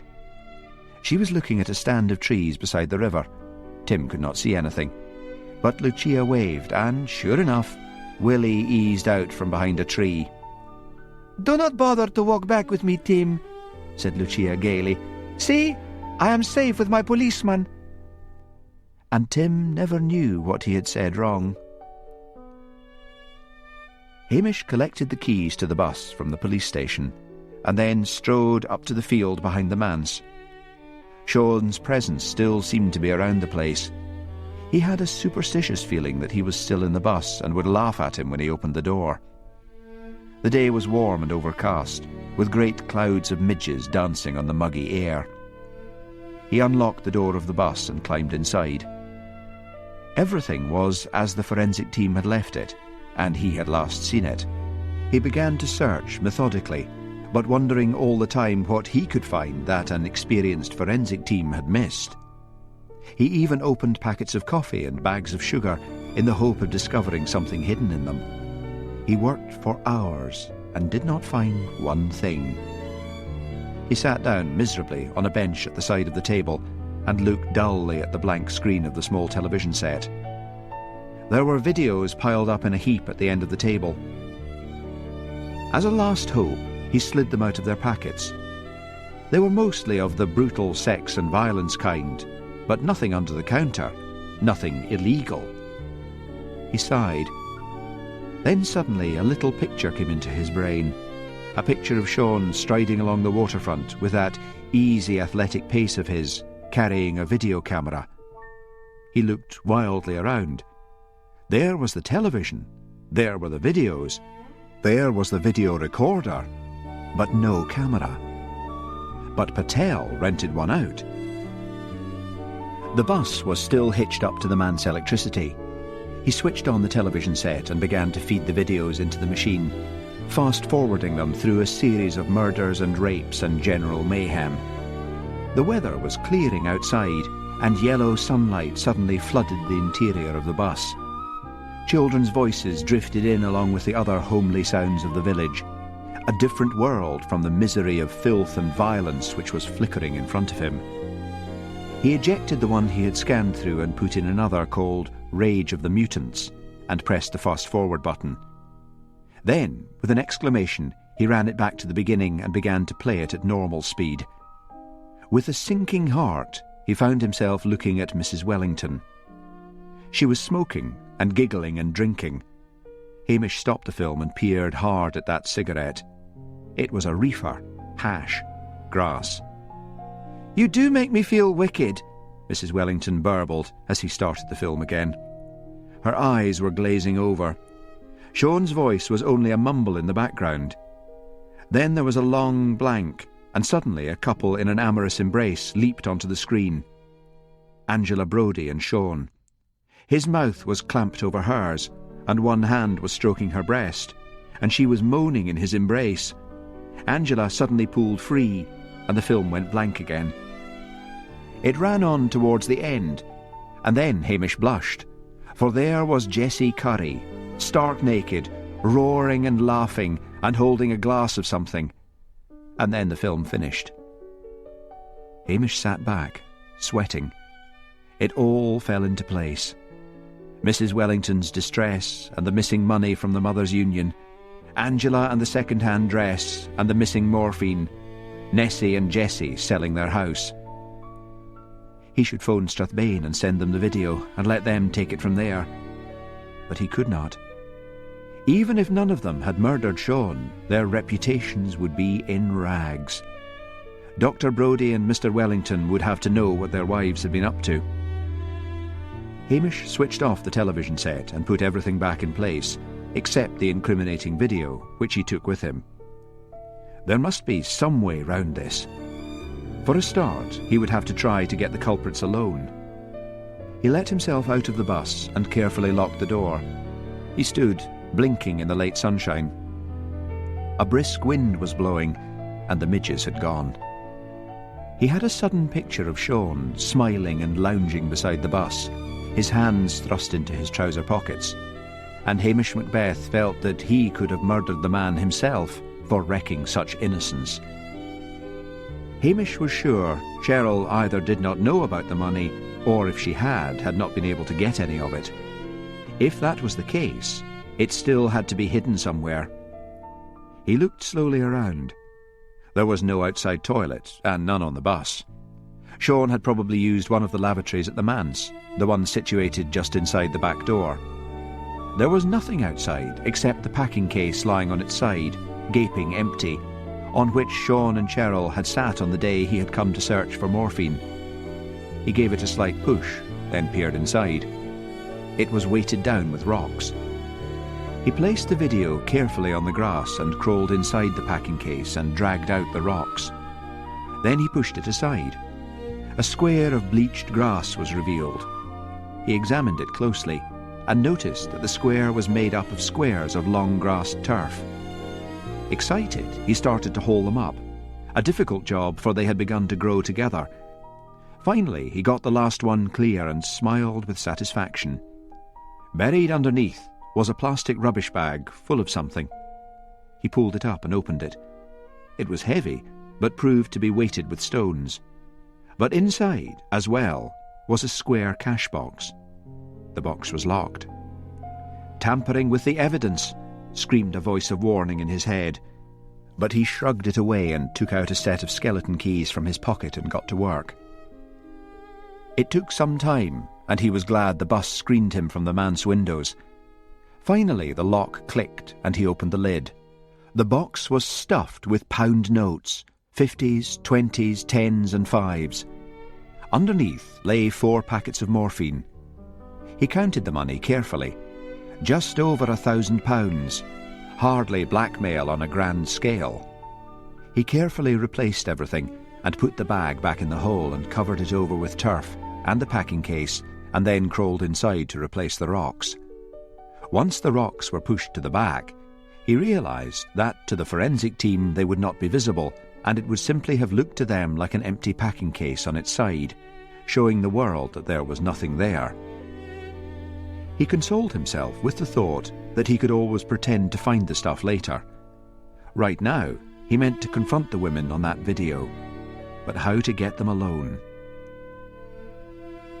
2 days later, Angela Brodie opened a thin envelope and stared, mesmerised, at the thin typewritten slip inside. It said, "Come to the police station at 10 this morning. I have a film to show you. Hamish Macbeth." "What's that?" asked Dr. Brodie. "You look as if you've seen a ghost." "Nothing," said Angela. "I thought it was my exam results and got all upset, but it's just a note from Mrs. Wellington. There's to be a meeting at the church hall to discuss raising funds." "Hope nobody pinches them again," said the doctor, losing interest. Mrs. Wellington, at that same moment, was reading a note from Hamish Macbeth. She let out a squawk, and her husband lowered his newspaper and looked at her impatiently. "Another bill?" he asked. "No, it's nothing," she said, crushing the envelope and slip of paper in her large hand. "Some Mothers' Union business. I've got to go out this morning." But the minister was once more reading his newspaper and did not seem to care. Nessie Curry twitched the slip of paper out of her sister Jessie's trembling fingers. "I'm ruined, ruined," whispered Jessie. "You'll need to face up to him," said Nessie. "I'll come with you." No, no, I'll need to go on my own. Everyone will find out. I can't stay here." "You have sinned against the Lord," said Nessie, "and you must take your punishment." Then her face softened. "I'll come along as well, Jessie. I'll stand by you. We'll face this together, and then we'll sail up and go far down south, Inverness or somewhere like that." Willie, delighted to have a morning off, had actually offered to take Towser for a walk. He had finally taken an odd liking to Hamish's yellowish mongrel of a dog, mainly because Lucia liked Towser, and Towser had developed a taste for pasta. Hamish had borrowed a video recorder from Mr. Patel, not wanting to borrow the one from the bus in case anyone saw him with it, and asked him what he was doing. Angela, Mrs. Wellington and the Curry sisters arrived together. Hamish silently ushered them into the living room, where they sat down with jerky movements, and all stared, mesmerised, at the still blank television screen. Hamish slid the cassette into the recorder. He ran the film. When it had finished, he looked at them. Angela and Mrs. Wellington were sitting together on the sofa, and they were holding hands. Nessie had an arm around Jessie's shoulders. and despite their distress and obvious strain, there was a faint air of surprised relief about them all. They were not alone, he realised, in their misery and shame, and that was the reason for the faint air of relief. "The situation is this," said Hamish. "I have found the money and the morphine, but I cannot do anything about returning it. I should be down in Strathbane showing this video at headquarters. The reason I have not done so should be obvious to you all. For some reason you let this man trick you and blackmail you. The only way out of it is to try to find the murderer and get the case closed." "But if you find the murderer," said Angela in a croaky voice, "it will all come out in court, and the video will be shown as well." "Not necessarily. I am in as bad trouble as the rest of you, for I could easily lose my job for suppressing this evidence. If I find the murderer, it is possible I can do a deal. I will promise him or her not to mention the blackmailing, so that charge will not be added onto the one of murder. But I'll never find out who murdered Sean unless everyone here tells the truth." He turned to Angela. "You first." She pushed her wispy hair back from her eyes. "It was a sort of madness," she said. "He was so handsome. He made it clear that he had no interest in Cheryl other than giving her a home, and I believed him. He was so interested in this degree I'm studying for, the only person who has ever shown any interest." "Except me, who pushed you into doing it," thought Hamish huffily. "It was easy to forget Cheryl," went on Angela, "because as soon as I arrived she went out. I've never even looked at any other man since I married John. Oh, I was flattered that such a young and good-looking man seemed to find me attractive. If he'd come on too strong at the beginning I would have shied away, but I am very romantic, and he used the romantic approach. He asked me to come one evening and said he had some films to show me. I told John I was going to see Mrs. Wellington. Instead of any films, he produced a bottle of champagne. I'm not used to drinking. I had told him that, and I got drunk pretty quickly. We were sitting on that bench at the end of the bus. He began to kiss me, and I responded. And then I heard this whirring sound, very faint, and I looked down the bus and I could see the video camera propped on the table facing us, and I realised it was running. I pushed him away and stumbled out of that bus and ran home, and I vowed never to go near him again. I only thought he was weird because he was prepared to film our lovemaking without telling me. He stopped me in the street a few days later. He said he would show the film to my husband unless I paid him. John and I have a joint account. I panicked and said I couldn't. He laughed at me and told me to get him some morphine and then he would leave me alone. I took the keys to the surgery that night when John was asleep and got the drugs. I thought that would be an end of it, but next week he was back asking for money. I was frantic with worry. He said he didn't want much. At first he asked for 50, then it was 100, then another 100, and so on. I pretended to John that I was buying expensive dresses in Inverness and paying cash for them, when in fact I was buying them cheap from the thrift shops. I was so glad when I heard he was dead. And then, when I realised the police would probably find that video, I was frightened to death all over again. Oh, Hamish, John must never find out. "I'll do my best," said Hamish heavily. He faced Jessie. "Now you." Jessie sobbed and stumbled over the words and repeated everything, but the sad story slowly emerged. She too had been flattered by the attentions of this young man. She had gone to the bus. He gave her something to drink, and she didn't remember a thing after that, until somehow she was in her own bed at home and Nessie was sitting next to her. "You must have put something in her drink," said Nessie, "for she was raving and seeing things.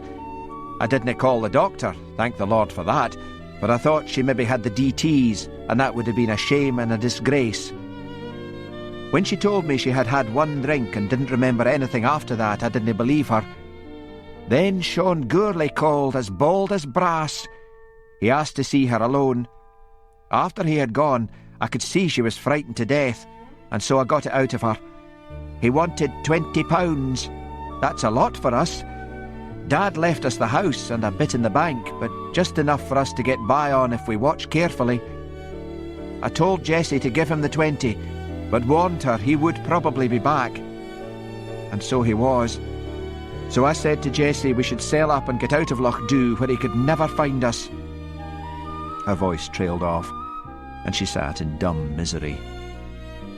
Oh, may you burn in hell, Sean Gourlay, thought Hamish. Jessie was probably at the age of 50-something, still a virgin. She and Nessie were staunch churchgoers. No one would ever think, looking at the pair of them, that there would ever be anything about either of them to blackmail. They both had brown hair, permed ferociously into small tight curls, and thick glittering glasses, and thin spare figures.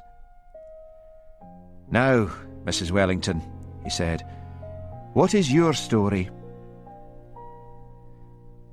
"He said they were Turkish cigarettes," said Mrs. Wellington bitterly. "And how would I know any different? He made me feel young and reckless, and I had never felt young or reckless before. I haven't even any children." Hamish did not feel like asking her what she had meant by that. "I married a suitable man and settled down to do good works. I was tired of good works," she said, tears starting to her eyes. "And now look what my wickedness has brought me to. I'm a silly old fool. I, like Mrs. Brodie, have a joint account, and Mr. Wellington checks it every week." Hamish had always considered it odd that Mrs. Wellington always referred to her husband as Mr. Wellington, like a Victorian lady. "I was so desperate. I thought if I gave him a big sum he would go away. He promised to go away. I stole the money from the Mothers' Union, but he came back for more. I sold some of my jewellery to keep him quiet. When he died, I was so glad it was all over." "And did any of you kill him?" asked Hamish. "No," said Mrs. Wellington. "No," squeaked Jessie. "I wanted to," said Angela heavily. "I dreamt about it every day, but I didn't kill him." "What happens now, Hamish?" "I'll need to keep this evidence here, in my room where Willie won't find it, and then try to see Cheryl again. She must have known about the blackmailing. She knew what she was doing when she went out for those walks and left Sean alone with one or other of you." "Surely she murdered him," said Angela. "I would like to think that," sighed Hamish. "But at the time of the murder she was performing with a pop group in front of witnesses, and I canna break her alibi. Keep quiet, all of you, and we might come out of this. But if I find one of you killed Sean Gourlay, then there will be no more covering anything up. I've got a week. In a week's time, Sean's mother comes up here to take away a few things and to try to sell the bus. Of course, I could always put the video with the other things I found," he added, half to himself.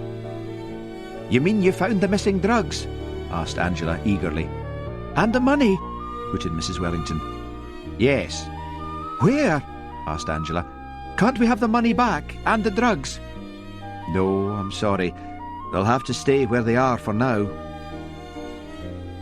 When the women had gone, Hamish went through to the office and made notes, writing down what he knew, but without seeing any glimmer of hope.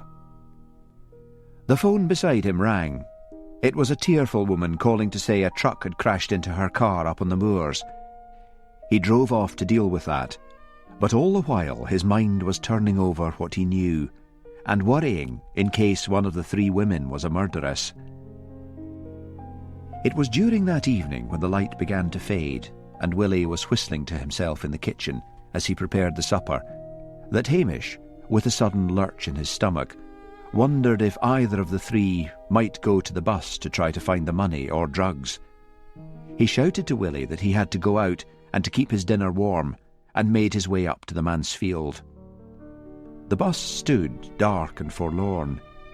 Hamish crouched down behind the packing case, deciding to give it an hour or so.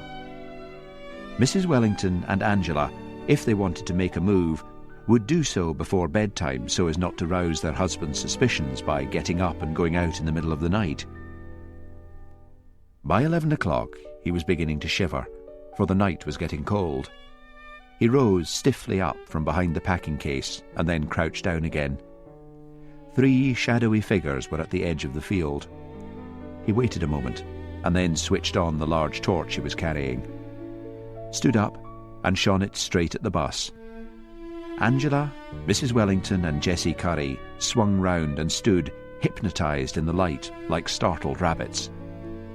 Hamish walked towards them. Angela was carrying a hammer, no doubt to break the lock. "I know what you're after," said Hamish severely, "and you're not getting it. Now, I'm going out on a limb and putting my job on the line for the lot of you. The least you can all do is not to try to tamper with the evidence more than it's been tampered with already. Off to your beds, ladies, and if I see just one of you near this bus again, I'll take the whole lot, video and all, and let Strathbane see it." They shuffled off, silently, without a word. Hamish followed them just as slowly. He was haunted by the sight of Angela holding that hammer. You think you know people so well, and when something like murder happens, you realise you really don't know much about them at all. Angela had previously proved herself to be unstable, but the circumstances had been stressful. Mrs. Wellington he had believed to be the sort of character of a good woman that she presented to the world, and Nessie and Jessie he had regarded affectionately as a couple of jokes. He must try Cheryl again. Next morning, he told Willie he wanted the day off and asked him to look after things. Hamish cynically noticed his dog, who would normally have been scrabbling at the Land Rover, was happy to be left behind. Towser had been seduced by Willie's cooking. He took Willie's battered Ford instead of the police car, not wanting to advertise his presence in Strathbane to anyone from headquarters. The farther he drove from Lochdew, the more he felt like an irresponsible fool. He should never have become so involved with the locals in a murder inquiry. He should have phoned Strathbane, told them about the new evidence and let them take it from there. For all he knew of them, Mrs. Wellington, Angela, or even Jessie Curry might be capable of murder. If only Cheryl hadn't so many witnesses. He would no doubt find her again, and she would swear and curse, and he would get nothing more out of her. He could not tell her about the video without risking exposing the 3 women. It was all so hopeless. He was approaching Mullins Roadhouse. He slowed down. A large new poster was pinned up on the window. Top of the bill was Johnny Rankin and the Stoters. He stopped the car and climbed out. They were due to perform that evening. He decided to phone Willie and say he would be in Strathbane until very late. He had to see that performance and judge if there was any way Cheryl might have managed to slip out. She had that scooter, but it would take about 2 hours, surely, to get to Lochdew, park the scooter outside the village, go to the bus on foot, murder Sean, and then get back. He was turning the problem over in his mind when a slim figure on a scooter shot past. Under the crash helmet, he could see the driver had bright orange hair. Cheryl. He set off in pursuit, wishing he were in the Land Rover, wishing he could switch on the siren. The scooter had been painted bright pink, and the licence plate was obscured by dirt, but there could not be more than one person in the Highlands with that colour hair. The figure on the scooter glanced back, and then simply swerved off the road on a forestry track and sped through the tall, thin pine trees. Hamish swung the car off the road, but after only half a mile, the track disappeared, and ahead he could see that orange hair flitting off through the darkness of the trees. He cursed under his breath, turned and went back to the road. He would go on to the campsite and confront Cheryl when she arrived. When he drove into the campsite, that woman was still there, still stirring the pot. As he was not in a police car or in uniform, No one ran away at his arrival. There were fewer old buses and caravans this time, but the bright blue one belonging to the Stoddarts was still there. He went up and knocked at the door. Again the thin bearded man answered it. "I would like to wait until Cheryl Higgins returns, Mr. Stoddart," said Hamish. "Why wait?" he asked amiably, and then stood aside. "Help yourself. Herself's in bed as usual." Chapter 8. What will not women, gentle women, dare, when strong affection stirs her spirit up? Robert Southey. The Stoddarts were again watching television. Hamish thought, as he leant over Cheryl to wake her, that he would have expected the Stoddarts to be weaving cloth, painting pictures or doing something artistic, rather than watching an Australian soap. They did not seem in the least troubled by his presence. Cheryl came awake, and as soon as she saw who her visitor was, began her usual litany of oaths and curses. Once he could get a word in, Hamish asked, "Where's your scooter?" "What?" "You heard." "I sold it," she said sulkily. "Who to?" "Some fella I met in a bar." "What's his name?" "I dinna ken," said Cheryl, shifting restlessly among the frowsty bedclothes. "He gied me cash, I gied him the papers." "What did he look like?" "Wee man wi' a leather jacket and black hair." "Why don't I believe you?" demanded Hamish plaintively. "Were you out this morning?" "No, I was here in my bed." Hamish stood up and approached the Stoddarts. "Was Cheryl out this morning?" Wayne Stoddart wrenched his eyes from the television screen. "Don't ask me, man," he said. "Only just got up." Bunty Stoddart, whose face was hidden under a tangled mass of hair, continued to watch and listen avidly to the Australian soap, a vision of sanitised life in the Antipodean middle class. Hamish returned to Cheryl. "I think it was you I chased this morning. There can't be more than 2 of you in the Highlands with that colour of hair." Cheryl gave a contemptuous yawn. Hamish gave up and went outside and began to search around for the scooter.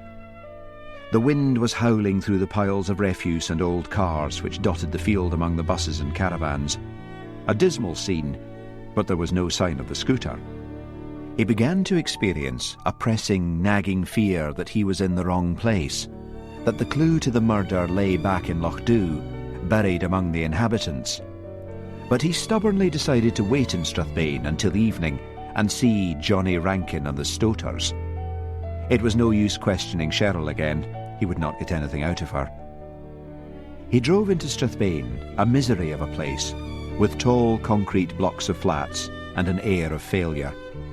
Nothing had changed. The seagulls here seemed dirtier than anywhere else, and the oily sea sucked at the rubbish-strewn shore, heaving in on long, rolling, slow waves, as if exhausted by pollution. He went to the Glen Bar, which he had once frequented when he had been briefly stationed in the town, ordered an orange juice, and then sat in a corner and took out a notebook and began to write anything that came into his head about the case. It slowly dawned on him that he had let his feelings become involved in a dangerous way. Not only was he protecting the 3 women, he had not questioned Mr. Ferrari thoroughly enough, having let his partiality for hard-working Scottish Italians sway his judgment. Then there was the minister. There was no doubt that the normally scholarly and gentle Mr. Wellington had gone temporarily mad, and the murder had definitely been done by someone in the grip of a murderous rage. Had Mr. Wellington considered himself to be the hammer of God? He had half a mind to call at headquarters and report the finding of the money, drugs and video, and then ask for leave so that he could get away from the village and leave the Strathbane police to do their work. But perhaps, just perhaps, he might find a clue during the performance of the pop group. It was a long, dreary day, and he was glad when evening arrived and he drove over to Mullins Roadhouse, anxious to get it over with. The huge bar was crowded with a mixture of young people wearing what looked to Hamish like an assortment of jogging suits, and staid Scottish couples who had no doubt come because the entertainment was free and there was nothing much else in the way of entertainment in Strathbane. He was getting tired of orange juice and switched to tomato juice. There was a small stage in the bar. Various young men were setting up sound equipment and plugging in things and arranging loudspeakers. At last, Johnny Rankin and the Stoters came on. Johnny Rankin was an emaciated young man wearing black leather trousers covered in sequins and nothing else. The only female performer was Cheryl, who was wearing an old-fashioned black corset and black stockings, perhaps hoping to emulate Madonna, although there was something peculiarly sexless about her. But then, reflected Hamish, he had always thought there was something peculiarly sexless about Madonna. The band swung into action, a hellish cacophony of sound. Cheryl shouted the lyrics and gyrated and twanged a large electric guitar, making up in energy what she so obviously lacked in talent. Strobe lights hurt Hamish's eyes, but he kept them fixed on Cheryl. At no time did she leave the stage. He suffered through the whole performance and then went out into the blessed quiet of the night, feeling low. There was no way Cheryl could have left the stage. He drove back to Lochdew, regretting that it was now too late to call on Priscilla. Priscilla, who had a marvellous way of clarifying his thoughts. He resolved to see her the next day.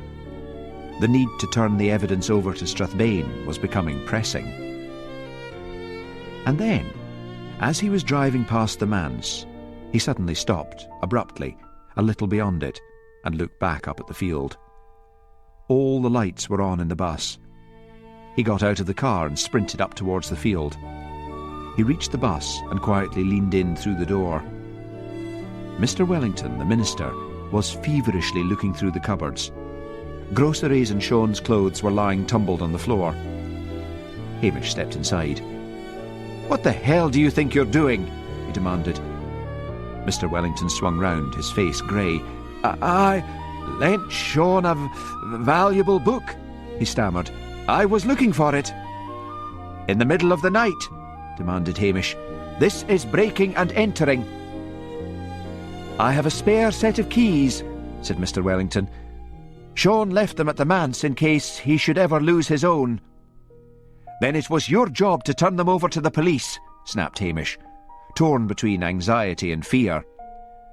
"Do you know what I think? I think you either killed Sean yourself or you think your wife did." The minister began to slowly replace everything in the cupboard without speaking. "I will need to report this," said Hamish heavily. The minister sat down suddenly on a bench seat at the table and buried his face in his hands. Hamish sat on the bench opposite him. "Tell me what you know," he said gently, "and I will see what I can do to help." "He was an evil man," muttered the minister. "I thought when he was dead that everything would return to normal, but my wife is still a wreck." He took his hands from his face and looked at Hamish, and then gave an odd little sob, like a tired child. "You may as well charge me and get it over with, Hamish. I killed him." Hamish felt deathly tired. "How?" he asked. "I took the sledgehammer and hit him." "Where?" "Right here in the bus." "I don't mean that. I mean, where did you strike him?" The minister looked at him and then said slowly, "I waited until he had his back to me, and then I brought the hammer down on the back of his head." Hamish felt a wave of relief. "Mr. Wellington, you did not see the body or hear the pathologist's report. The blow that killed him was the very first one, and that was a blow to the forehead. Once he was down, the murderer kept on hitting until his head and face were wrecked." Yes, that was it," said Mr. Wellington eagerly. "I had forgotten." "Havers," said Hamish. You didn't forget because you didn't do it, but you thought your wife did. Why?" The minister looked defiantly at Hamish, and then seemed to collapse. "She was in his bus on the night of the murder," he said. "What?" "It was right after the evening service. I saw her walk across. I followed her. I couldn't hear what she was saying, but she was crying when she came out. I seized her and demanded to know what was wrong. She became almost hysterical and refused to tell me. I took her indoors and went back. Sean laughed at me and said she had lost her faith as well and was pleading with him to hand it back, just like a book, he said. I tried to punch him, but he was so very strong. He simply picked me up and threw me out onto the grass, laughing his head off. I told my wife what he had said, and she agreed that was the case. I suggested we pray together, and then she began to laugh at me in a terrible parody of Sean's laughter and told me not to be such an old fool. Later that evening I heard the back door slam and was sure she had gone back to him again. Perhaps Sean was in love with her. Mrs. Wellington can be a very seductive woman, although she is not aware of it." Hamish thought of the large and tweedy Mrs. Wellington and blinked. "Your wife has not been honest with me," he said. "Look, put all the stuff away, lock up and give me the keys. Get your wife out of bed." But by the time everything was put away, Hamish had decided to leave interviewing Mrs. Wellington until the morning. He said he would call for her and take her along to the police station.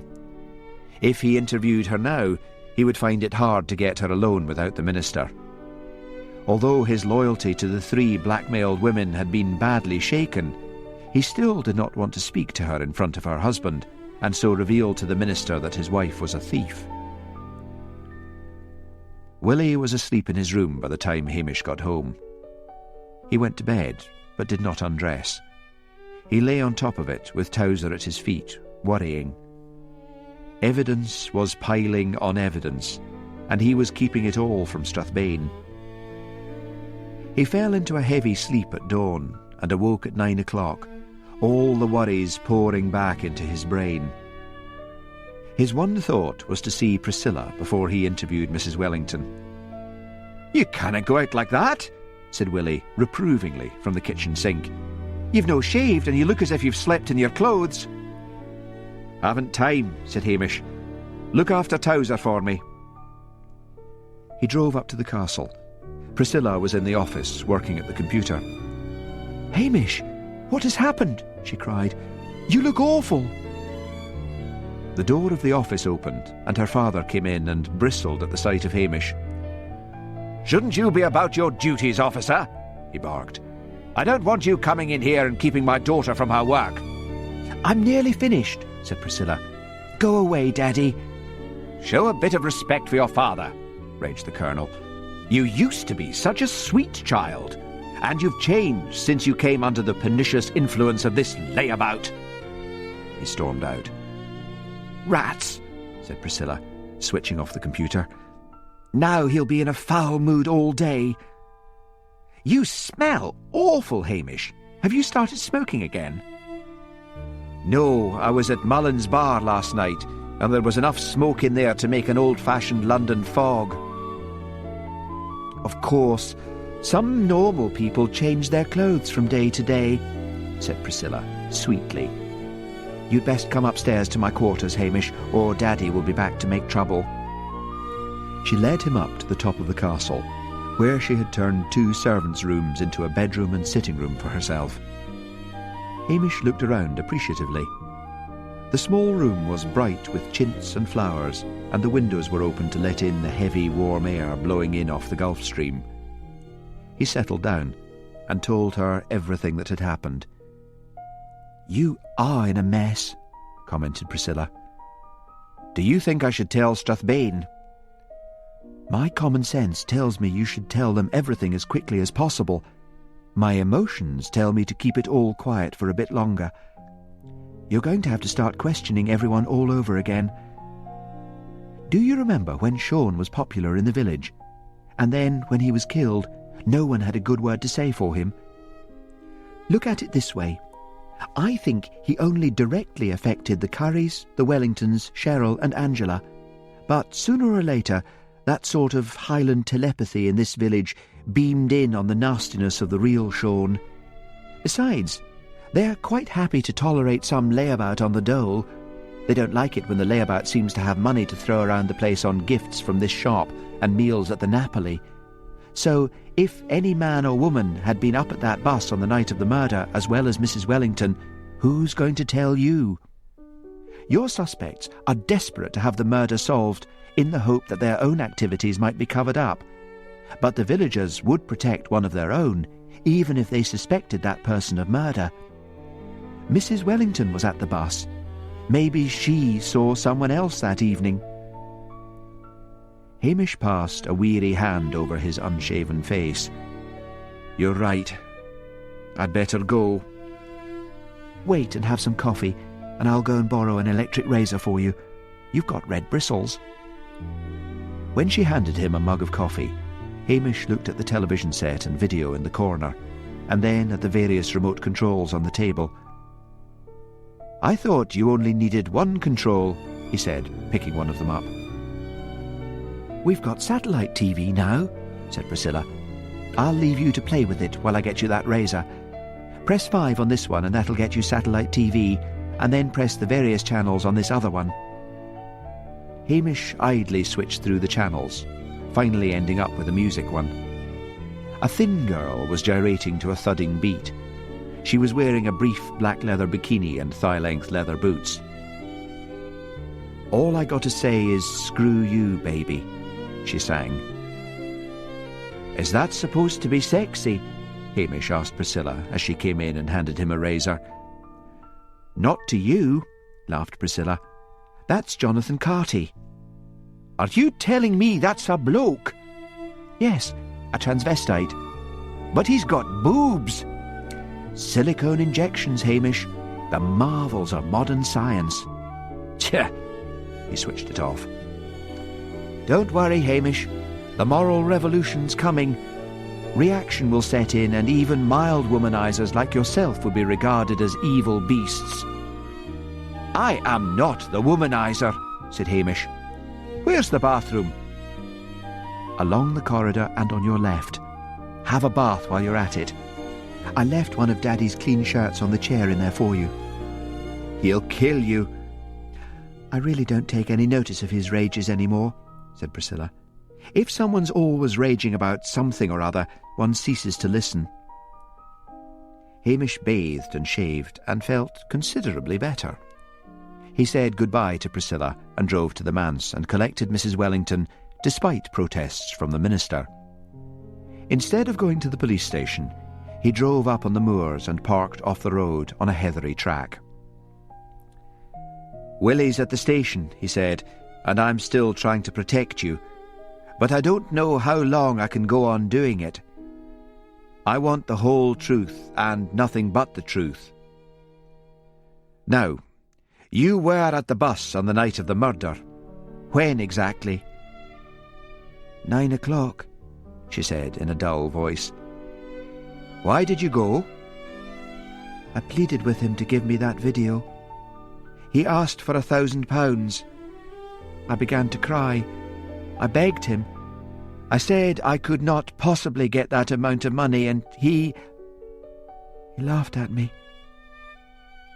I was only there for a few minutes. I realised it was hopeless, so I left. My husband grabbed me outside. He demanded to know what I'd been saying, why I had been there, but I could not tell him. Then he returned to the manse later and said Sean had told him I was worried about losing my faith. For one wild moment I felt hope. Sean had not betrayed me. Perhaps he would relent. And then I realised that, of course, he would not tell my husband the truth while there was still hope of getting money out of me for his silence. And you went back out again. Where? Back to the bus. Mrs. Wellington hung her head. I couldn't go back. There were men there." "Men?" Hamish howled in exasperation. "What men?" "Mr. Ferrari from the restaurant and 2 others. "Good God, woman," raged Hamish. "Why did you not tell me this before?" She raised her head and glared at him with something of her old manner, and said distinctly, "Because if they killed him, I was not going to betray them for doing a service for mankind." Hamish forced himself to be calm with an effort. "So, where did you go?" "Down on the beach. I walked for a long time, a very long time. I thought of walking into the water and putting an end to the misery, but I could not even find the courage to do that." "Look," said Hamish urgently, "Mr. Wellington's a Christian minister of the church. It is his duty to forgive. Why don't you tell him?" "No man is a Christian when it comes to his own wife," he said. "I can't." "You may have to," warned Hamish. "I'd best see Mr. Ferrari, and you had better start saying your prayers again."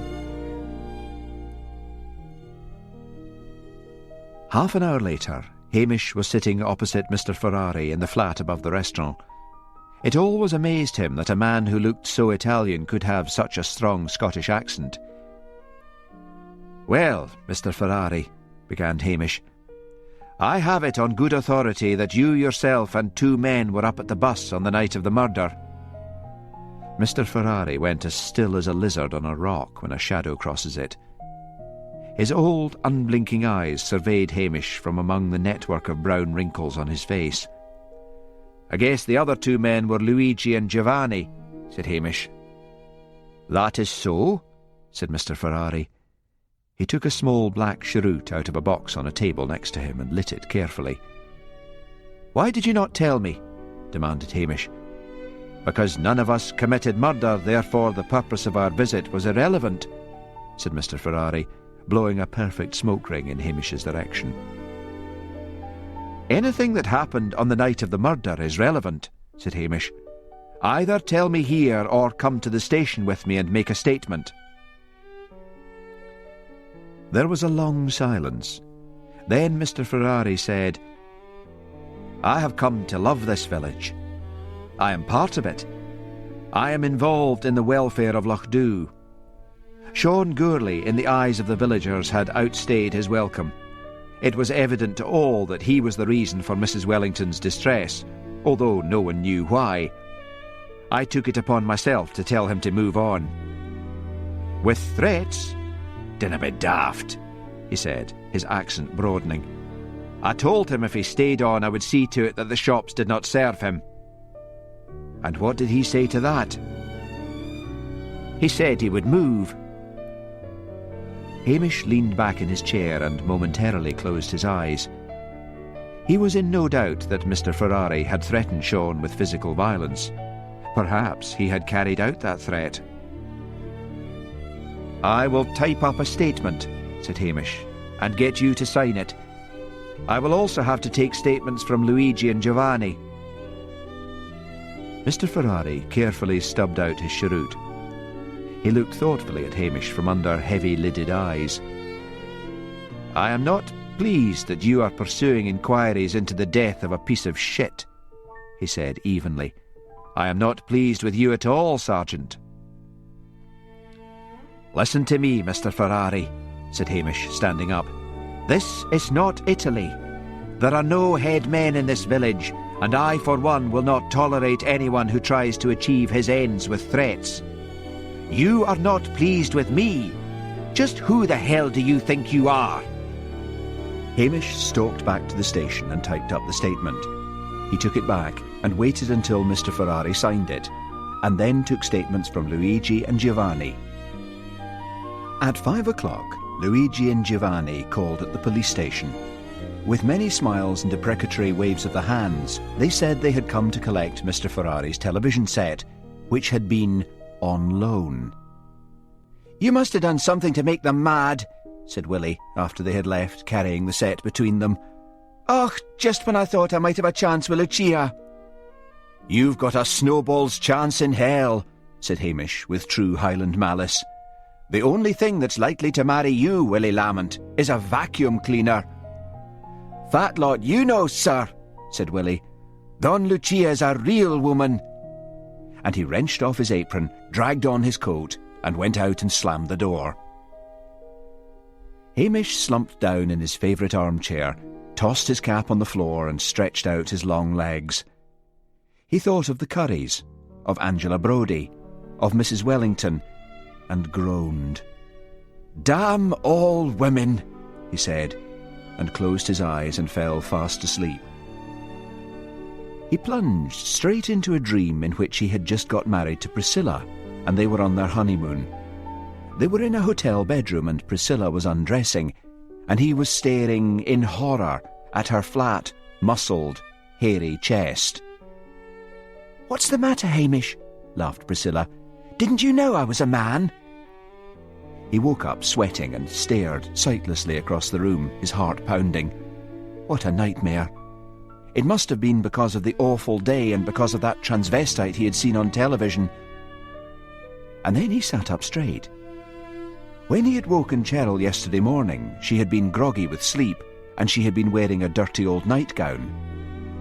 How could she have fled from him on a scooter one minute and been in bed the next? The route the figure on the scooter had taken through the trees had been away from the direction of the campsite. He dived through to the office and phoned Strathbane and asked to speak to Jimmy Anderson. "What now?" demanded Jimmy. "Look," said Hamish, "this may be a daft question, but among the so-called pop singers in Strathbane, is there one who dresses as a woman? A transvestite like? Aye, with orange hair, slim, maybe girlish looking. There's the one with black hair, or had the last time I saw him. Name? Real name I dinna ken, for he hasn't been in trouble with us. Time was when we could have banged him up for dressing like a lassie, but them were the good old days." "Name!" shouted Hamish. "Bert Luscious, would you believe? Where does he live?" "I don't know, but he does a turn at a drag club down by the docks called Jessie's." "A drag club in Strathbane?" "We move with the times, Hamish laddie, we move with the times. Started up a few months ago. Put a plainclothes man in for a few nights, but he said it was all quiet. No drugs, no mayhem, just a lot of fellas in lassies' frocks." "Thanks," said Hamish feverishly. "What for? Are you into the marabou and rhinestones yourself?" "Maybe," said Hamish, and put down the phone. He scrabbled in his desk and came up with a notebook he had used when Sean and Cheryl had appeared on that scooter. He had taken the number. But if she had sold it, he could not find out the new owner until morning. Damn! He should have phoned immediately after he got back. He went to the Napoli restaurant. Willie was sitting comfortably at a corner table being waited on by Lucia. "I'm off again," said Hamish curtly. "You'd best get back to the station in case any urgent calls come through." Lucia looked at Hamish as if he were a monster. Then, "Go along," she said quietly to Willie. "Giovanni will bring your meal and your wine over to you." As Hamish left, Mr. Ferrari held the door open for him. His thin, purplish lips were parted in a smile which did not reach his eyes. Chapter 9. When gloamin' treads the heels o' day, and birds stit coorin' on the spray, alang the flowery hedge I stray, to meet my ain dear somebody. Robert Tannahill. Hamish took Towser with him, frightened that a lovelorn Willie would neglect the dog. He put the dog's blanket and water bowl in the back of the Land Rover, along with a helping of cold pasta he had found in the kitchen. As he once more took the long road to Strathbane, he wondered that a drag club could survive anywhere in the Highlands. Jessie was the short word for an effeminate man, a shortened version of the Old English sneer of Jessamy. No doubt that was why the place was called Jessie's. He did not want to advertise to the customers that he was a policeman, but neither did he want to borrow a frock from Priscilla and dress up. He was not in uniform, but in a dark blue sweater, checked shirt and dark blue cords. He could only hope that some of the other customers were similarly attired. He found Jessie's on the waterfront in Strathbane, housed in what used to be a ship's chandlers. Music was thudding out into the acrid air of Strathbane. He locked the Land Rover after filling Towser's water and food bowls and made his way inside, blinking to accustom his eyes to the darkness. To his relief, the customers were practically all in conventional dress, and included some obviously staid married couples who had simply come to see the show.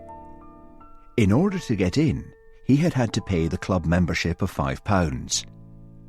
He was ushered to a table in a corner by a young man dressed unimaginatively in striped t-shirt and skin-tight black trousers, who served him orange juice and charged him £2 for it. On the stage, someone in low-cut gown and sequins and feathered headdress was belting out, "Hello, Dolly." He was obviously the star turn, looking like a glamorous woman compared to the sequined chorus, who looked what they probably were, small Scotsmen with bad legs. As the show went on, Hamish was able to understand the club's obvious popularity with a respectable section of the population, because it consisted of popular numbers from musicals, all quite well staged and mostly well sung. But there was no sign of Bert Luscious. He signalled to the waiter, told him he was a policeman, and asked to see the owner. After about 15 minutes, the waiter returned and asked Hamish to follow him to the back of the house. He pushed open a door and said, "Jessie'll see you now," and Hamish went in. Jessie turned out to be the man who had sung "Hello, Dolly." He was still in costume, but had removed his blonde wig to reveal a shaven head. The small room was made up like a star's dressing room in miniature, with lights around the mirror and a Victorian chaise longue in one corner. "What is up?" demanded Jessie, in an accent that Hamish guessed probably hailed from South Uist in the Outer Hebrides, having a soft, whistly sort of sibilancy. "Nothing up with the club," said Hamish. "I'm looking for someone called Bert Luscious. Not on tonight, precious. Can you give me his address?" "And why should I be doing that, officer?" "Because I am on a murder inquiry, and it is your duty to help the police." Jessie sighed, and then pulled a large book towards him, scattering sticks of grease paint as he did so. With one large, white, well-shaped hand, he flicked through the pages. "Aye, here we are. Quite close by he is. Number 141 Highland Towers, on the estate up back." "Thanks," said Hamish. Jessie batted his false eyelashes at him. "Enjoy the show, sweetie." "Yes," said Hamish awkwardly, backing towards the door. "Why, Jessie?" he asked. "Because that's what all those nasty little boys at school used to call me, Big Jessie. My real name is Cyril Crumb, and believe me, anything is better than that."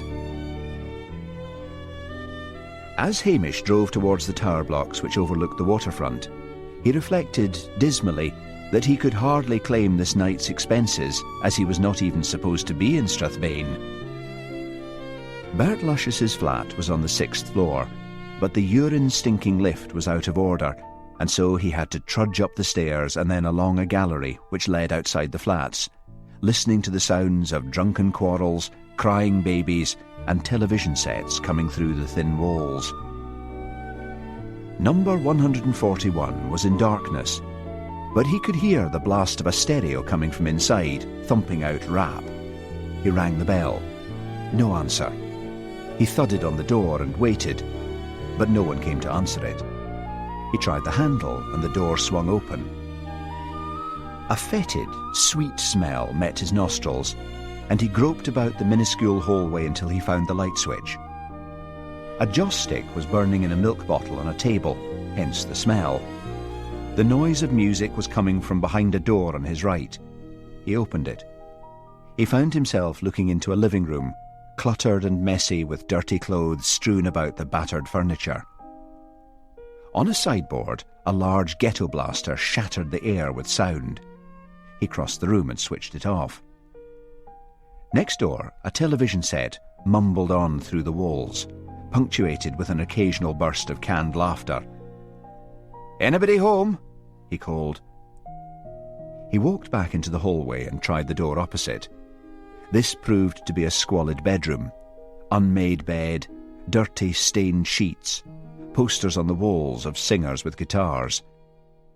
He left that and tried the bathroom, and then walked into a small kitchen at the back of the hall. Bert Luscious was seated at the kitchen table, his long orange hair spilling out over a cheap plastic top.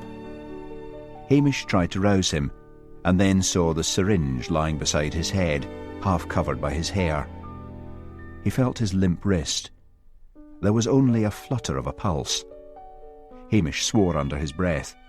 It looked as if Bert had taken an overdose. He, Hamish, would have to explain his presence in Strathbane, for he would need to get Bert to the nearest hospital. He found a telephone buried under a pile of clothes on the living room floor and phoned for an ambulance, and then, with great reluctance, phoned Strathbane Police Headquarters. He asked to be put through to Jimmy Anderson, briefly told him what he had found, and said he hoped it could somehow be kept from Blair at the moment. "Everything can be kept from Blair at the moment," said Anderson cheerfully. "He's in the hospital with cirrhosis of the liver. Be round right away." Hamish began to search feverishly after drawing on a thin pair of gloves which he always kept on him for examining clues without leaving his own fingerprints on them. He found the papers which showed that Bert was now the owner of Cheryl's scooter. He found some photographs of Bert in action and was startled at the young man's resemblance to Cheryl.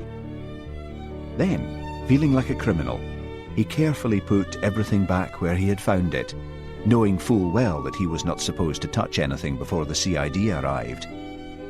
He had just finished when he heard the approaching wail of the ambulance and police cars. Hamish explained to Jimmy Anderson that he had just heard that Bert had orange hair and performed as a woman, and had wondered whether that might have been the way Cheryl could have been at Lochdew murdering Sean when she was supposed to be on stage. But he said nothing of his find of the money and drugs, nor of the blackmailing of the women. For a mad idea had taken root in his brain, an idea that might flush out the murderer with the least scandal possible. But he patiently went back to headquarters with Anderson and typed up a statement. The report from the hospital said Bert was in a very bad way and no one would be able to interview him for some time. Hamish then drove out to Mullen's Roadhouse. Sure enough, Johnny Rankin and the Stoters were gyrating and howling at the end of their performance. Cheryl gave him a filthy look as she finally climbed down from the stage. "Don't worry," said Hamish. "I'm not here to ask you any more questions. Did you collect all your belongings from the bus?" "Yes." "Well, I'm glad of that, for Sean's mother is coming up the day after tomorrow to take away her son's things. But before she touches anything, the forensic team is coming back because I have found some items for them that they missed before and that I'm sure will give us definite proof of the murderer. I swear they're covered in fingerprints." Cheryl shrugged, and her hair fell forward to hide her face. "When's this forensic lot coming?" she asked. "Let me see. This is Wednesday. No, it's Thursday already, so that means Friday morning I'm expecting them." "Oh, aye." Cheryl turned away, indifference in every line of her body. But it must work. It's got to work, thought Hamish as he drove home. I'll tell the Wellingtons, the Currys and Angela Brodie, and Mr. Ferrari too, that I've found stuff which will enable the forensic department to find the murderer. Forensic investigation is the new witchcraft. Any guilty person's going to be frightened of being smelt out. And if it doesn't work, reflected Hamish sadly, I'll turn everything over to Strathbane and throw myself on Jimmy Anderson's mercy. What a gamble. What a thin chance. But the murderer, or murderess, must be badly frightened, must still be desperate to cover his or her tracks. And if I get whoever did it, then I have to gamble on that person keeping quiet about the blackmailing. If it's Cheryl, point out that she'll get a more lenient sentence. If it's Ferrari, he didn't know about the blackmailing anyway. But if it's one of the others, the blackmailing is their best excuse for the murder, and whoever it is will damn the other two innocent blackmail victims when presenting her defence. But it can't go on. I'll have to try. The next day, he decided that there must have been something in the orange juice he had bought at the club. He was behaving ridiculously. Better to wait until Bert recovered from his drug overdose and get Jimmy Anderson to find out if he had stood in for Cheryl on the night of the murder. Then question Johnny Rankin and the rest. Then see if Cheryl could be broken. It was possible she did not know of the blackmailing, but how could she not know? But something drove him on to get Mrs. Wellington, Jessie Curry and Angela Brodie on their own and tell them a variety of what he had told Cheryl. All looked at him hopelessly, as if they were exhausting with weeping and worry. When Hamish returned to the police station, Willie said, "Jimmy Anderson was on the phone. You're to call right back." Hamish phoned Strathbane and was put through to the detective. "It's Bert Luscious, real name Bert Maxwell," said Anderson. "He's been and gone and died on us. I had a go at Johnny Rankin and the rest, and they swear blind Cheryl was with them all the time, and I cannae break their story. Rankin's got enough syringe marks on his arms to make him look like a walking pincushion. But he started screaming about police harassment and said he's been clean for months. We searched his flat and the others, but couldn't find any drugs. Look, Hamish, Mullen tells me you've been to the roadhouse, and it's no on your beat. You're going to have to look the facts in the face. And it's that one of that lot in Brigadoon up there did it, and stop running yourself ragged with a bunch of daft men in women's frocks and a lot of drug addicts who can't sing for 2 pence. Are you keeping anything back?" Hamish said reluctantly, "I've got new evidence. Mrs. Wellington, the minister's wife, was back at the bus on the night of the murder. So was her husband, and so was the restaurant owner, Ferrari, and a couple of his relatives." "And why haven't we seen those statements?" "I've just done them," said Hamish. "Look here, when is that mother coming up to sell the bus?" "In a few days' time." "Well, I'm coming up there tomorrow to go over the whole thing again. And do you know why, Hamish Macbeth?" "No." "Because I've got a feeling in my bones you're protecting someone. If Blair's as bad as I think he is, he'll have to retire, and I'm in line for promotion. So it's no more easy-going old Jimmy Anderson. I'll see you in the morn." Priscilla, thought Hamish. I need Priscilla. And, as if on cue, Priscilla walked into the office. "Sit down," said Hamish. "I'm in a grand old mess." Willie came in with a tray of coffee. "Willie, could you take off your pinny and go on your beat?" said Hamish. "We want to be alone." "Why?" "Use your brains, man. I've got something serious to ask Miss Halberton Smythe." "Oh, I see," said Willie. "I'll give you a long time then." When Willie had gone, Hamish outlined what had happened to date and his plans for catching the murderer. "It might just work," said Priscilla. "What will you do if no one turns up?" "I'll just have to tell Anderson everything." "I suppose you can lie and tell him you just found the stuff. When do you expect your murderer to show?" "After dark." "That'll be about midnight, and even then it never gets really dark at this time of year," pointed out Priscilla. "If I were you, I would begin watching about 10. I've got a nifty little tape recorder up at the castle. I'll bring that and keep you company." "Nice of you, but why?" "Better to have proof and a witness." "And what do I tell Willie?" asked Hamish. "Tell him we're walking out. He thinks you're proposing to me anyway." "Och, no," said Hamish. "The man can't be that daft." "I'm telling you for a fact," said PC Willie Lamont in Patel's grocery store, "that Hamish Macbeth is in that police station right now proposing marriage to Priscilla Halberton Smythe." "High time," said Mrs. McLean. "Our Hamish getting married." Mr. Patel's dark face lit up. He enjoyed a good bit of gossip. "Well, I never thought to see the day. My, my, my. And it's yourself, Mrs. Anderson, and how are you this fine day? Have you heard the news about our Hamish?" A reporter from the Strathbane and Highland Gazette, who was standing patiently behind Mrs. Anderson, waiting to buy a packet of cigarettes, pricked up his ears. Nice gossip piece. Forget the cigarettes. He'd better phone it over right away. Hamish and Priscilla made their way to the field behind the manse by a circuitous route so that they would not be seen. This involved walking all the way over to Gunn's farm and then doubling back over the fields, past the greenish water-filled quarry, and then up the steep path by the side of a cliff which overlooked the water, and so down towards the manse. The twilight, or gloaming as it's called in Scotland, was soft and clear. The residents of Lochdew went early to bed, and as Hamish and Priscilla sat down in the field behind the shelter of the bus, the lights in the village were going out one by one. They sat talking quietly of this and that, but gradually fell silent, straining their ears for the slightest sound. By 1 o'clock, the wind of Sutherland had risen and was moaning through the long grass and gaining in force every minute, filling the night with movement. "We'll never hear anything in this," whispered Priscilla. "I'm a fool," muttered Hamish bitterly. "These damn women should never have put themselves in a position to be blackmailed anyway. And they'd better face up and take their medicine. Why should I protect them and risk letting a murderer go free?" "Because Sean was a worthless man, and these women are not worthless.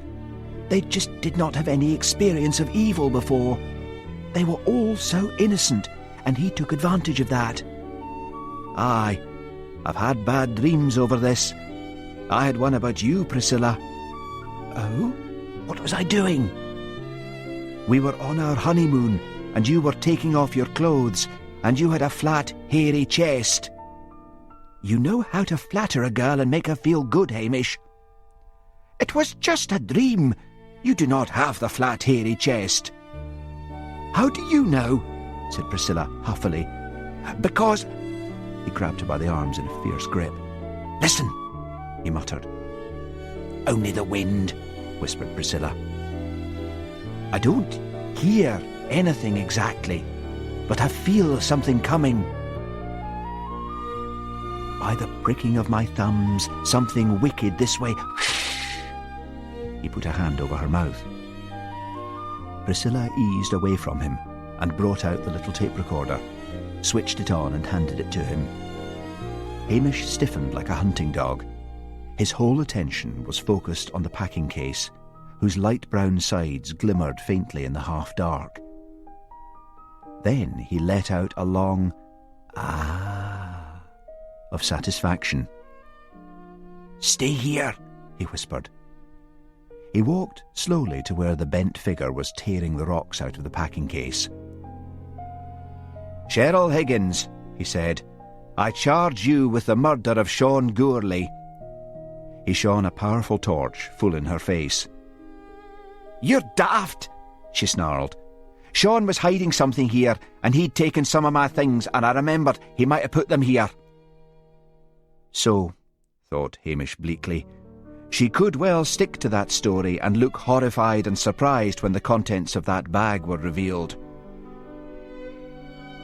He looked at her in sudden hatred, and the lie sprang easily to his lips. "It won't do, Cheryl," he said. "Bert Luscious spoke before he died. He said he'd stood in for you on the night of the murder." And with the inspiration of the desperate, Hamish added, "And you promised him that scooter of yours if he did it." She backed away from him, a slight figure in black leather, her long hair whipped this way and that by the wind. "You'll never get me in prison," she said viciously. "Not for that bastard. I told Sean I was pregnant and he said, 'Here's money, get rid of it.' I kept the money and got it done on the National Health. Bastard." "So you killed him," said Hamish. "I didn't mean to," she said, sounding suddenly weary. "I came back to see him. Johnny and the others said they would keep quiet. Sean loved me once. I drove the scooter from Strathbane and left it up on the moors and crept down into the village. There was some men at the bus and I waited, lying in the grass until they went away. Then I went in. Sean had got the sledgehammer because he said there was a gale blowing up and he was going to put ropes out of the bus. I picked up the sledge. 'Going to help me?' he said, with that laugh, the way he laughed when he told me to get rid of the baby. Oh God, he said he loved me and would always look after me." Her voice broke on a sob. "So I smashed him until there was nothing left that would attract a woman again." "What is here," asked Hamish, "that would incriminate you, and not in the bus?" "You didn't know," she marvelled. "You set me up and I fell for it.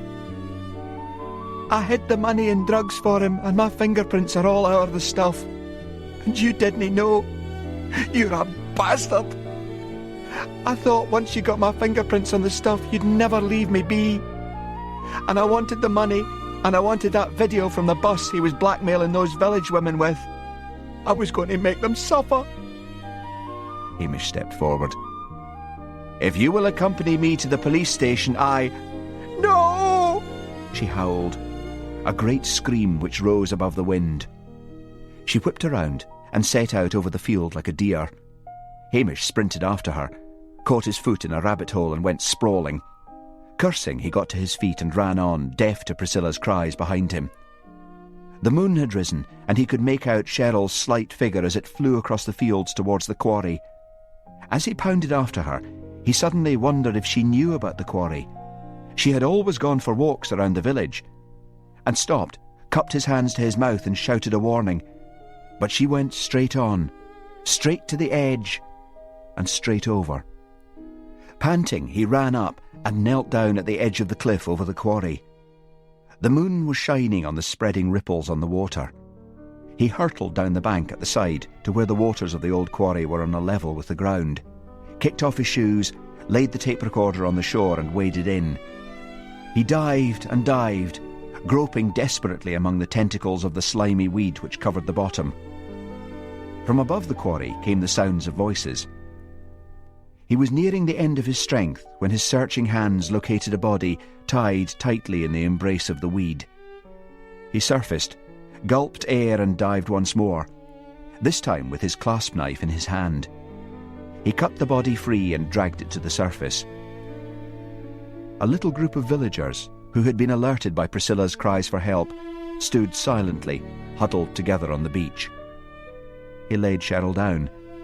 Dr. Brodie came hurrying up as Hamish was trying to revive the girl and pushed him aside. He felt Cheryl's pulse, and then slowly shook his head. "She's dead, Hamish. Nothing can be done for her now." Ian Gunn, the farmer, drove up in his old rusty Land Rover. Cheryl's body was lifted into the back and the doors slammed on it. "Take it to the surgery and the ambulance from Strathbane will collect it," said Dr. Brodie. Ian nodded, climbed into the driving seat and drove slowly off. But the field was bumpy and he hit a rock and Cheryl's body jerked up in the back of the Land Rover. And for one horrible moment, her white face, lit up by the moonlight, stared back at the watchers through the back windows. Hamish gave a shiver. "We should have closed her eyes," he said wearily. "Why did we forget to close her eyes?"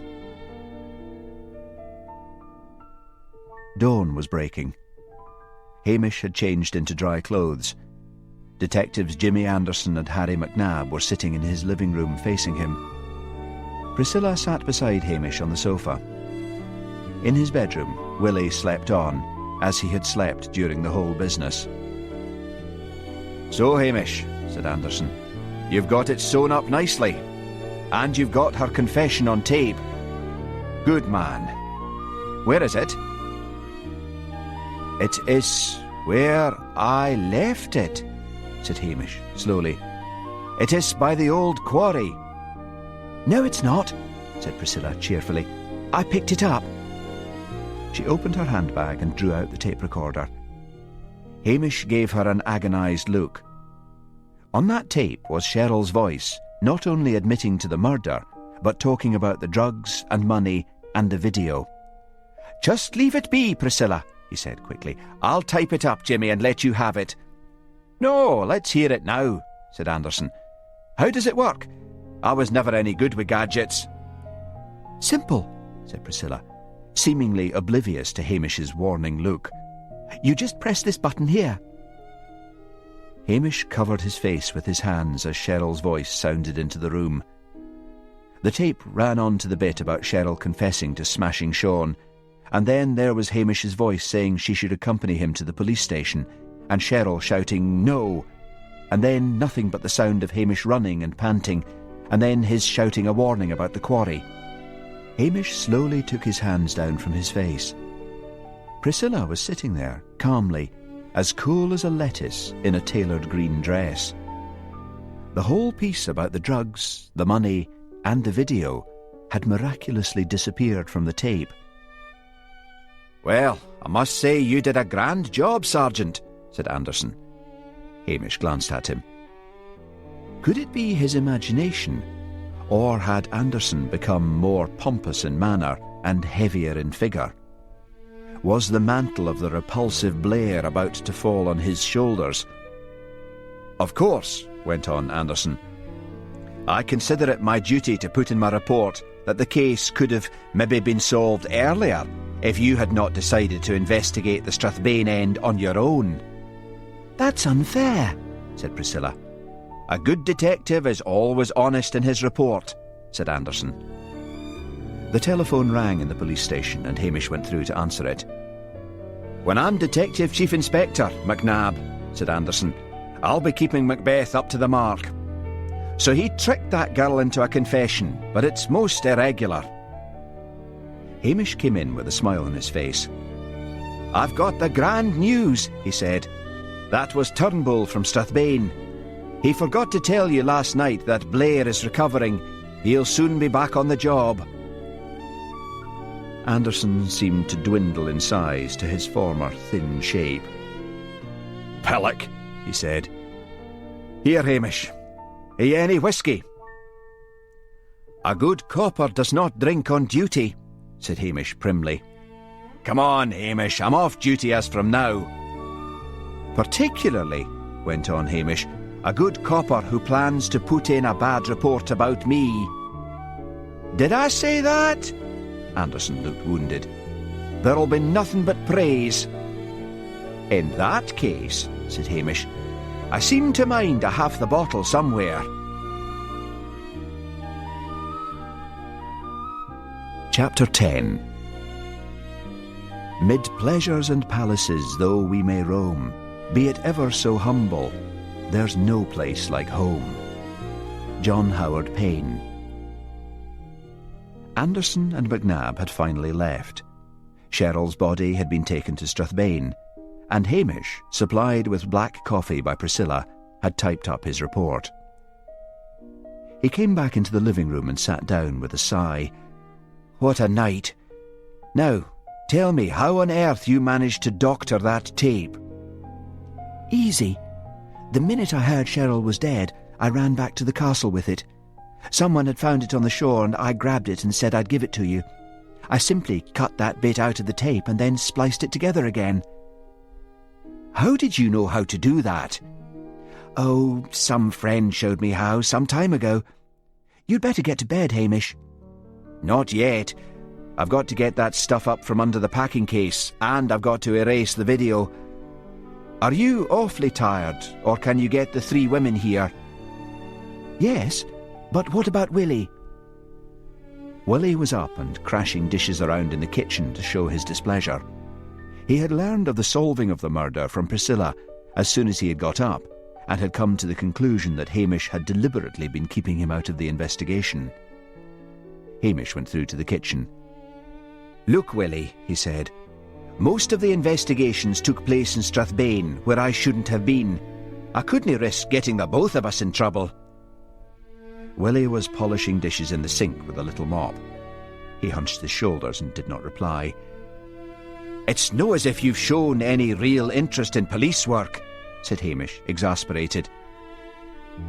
"I would have shown interest enough with any encouragement," said Willie. "You wanted all the kudos for yourself." "If you mean kudos, I did not. Take a walk, Willie. I really need to talk to Priscilla in private. Take the morning off." His voice grew wheedling.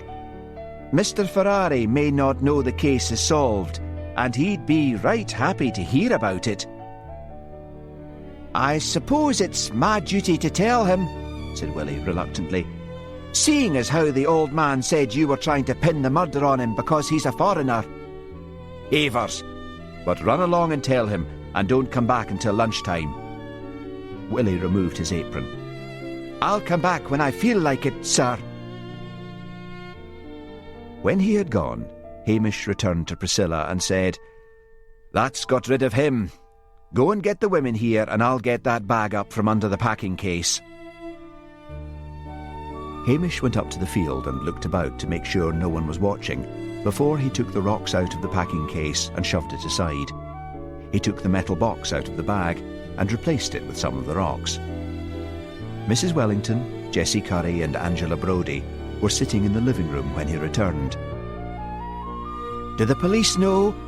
asked Mrs. Wellington, her face a muddy colour. "Miss Halberton Smythe would not tell us anything." "Only we know, us here in this room," said Hamish. He opened the box. "All the money Sean got from you will not be here, for I'm sure he spent a lot of it. But I'll leave it to you to divide up what's here. And Angela, you'd best put those packets of morphine back in the surgery." The three women looked at him without moving. "Oh, the video," said Hamish. "Here it is." He put a couple of firelighters on the fire, lit them, and then threw the video on top of them. Priscilla slid quietly out of the room. Jessie, Angela and Mrs. Wellington watched solemnly until the video disintegrated into a black, molten mess. "Now, let's get to the money," said Mrs. Wellington, with a return of her usual bossy manner. Willie Lamont was met at the kitchen door by Lucia. She was carrying a sack of rubbish. "I'll take that," said Willie.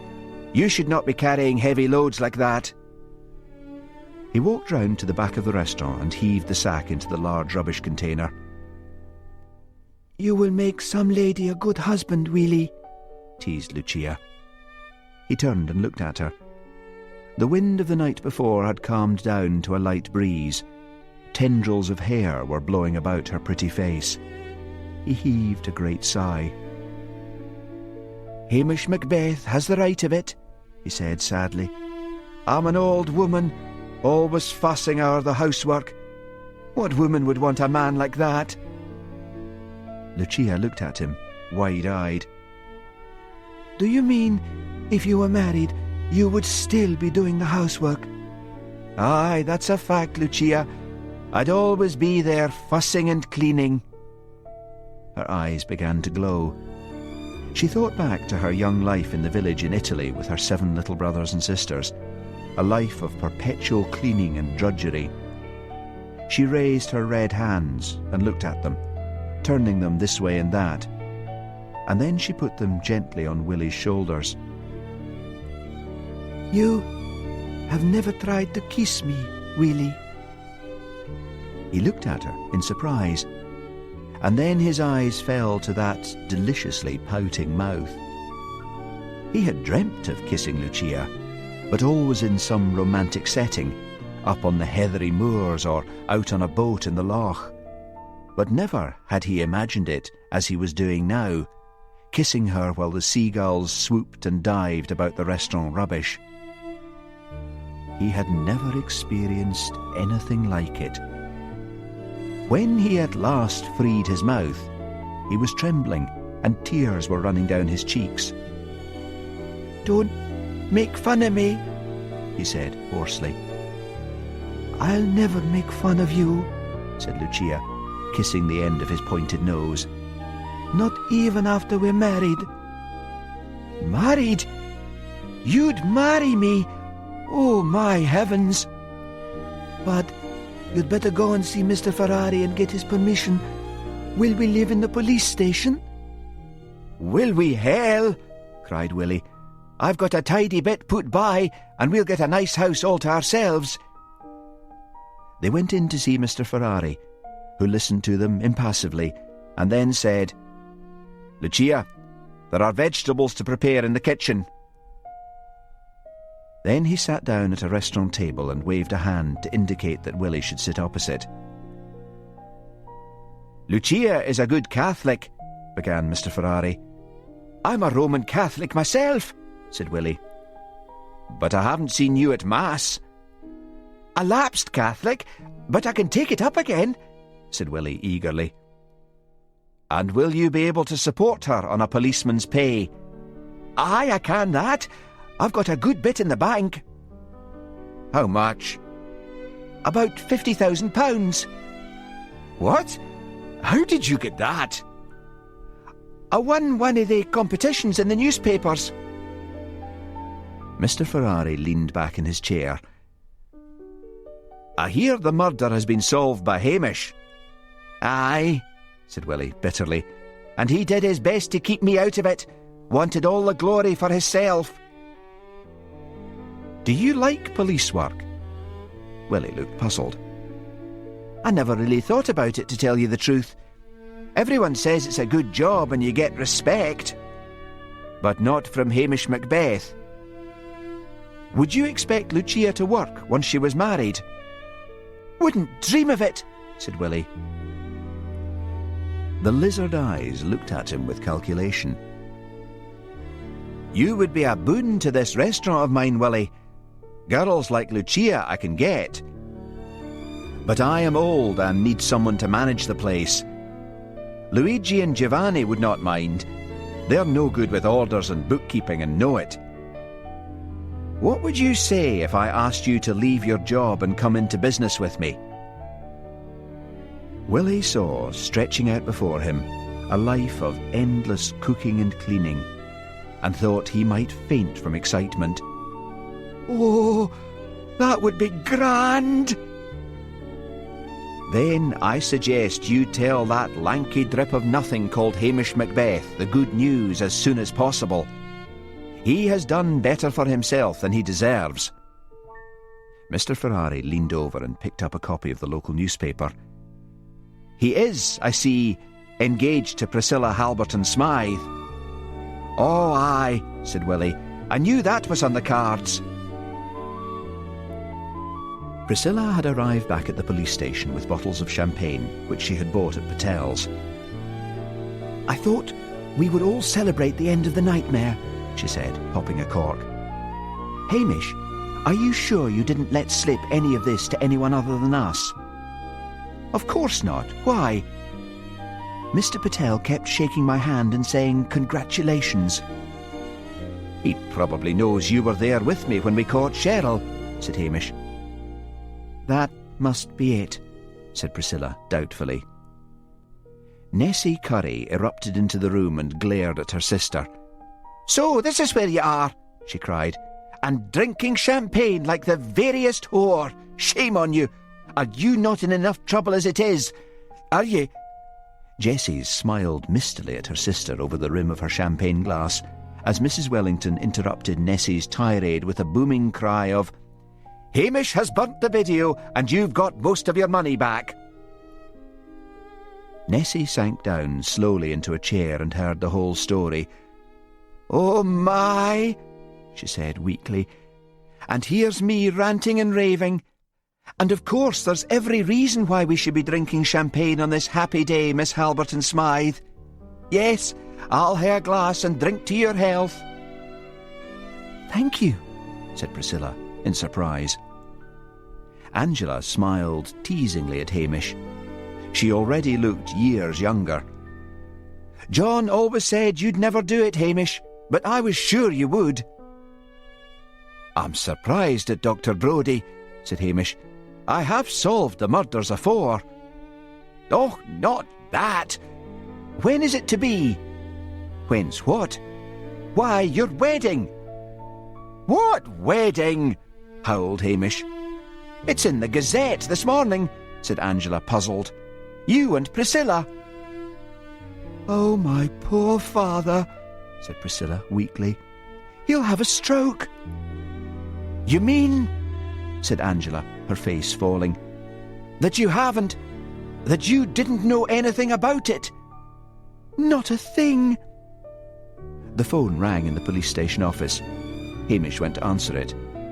It was Superintendent Peter Davitt from Strathbane. "Well done, Hamish," he cried. "Thank you," said Hamish modestly. "I was just doing my job." "Not your job, man, your engagement. Terrific news. My wife's going out to look for an engagement present for you." "But—" "Not another word, you sly dog." And the superintendent rang off. "Don't worry, Hamish," came Priscilla's voice from next to him. "We'll get the paper to print an apology." He twisted his head and looked up at her. She looked amused, cool, and beautiful, and distant.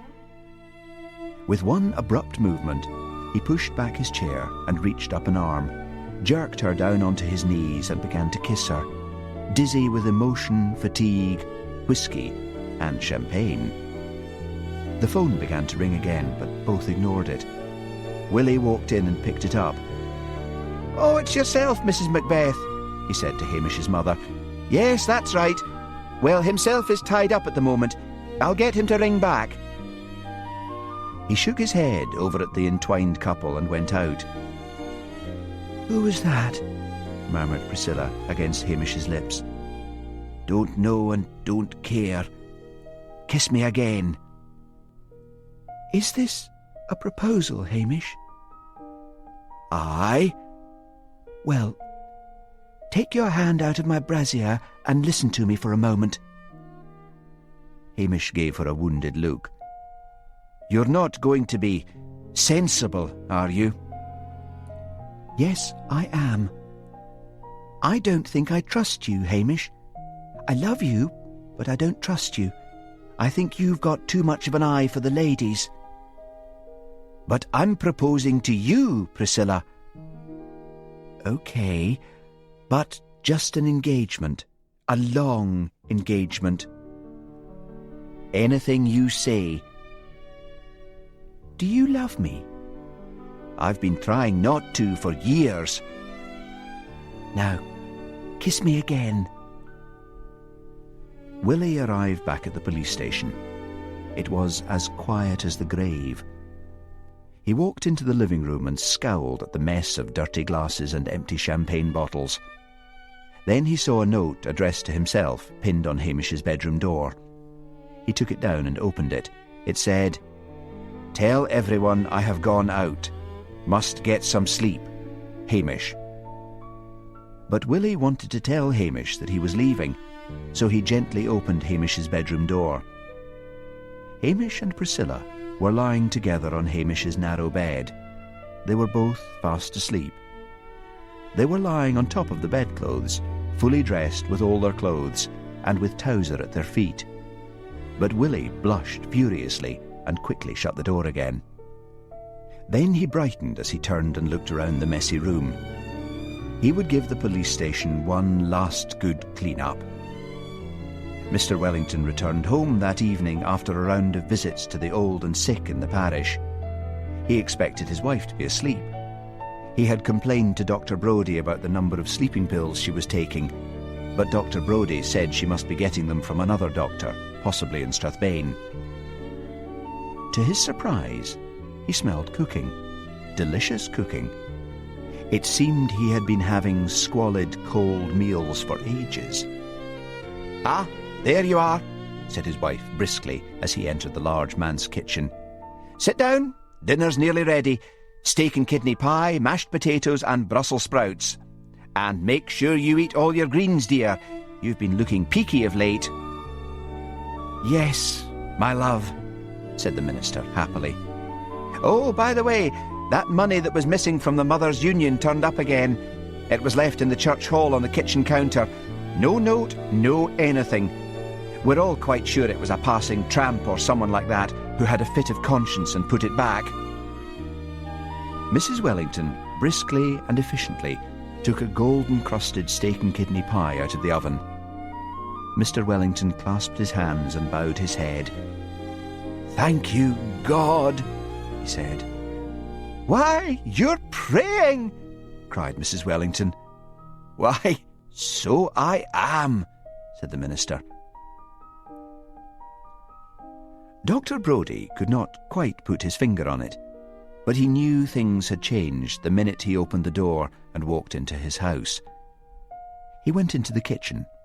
His wife was sitting behind a pile of textbooks, as usual, but there seemed to be a lightness in the very air. "I feel a bit daft," he said, sitting down. "I was checking the drugs cabinet and I found those missing packets of morphine. They'd got stuck inside a packet of something else. I should call Hamish." Angela smiled at him. "Leave it till tomorrow. I thought we would eat out tonight. I've booked a table at the Napoli." "Great idea. Why don't you wear one of your new dresses?" "I haven't got them." "What?" "I sold them down in Inverness. That's where I've been today," lied Angela. "I got most of the money back." "Well, good for you. I didn't know you could get any money at all for second-hand clothes." "These were models." "I don't know anything about women's clothes, but if it means dinner at the Napoli, then that's grand." Hamish woke early in the evening and stretched out and felt around for Priscilla, but she had gone. He groaned and sat up and went through to the police office. There was a long string of messages and demands to call back. He began to work his way through them, starting with his mother and so down to Jimmy Anderson. "Thought you'd like to know," said Anderson, "that we got that pop band to crack and they admitted covering up for Cheryl. That's grand. The bad news is that I visited Blair in hospital. He's made a complete recovery, but he's been told to stay off the booze and go to Alcoholics Anonymous. God grant them the serenity when Blair turns up cursing and blinding at one of their meetings," said Hamish with feeling. "Can you imagine what he'll be like sober?" demanded Anderson peevishly. "The only time that man's human is when he's drunk." "Talking about getting drunk, are you celebrating your engagement?" "I plan to. I've lost her for the moment." "Good luck to you. Her father's probably taking a horsewhip to her right now." "What do you think of Willie leaving the force?" "I didn't know. He didn't tell me." "He's going into the restaurant business. The trouble is, we can't find a copper at the moment to replace him, so you're on your own again." Bliss, thought Hamish, after he had rung off. Sheer bliss. He picked up the phone again and rang the castle, and with bad luck got Priscilla's father on the other end. In a mild voice, he asked to speak to Priscilla. "Before I get my daughter," said the Colonel, in a low, quiet voice, quite unlike his usual blustering tones, "if you think you are going to marry her, you've got another thing coming. She will never marry you, Hamish Macbeth, and I will do my best to stop you. I am warning you." "So, I'm warned," snapped Hamish. "Just get her." When Priscilla answered, she said hurriedly, "Meet me at the Napoli in about 10 minutes. I've got to get out of here." "That bad?" "Worse. He's gone all quiet and sinister, and Mummy keeps crying and saying I'm ruining my life." "They'll get used to it," said Hamish heartlessly. The Napoli was crowded. Willie and Lucia were seated at the best table with Mr. Ferrari, all toasting each other with asti spumanti. Before Hamish could join Priscilla, Mr. Ferrari waved him over. "So, what do you think about Willie managing this business for me?" "Grand," said Hamish, shaking Willie's hand. "Just grand. All the best." Mr. Ferrari gave him a baffled look. "You're pleased to be losing such a good officer?" "I'm pleased because he's happy," said Hamish. Mr. Ferrari gave a sudden amused shrug. "You are a man of many surprises, Hamish." Hamish threaded his way through the tables towards Priscilla, accepting the congratulations of the locals. She was wearing a slim, low-cut silk dress with a delicate necklace of small emeralds set in gold. Her face was calm and beautiful. He felt a momentary pang of unease. This was the beauty he was going to share his police station life with. It seemed incredible. "I know," said Priscilla sympathetically, although he had not spoken. "It takes some getting used to." "It's been quite a day," said Hamish awkwardly. He felt desperately shy of her for the first time. He fought to find a topic of conversation, and then remembered that Sean's mother was due to arrive on the following day, and that Ian Chisholm at the garage had promised to make her an offer for the bus. When he had exhausted that topic of conversation and ordered the meal, he sat in a miserable silence. Priscilla stood up with one graceful, fluid movement, came round the table and kissed him full on the mouth. "Better?" she asked as she sat down again. Hamish's face suddenly lit up with sheer happiness. "Better? I'm in heaven." The next day dawned fine and warm. Hamish dealt with the painful business of Mrs. Gourley, who turned out to be a small, quiet, faded lady, not in the least like her flamboyant son. When it was all over, he went to the hen house and dragged an old deck chair out, cleaned it and put it on the patch of grass in front of the police station and stretched out on it. "Quite like old times, I say, quite like old times," came a familiar voice from the hedge. Hamish straightened up and found the Curry sisters looking at him. But suddenly, as he looked at Jessie, he had an embarrassing picture of how she looked naked on that video, and somehow that picture seemed to have transferred itself in that moment from his mind to Jessie's. She blushed deep red, gave a strangled squawk and sped off, dragging her sister after her. Hamish lay back in his deck chair and grinned. That was Death of a Travelling Man by M.C. Beaton, read by David Monteith.